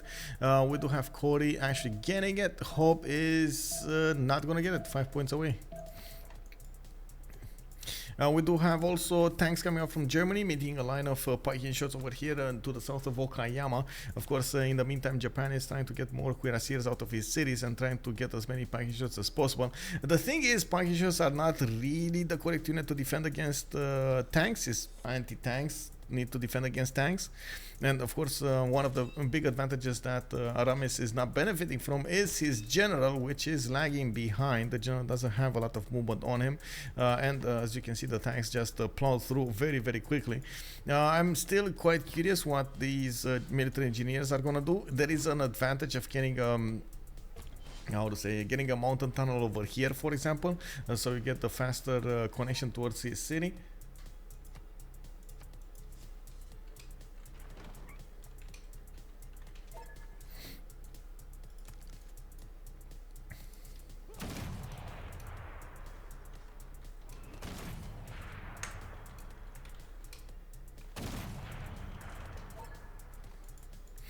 And by the looks of it, Germany is going to try to attack the city of Osaka next. Looking at the tech side here, we do have Aramis, synthetic materials, or mass media. So, and on the other side, we do have Psychat refining in 4.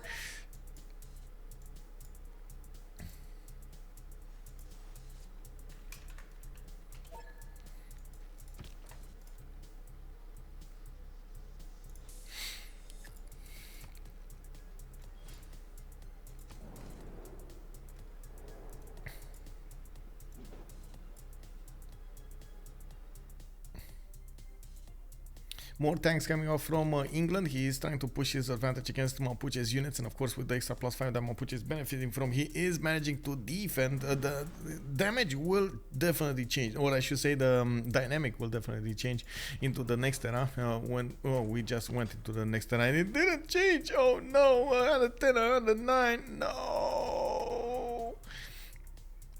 Well, let's see what happens now. Let's see, England, can you push through or can you not? Because it does look like with 112 against 109, you cannot push through. We do have a few tanks coming out from Aramis as well, leaving the choke points alone here, but he's going to get a lot of tank armies, and now he's starting to build up his artillery army count and artillery corps. He definitely needs all of the help that he can get to take down the units of Japan and his neighbor Mapuche. Looking at his tanks, I'm actually a bit surprised he's going for the pillages. They do need as much gold as possible. That's one of the things that they lost here. But Aramis, with his heartbeat of steam and of course reform the coin, she's gonna get a lot of production and gold at the same time. We do have a much better, I would say, result coming out from looking for DSharks overall, but they still don't have actually a win condition. That's the biggest problem. What I do see is, of course, a lot of planes coming out, and let me actually take a look at this. Okay, this is easier. This is easier.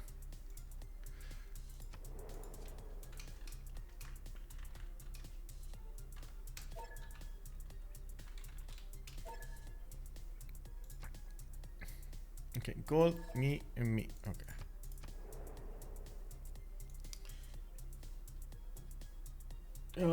Biscuit Kruger, good evening, sir. You're saying going on water? He can. Wait, what? What going on? What water? What water?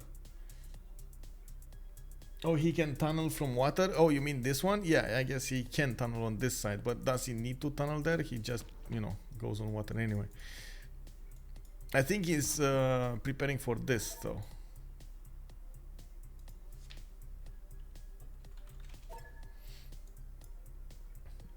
Yep, he definitely could.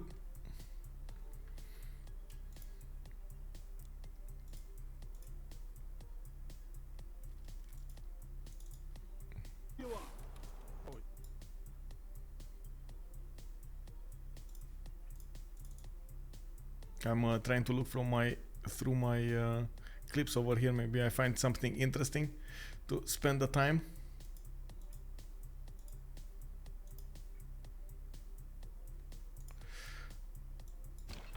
Just give me a minute. Be right back.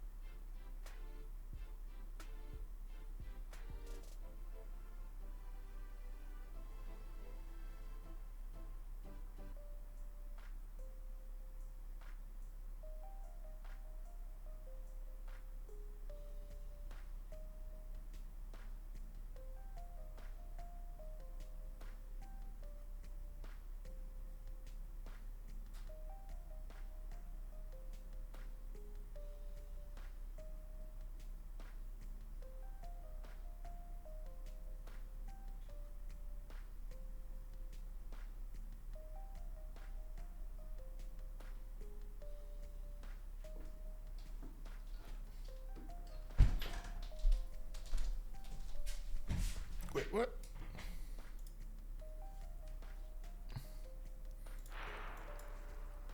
I don't know what my screen said right there. Server exec. What server exec? What? Oh, there we go.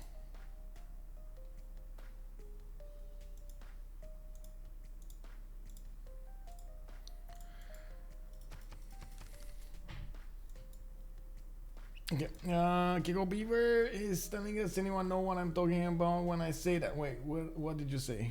Did you say something? What did you say? I get an ad for the movie Beast. It has a lot of d.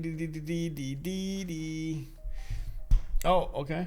What is Beast, by the way? I did see the movie came out on the cinemas, but I didn't actually get to watch it. Give me a second. He's so recently widowed, Dr. Nate Daniels travels to South Africa game. Reserve managed by Martin, an old family friend and wildlife biologist. However, okay, that doesn't seem like from the synopsis. Doesn't seem that interesting, but okay, maybe it is. You know, with all of the technology right now, you make everything sound amazing. Oh, looks really bad, not recommending? Okay, I got it. Well, they're trying to make it better. What can I say, man? Cree is... you really like Cree's sim, okay? I'm more concerned about Cree's ability to affect the game late game. He is on 323 science, 128 culture. We're getting closer to Einstein. Alan Turing coming up next in the modern era. And of course, we're going to see who's going to pick up Einstein. We do also notice... Germany did manage to acquire a lot of culture in the meantime, 244 culture. Not that bad in the science screen, even though he did stop it for some time. Now he's going for his intelligence agency. That's one of the, I guess, problems. He did build a spy, but he didn't get a level 2 spy, and you do see that he is managing to deal a considerable amount of damage even with the tank horse against these Japanese piking shots. The other problem he has, he didn't pre-build or hard build that many units, and of course you do see that he cannot overwhelm these Japanese units, which is gonna give him a hard time defending later on. Attacking, I mean, later on. We do have also England managing to deal quite a bit of damage against Mapuche, but again, same thing happens. He didn't build a lot of units, and even though he did upgrade quite a few of them, he doesn't actually have the advantage on Mapuche yet. We do need to see how he's going to manage to do this. Of course, push through the defenses then, and if England is going to manage to hard build them, because that's the only way he could get new units right now. Well, I guess you can give away your oil and try to hard build other units with iron and niter, but anyway, that's another thing. We do have iron, not niter. We do have that spy finishing up over here from Germany. He got it free from the intelligence agency, and he is putting some units right on top of Okayama here. He can actually get the free health back from the farms, and by the looks of it, in his bonuses, yeah, he did go for 2 arms. In the tech side, we do have also Psychat going for combustion. He's going to get his own tank horse next time if they do benefit from the gold. He just, of course, can buy a tank if he needs to. He does have the faith per turn worked, and unfortunately he did use all of it to actually buy and stop this attack. Buy the units to stop this attack. He does have Cree to rely on when it comes to the gold. Cree did manage to get 439 gold per turn with 816 production, definitely keeping up with Aramanis production. And it does look like I still keep on saying this, even if yes, we work for quite some time in Germany tank artillery waiting room, it does look like we still have not that big of an advantage from either team, because they're not going for the win conditions. They're so focused on war, they are totally ignoring the win conditions, like diplo, like culture, like science, like anything, you know. Like even if Cree wants to go science right now, 324 science is way too small. Tiny. You need like 700, 800, even 1,000 science to want an technology to actually go for the late game science victory. And not to mention, if you're talking about the culture victory over here, nobody's making the tourists. Aramanis is on 119. By the way, does this mean anything, Aramanis? Aramanis. Oh. That's actually a name from Indonesia. Oh. Oh. It is the Aramanis V. Oh my god. Is this. Wait. Man, I gotta ask this. We need to answer this. We really need to answer this. Do you see this? One sec. Is this the estate of Aramanis? Look at this. Oh man, oh man, superb. 9.3. This villa. Oh, look at this, bro. You get like swimming pools there. You get. Oh, this is the life, bro. Is this where Aramanis lives? Is this his home? Oh, bro. What is this? Indonesia. He's playing for Indonesia right now? Bro. Wow. Wow. Amazing. Amazing. We need to ask him if that's his. We need to ask him. That's his estate right there, you know? Who is Aramanis? It's Germany. Frederick Barbarossa. Frederick.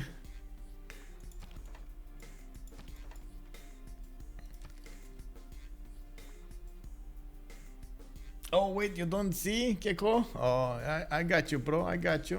Look at this, bro. Look at this, bro.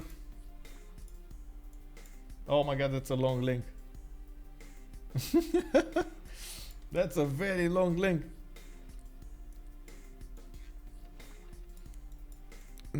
Where he will build an airstrip? What? Oh, you mean Cree? He's probably gonna do it here. He's gonna do one here, and he's gonna try to do one here. I guess here he can't. Yeah, it's only here. He can do. He can from here. He can put the planes over here in this line, and then attack with them another 5 lines. So it should be enough to totally defend Germany. Nukes on Germany. Okay, well, Germany is going flight 2 turns. He's going ideology in 3. He definitely needs to get as fast as possible to fascism to get the bonus points against Japan. But at this point, I can't see it happening. Honestly, I wanna trust. I wanna believe, but I can't see it happening. I do see, of course, German artilleries are on the way. It's just a long time until they get to the front line. The German military engineers are working on getting that road going. And you can see, of course, the military engineer is going to probably tap this mountain and get a mountain tunnel next time, while another one is building a road next to it. I don't know why. Well, I guess he just is going to build 2 highways. You know, it is what it is. You get the double highways. He did manage to do some attacks on the north, but it looks like Japan managed to take out one of the military engineers, and he's going to work on the artillery next. Yep, there we go. Bam, the artillery went down. Bam, another artillery get attacked there, and it looks like at the moment Germany is running out of options here. No, you put the unit in the water, bro. There's space to the north of Japan. Yeah, is this a 150 turn game? Yes. Yes, 150 turn game. Yes.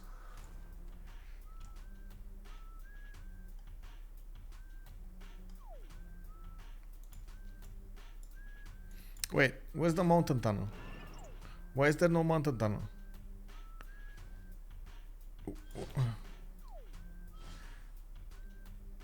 Did the tank war just drive itself into the one tile choke? Okay, I guess he's gonna have a party in that campus. You know, everybody with his own things.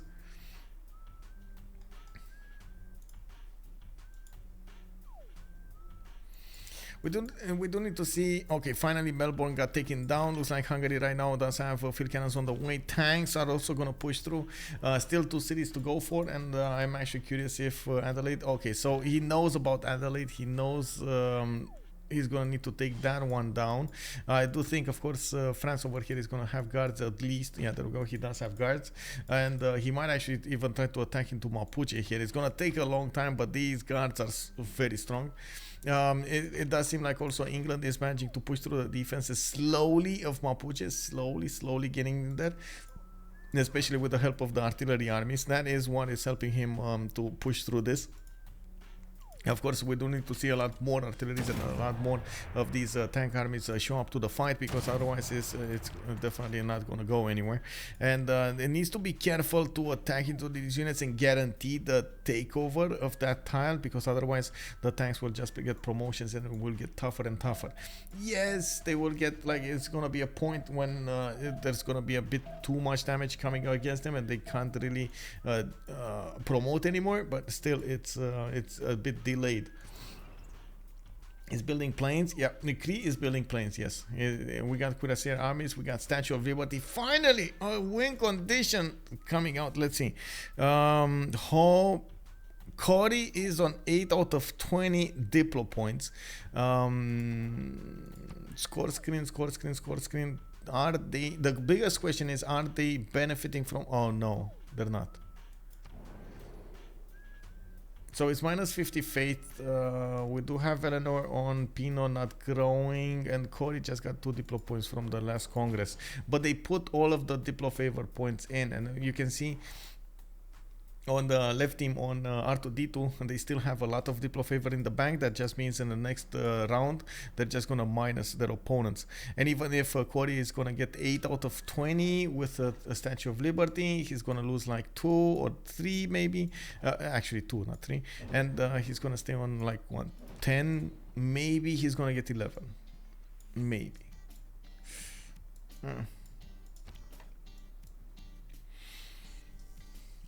The tanks at the moment just cannot push through anymore the Japanese defenses. There aren't that many of them. They don't have the artillery support they needed, and even if oh, Hoobbbb showing up with a helicopter.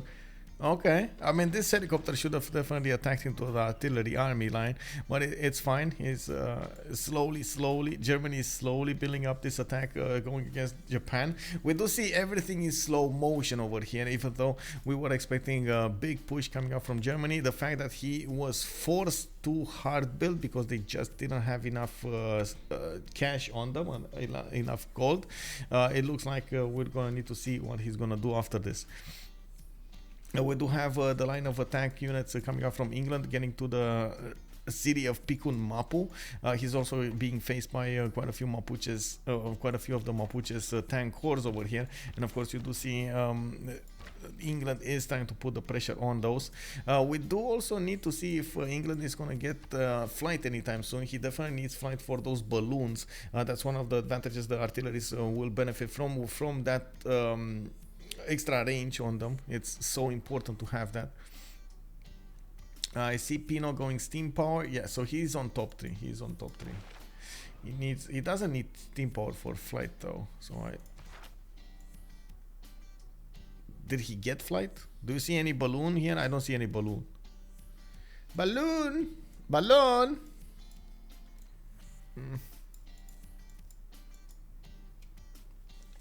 Just Germany doesn't prepare good his push. They have literally they have 3.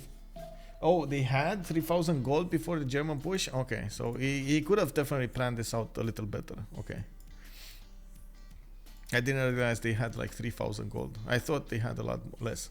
Right now he does have 2,500 gold. I think he pillaged a lot of the tiles here.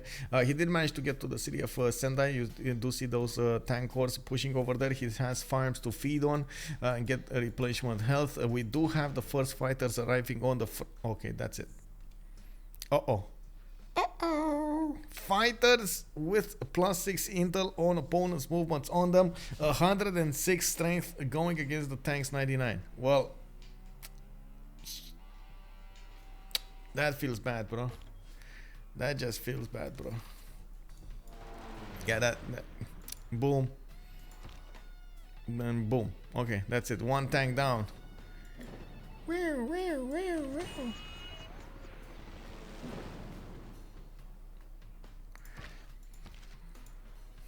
Well, when more of these airplanes arrive on the front line, I guess the tank push and artillery push is gonna be over. We do need to see how Cree is gonna play this out. He could, like, ideally, the most important move that he could do is take out Adelaide. If he does manage to take out Adelaide, he's gonna manage to take out a player that's gonna give them an advantage on Diplo screen, and it will probably force a CC from their opponents because it's just you know, Diplo win waiting room. But at the same time, from what I can see over here, he's focusing on doing something else. After going top 3 for so long now, he's gonna need to go for the bottom 3 to get his tanks going. I do see he's still pre-building quite a few of these cuirassier armies. He does have the goal to go for these armies, and right now he's on replaceable parts. Okay.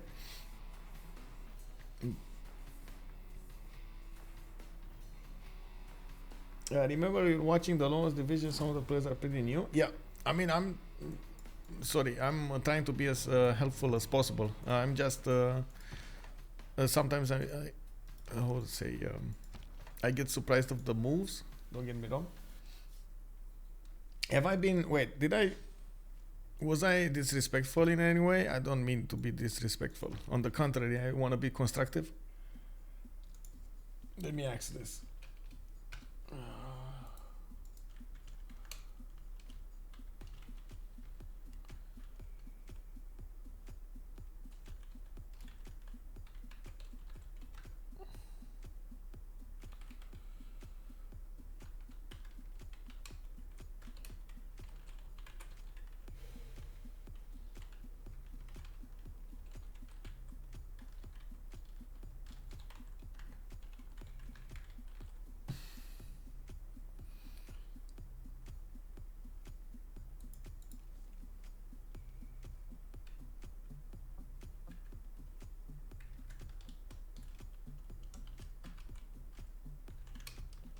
Okay, I guess you need to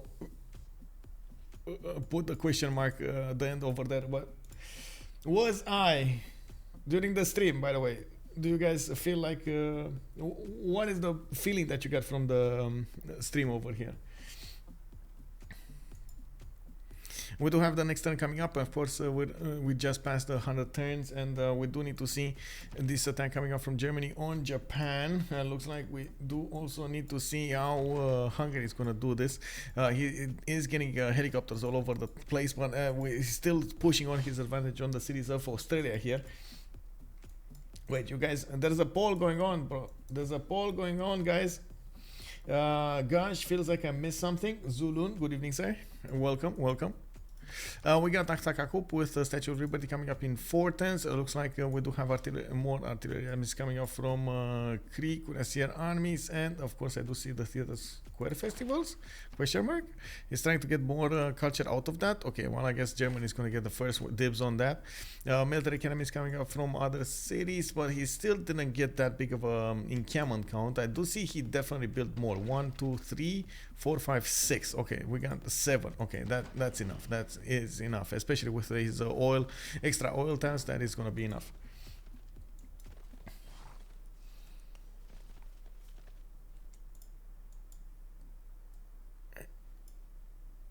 We do have those tank armies from England managing to push through. It looks like Mapuche was first to actually get an observation bull on the front line, and he does have artilleries to shoot back on his opponent's tanks.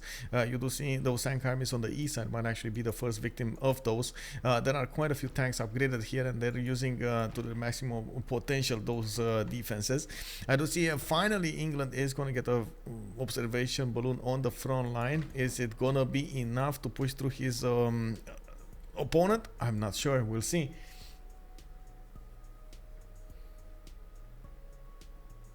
Oh, I guess I'm just questioning myself. Sometimes maybe I get carried away and I don't realize what I'm doing. So it's good that somebody points it out. It's fine. I would say,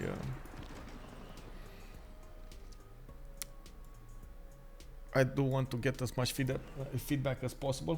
Maybe, you know, adapt a little bit here and there. See what I did. See the error of my ways.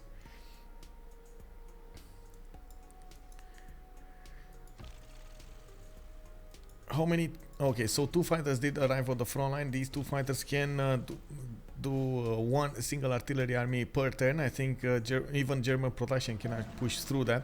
Of course, you do see the tank armies coming off from his main cities, and it will take a while to get there. The point is, the more time the tanks need to get to Japan, the more time Cree gets to put defenses to help Japan. And of course, the more the game goes on, the more strength there's going to be on the Japanese side. He did manage to successfully defend the north. Of course, these tanks of Germany are just going to be forced to go away, even if he did manage to get quite a few pillages off. I'm not so sure that was worth it for the gold that he put and the production that he put into his units right now. Remember, he stopped his simming the second he started doing the army here. And of course, we do see at the moment actually England trying to push through. I think actually, even though this was a massive attack and it came out so strong, it kind of feels like in the long term, it's still Cree that's going to come out on top. Now we do have also Cree getting all of those tank armies next to Misanabi. We do have him able. Wait, this is Byffur. That's actually their city. That is their city. So at the moment, France has no visibility other than this Hildegard of Bingen scientist over the north. They definitely need to take out Adelaide. If they manage to take out Adelaide, oh, he's getting a settler out. No, oh my God, 7 turns. In 7, that's how much time they actually have to take out Adelaide. 7 turns. Otherwise, France is probably going to get his guards. He's on his own continent. They're going to get the extra +5. We do need to see if Corey over here is going to manage to push through, even though I guess bombers, fighters are definitely going to do a lot of damage, right? They're 106+. So I think at the end he's still gonna push through. He doesn't have a forward city though, and I don't see him planning to get one over there. Maybe he's gonna try to put the airstrips going. A bit problematic though to use airstrips. You might lose the planes along with them, but you know, sometimes they do help quite a bit. 3rd plane coming out.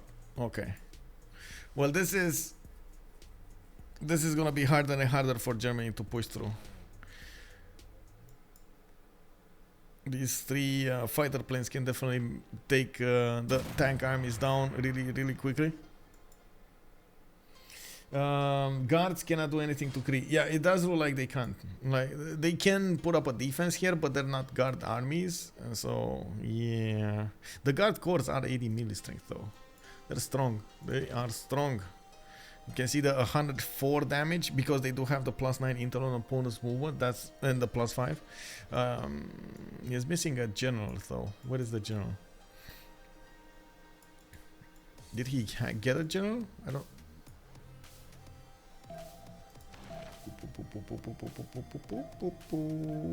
He didn't. He did not get the general. No general.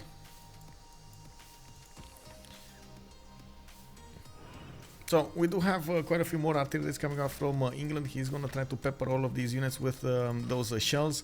It does look like, of course, Mapuche is trying to defend in the city of Victor, while he did manage to also defend the Chadi Mapu. Wow, Chadi Mapu. Yeah, we do need to see these artilleries of Mapuche actually deal the damage back on the English units, and of course how fast those tank corps can actually get the promotions going. I doubt that we're actually gonna see any city takeover here, but we'll see. There is a possibility that England could push through the defenses of Pico and Mapu and just take it over. I doubt he's gonna actually do any dent over here to the Mapuche Empire after that. We do have Mapuche with 183 science. Oh wait, minus 119 gold. That's a lot of gold lost. Hoobbbb did manage to get to 300 gold per turn, so he just planted as many commercials as possible, got the banks in them, and I do see even some of those the stock markets. Wait, no, that's just banks. Banks. Yeah, it's just banks. It's fine. I don't know, for some reason I thought, never mind. We do have also Hungarian tanks going against Australia here on the city of Canberra. Still didn't take the capital, but he's now moving with the helicopters from the north, pillaging every time that he can get his pads on. And we do need to see if he's going to manage to muster enough strength from those artilleries to go against the city center of Canberra soon enough. Neolaf over here did amazingly well with his low stats to stay alive on these tiles. Germany has lost all momentum. Yeah, Germany did lose all of the momentum.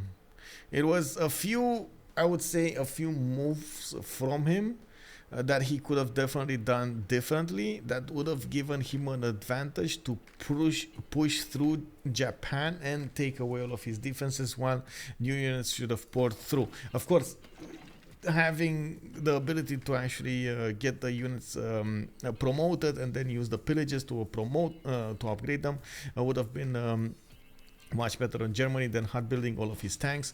But I guess they didn't think they're gonna have enough gold. That just how it looks.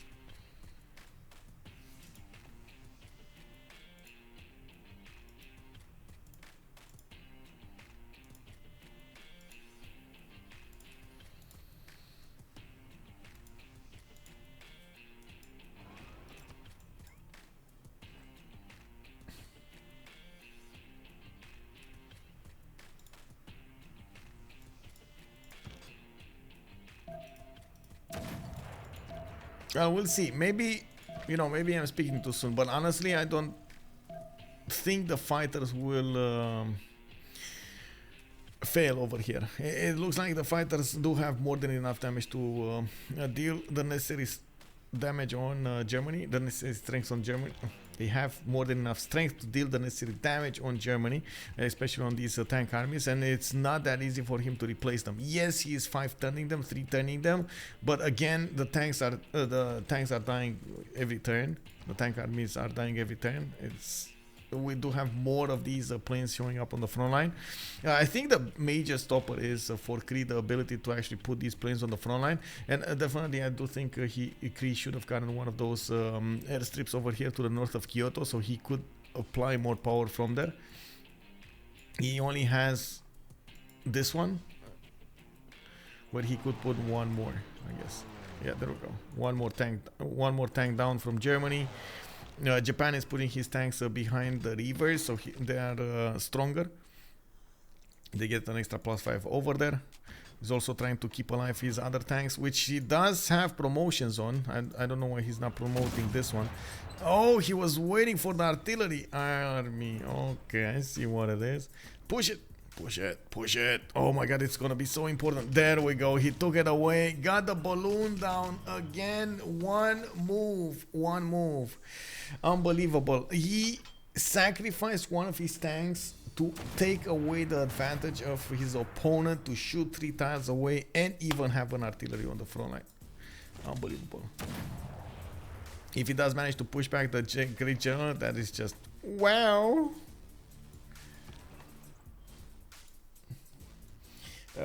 Extras, good evening, sir. By the way, hello. Amazing game yesterday, by the way. Very good. Can you show what is Mr. Cree doing? Mr. Cree is setting up an attack on the southwest, upgrading his tank armies. From Misanabi, he is probably going to try to go against France over here to the southwest. And by the looks of it, he could take down one of the last remaining Australian cities. There will be another one that is moving towards the north of Rennes.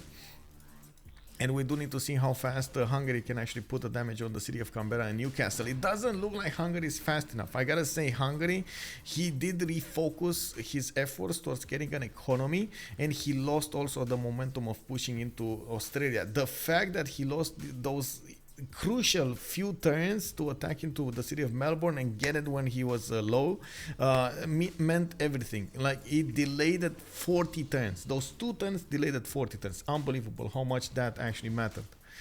War Department coming out from Germany next turn. He does benefit from an extreme amount of production, 855, but he kind of lost his science and culture. We're probably going to see him lose a lot of his amenities over here soon enough, but well, it is what it is. Yeah, we did have Japan managing to get Colosseum, so he's benefiting from all of those extra amenities over there on his side.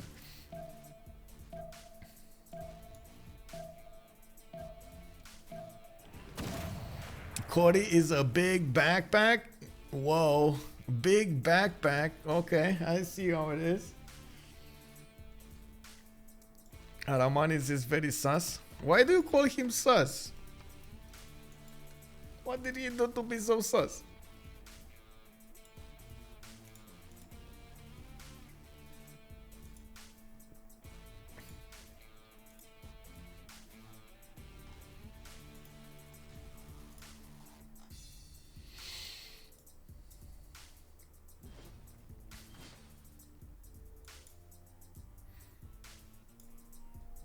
Well, this attack is over.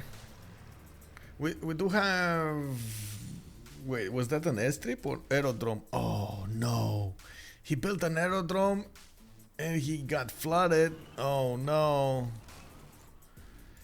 That's a lot of production lost. And Mapuche did manage to finally arrive at his own armies. Well, that's gonna be a lot of problems for England here. He doesn't have the strength into attacking his opponent's units anymore. It's not even cities, and as you can see over here, is gonna be a struggle for Mapuche to attack back anyway. We're gonna probably see a stalemate coming up from both of them. So we do need to see who's gonna get the most military out and what kind of bonuses they're gonna get on their side. We do have Gustavus Adolphus available for Willy Map. Well, I guess that's useless anyway right now.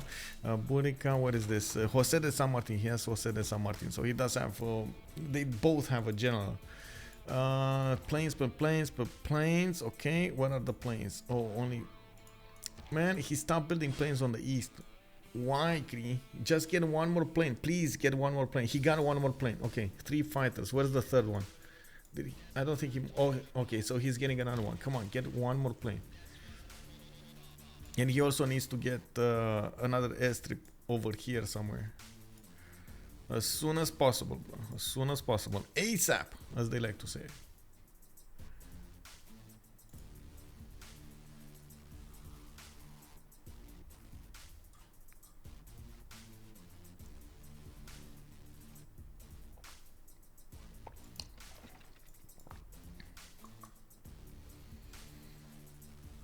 He take a lot of the...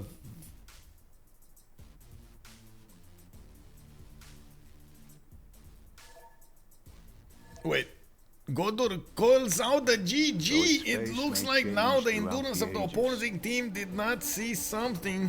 Oh my god. We ended up with one of the teams calling out the GG. They couldn't handle it anymore. They saw something was in the rocks for them, and it looks like we gotta win. I'm actually curious who actually is calling out the GG. Who was Goudur? Goudur was France. Goudur. Okay, so Eleanor, Germany, Goudur, Neolaf, that's R2D2, beep boop bop boop beep, did manage to call out the GG, call out the good game, and of course we got winner over here in the house. We do have the boys that are looking for the sharks. What is going on? What are the sharks? Show me the pain. Did manage to get a victory over here with Corey being such a big backpack. I gotta say it again, man. On the stream over here, he got called a backpack. I think it's fitting. He was generating, as you can see over here, 315 gold a turn, the biggest science, the biggest culture out of his, almost the biggest culture out of his team, and was pushing everywhere. So much production, 914 points. Boop, beep, boop. We do need to see, of course, where the teams are, and I gotta say, we are in the Francophone community. We will probably have an opportunity to ask them something in English, but most of the time they will talk a lot in French. I have to excuse, of course, what's going to happen here. We're going to talk a lot in French, so if you do not know French, you might not actually understand. I'm very, of course, thankful if anybody will actually translate in the stream chat the main ideas of what's going on, and maybe we will get some of the players answer some of our questions, or even talk a little bit in English for us. I do think it is important to actually stay in the same chat with them, so we do know what's going on with the team. And of course, for the French-speaking viewers, they do get some kind of feedback of what happened during the game. So, without further ado, let's actually go into the channel here. Mais... Bah là, après, tu passais pas la choke, c'était compliqué. Non, c'est très lent, très compliqué. Tu fais mal, je fais mal. Pour ça, je suis parti hélico, ça up mes hussards, donc je fais chier un peu le push à l'allemand, je lui enlève des petits généraux, et puis voilà quoi. On va demander à Michael et à Zora ce qu'ils en pensent, pour pas les bloquer trop longtemps. Ouais. What do you think, Michael, About this game? I think you definitely could have done a little bit better. Or like the little details, it was unbelievable to see. Like you could have moved this a little bit better. You could have been there a little bit faster. Like all of the little details, you were a bit off beat, I would say. But I think that's just a matter of experience. You're definitely on the right track. You're definitely on the right track. I was extremely surprised about your choices of civs, though. I didn't think you're gonna pick Germany. Honestly, like maybe Canada, not Germany. Why did you pick Germany? We were not sure between Germany and Cirrus, but we picked Germany because we think it's really strong on this map because of the production that he creates with his unique districts. Okay. So yeah. Okay. That's the main reason. We needed someone to seem a little harder, and he was the one we thought that was the best for it. And the main thing is, I didn't actually see you focus on a victory condition. I wanted to see you focus on a victory condition, but it looked like everybody here wanted to fight. everywhere there was something fighting. Well, you've seen their draft, I mean... that was the whole point. Oh, I see it. It's fine. If you want to fight, you gotta fight. It's fine. We got entertainment over here. That's also the reason about your CC, because we don't have any condition, and on the war move we were a little bad, so we don't, even with fascism, it was not that much in your side, so at the end there was uranium in their side also, so we don't have any other chance. I gotta ask Brussels. I gotta ask Japan over here. Bro, what happened with Brussels? Good night, bro. Brussels. Oh my god, you didn't. You didn't. I think the enemy team didn't see what happened with Brussels, right? No, they didn't. Brussels was too big. État de siège, et on n'a pas réussi à la prendre en état de siège avec 2 guerriers, 1 scout. On a tous utilisé toutes nos unités, il restait, allez, 5 PV. Ah bah t'inquiète pas. Le grid, it's total grid. It was funny though. Yeah. And you did it on the 3rd attempt, I think. I guess. Psychat is our new player in our team. It's my first squadron match. Okay. No, but it was... for me, I really like the game. Thank you for the game. First of all, I want to apologize back to the Congress. I really it's okay. did a mess. It happens. Okay. Sorry. It's the first time ever, I promise, and last time ever, I promise. I was really surprised by Germany too, but however, it's amazing what you did with Germany on this map. You got lucky with your rivers, and it was really amazing to see how Germany and Cree were fighting about the stats, because they were really even, sometimes the same number. It was really astonishing. So you did really well. I really liked all the fights. There were fights. So I was really happy. Yeah, everybody was fighting everywhere. Yeah, I just had a remark, but because I saw a frigate on the land of the Cree, that disappeared afterwards. But I was thinking maybe, hope you could have because you had the city that was coastal. You could have made a naval move. Did you think about it, and why didn't you do it? I didn't think about it. Like I'm focusing on be better science at Helicos, and I don't want to do that.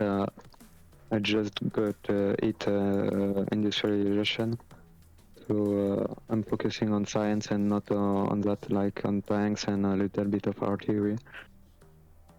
Okay. I thought about it because Cree did a frigate. Ouais, mais c'est pas mon plan de jeu. It's not my game plan. Yeah. Okay.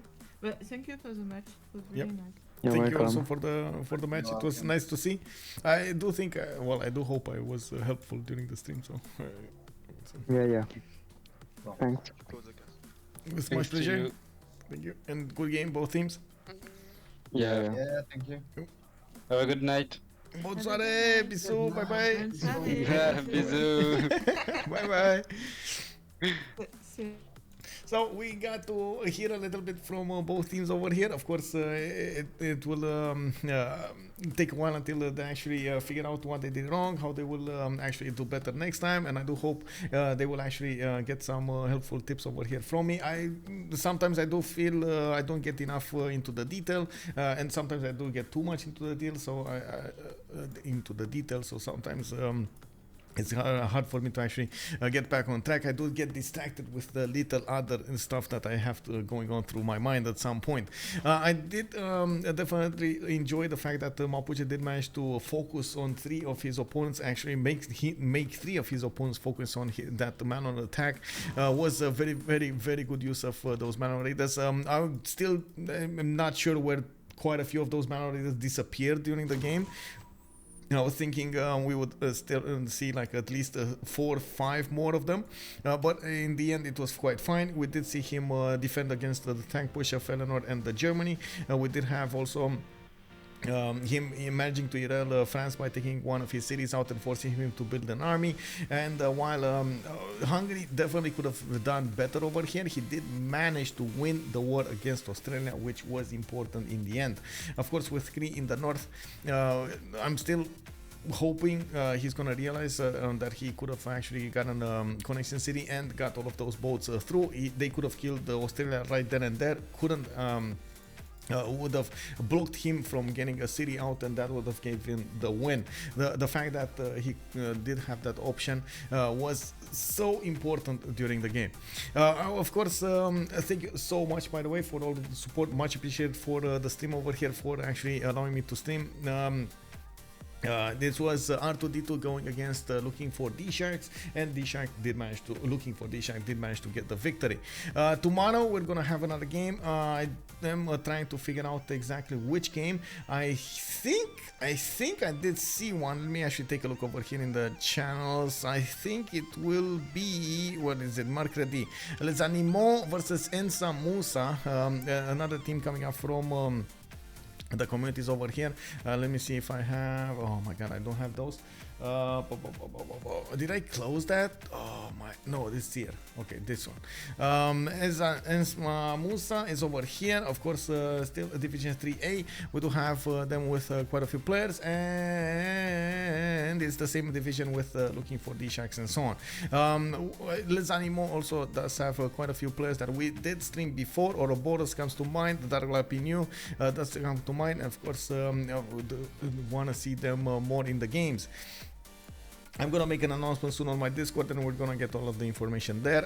We're gonna have Thursday another game. I'm looking for one on Friday, and as far as I know, there is one on Saturday that's gonna come out from the CPL Premier. The CPL Premier just started, and they have 2 weeks to finish the first game.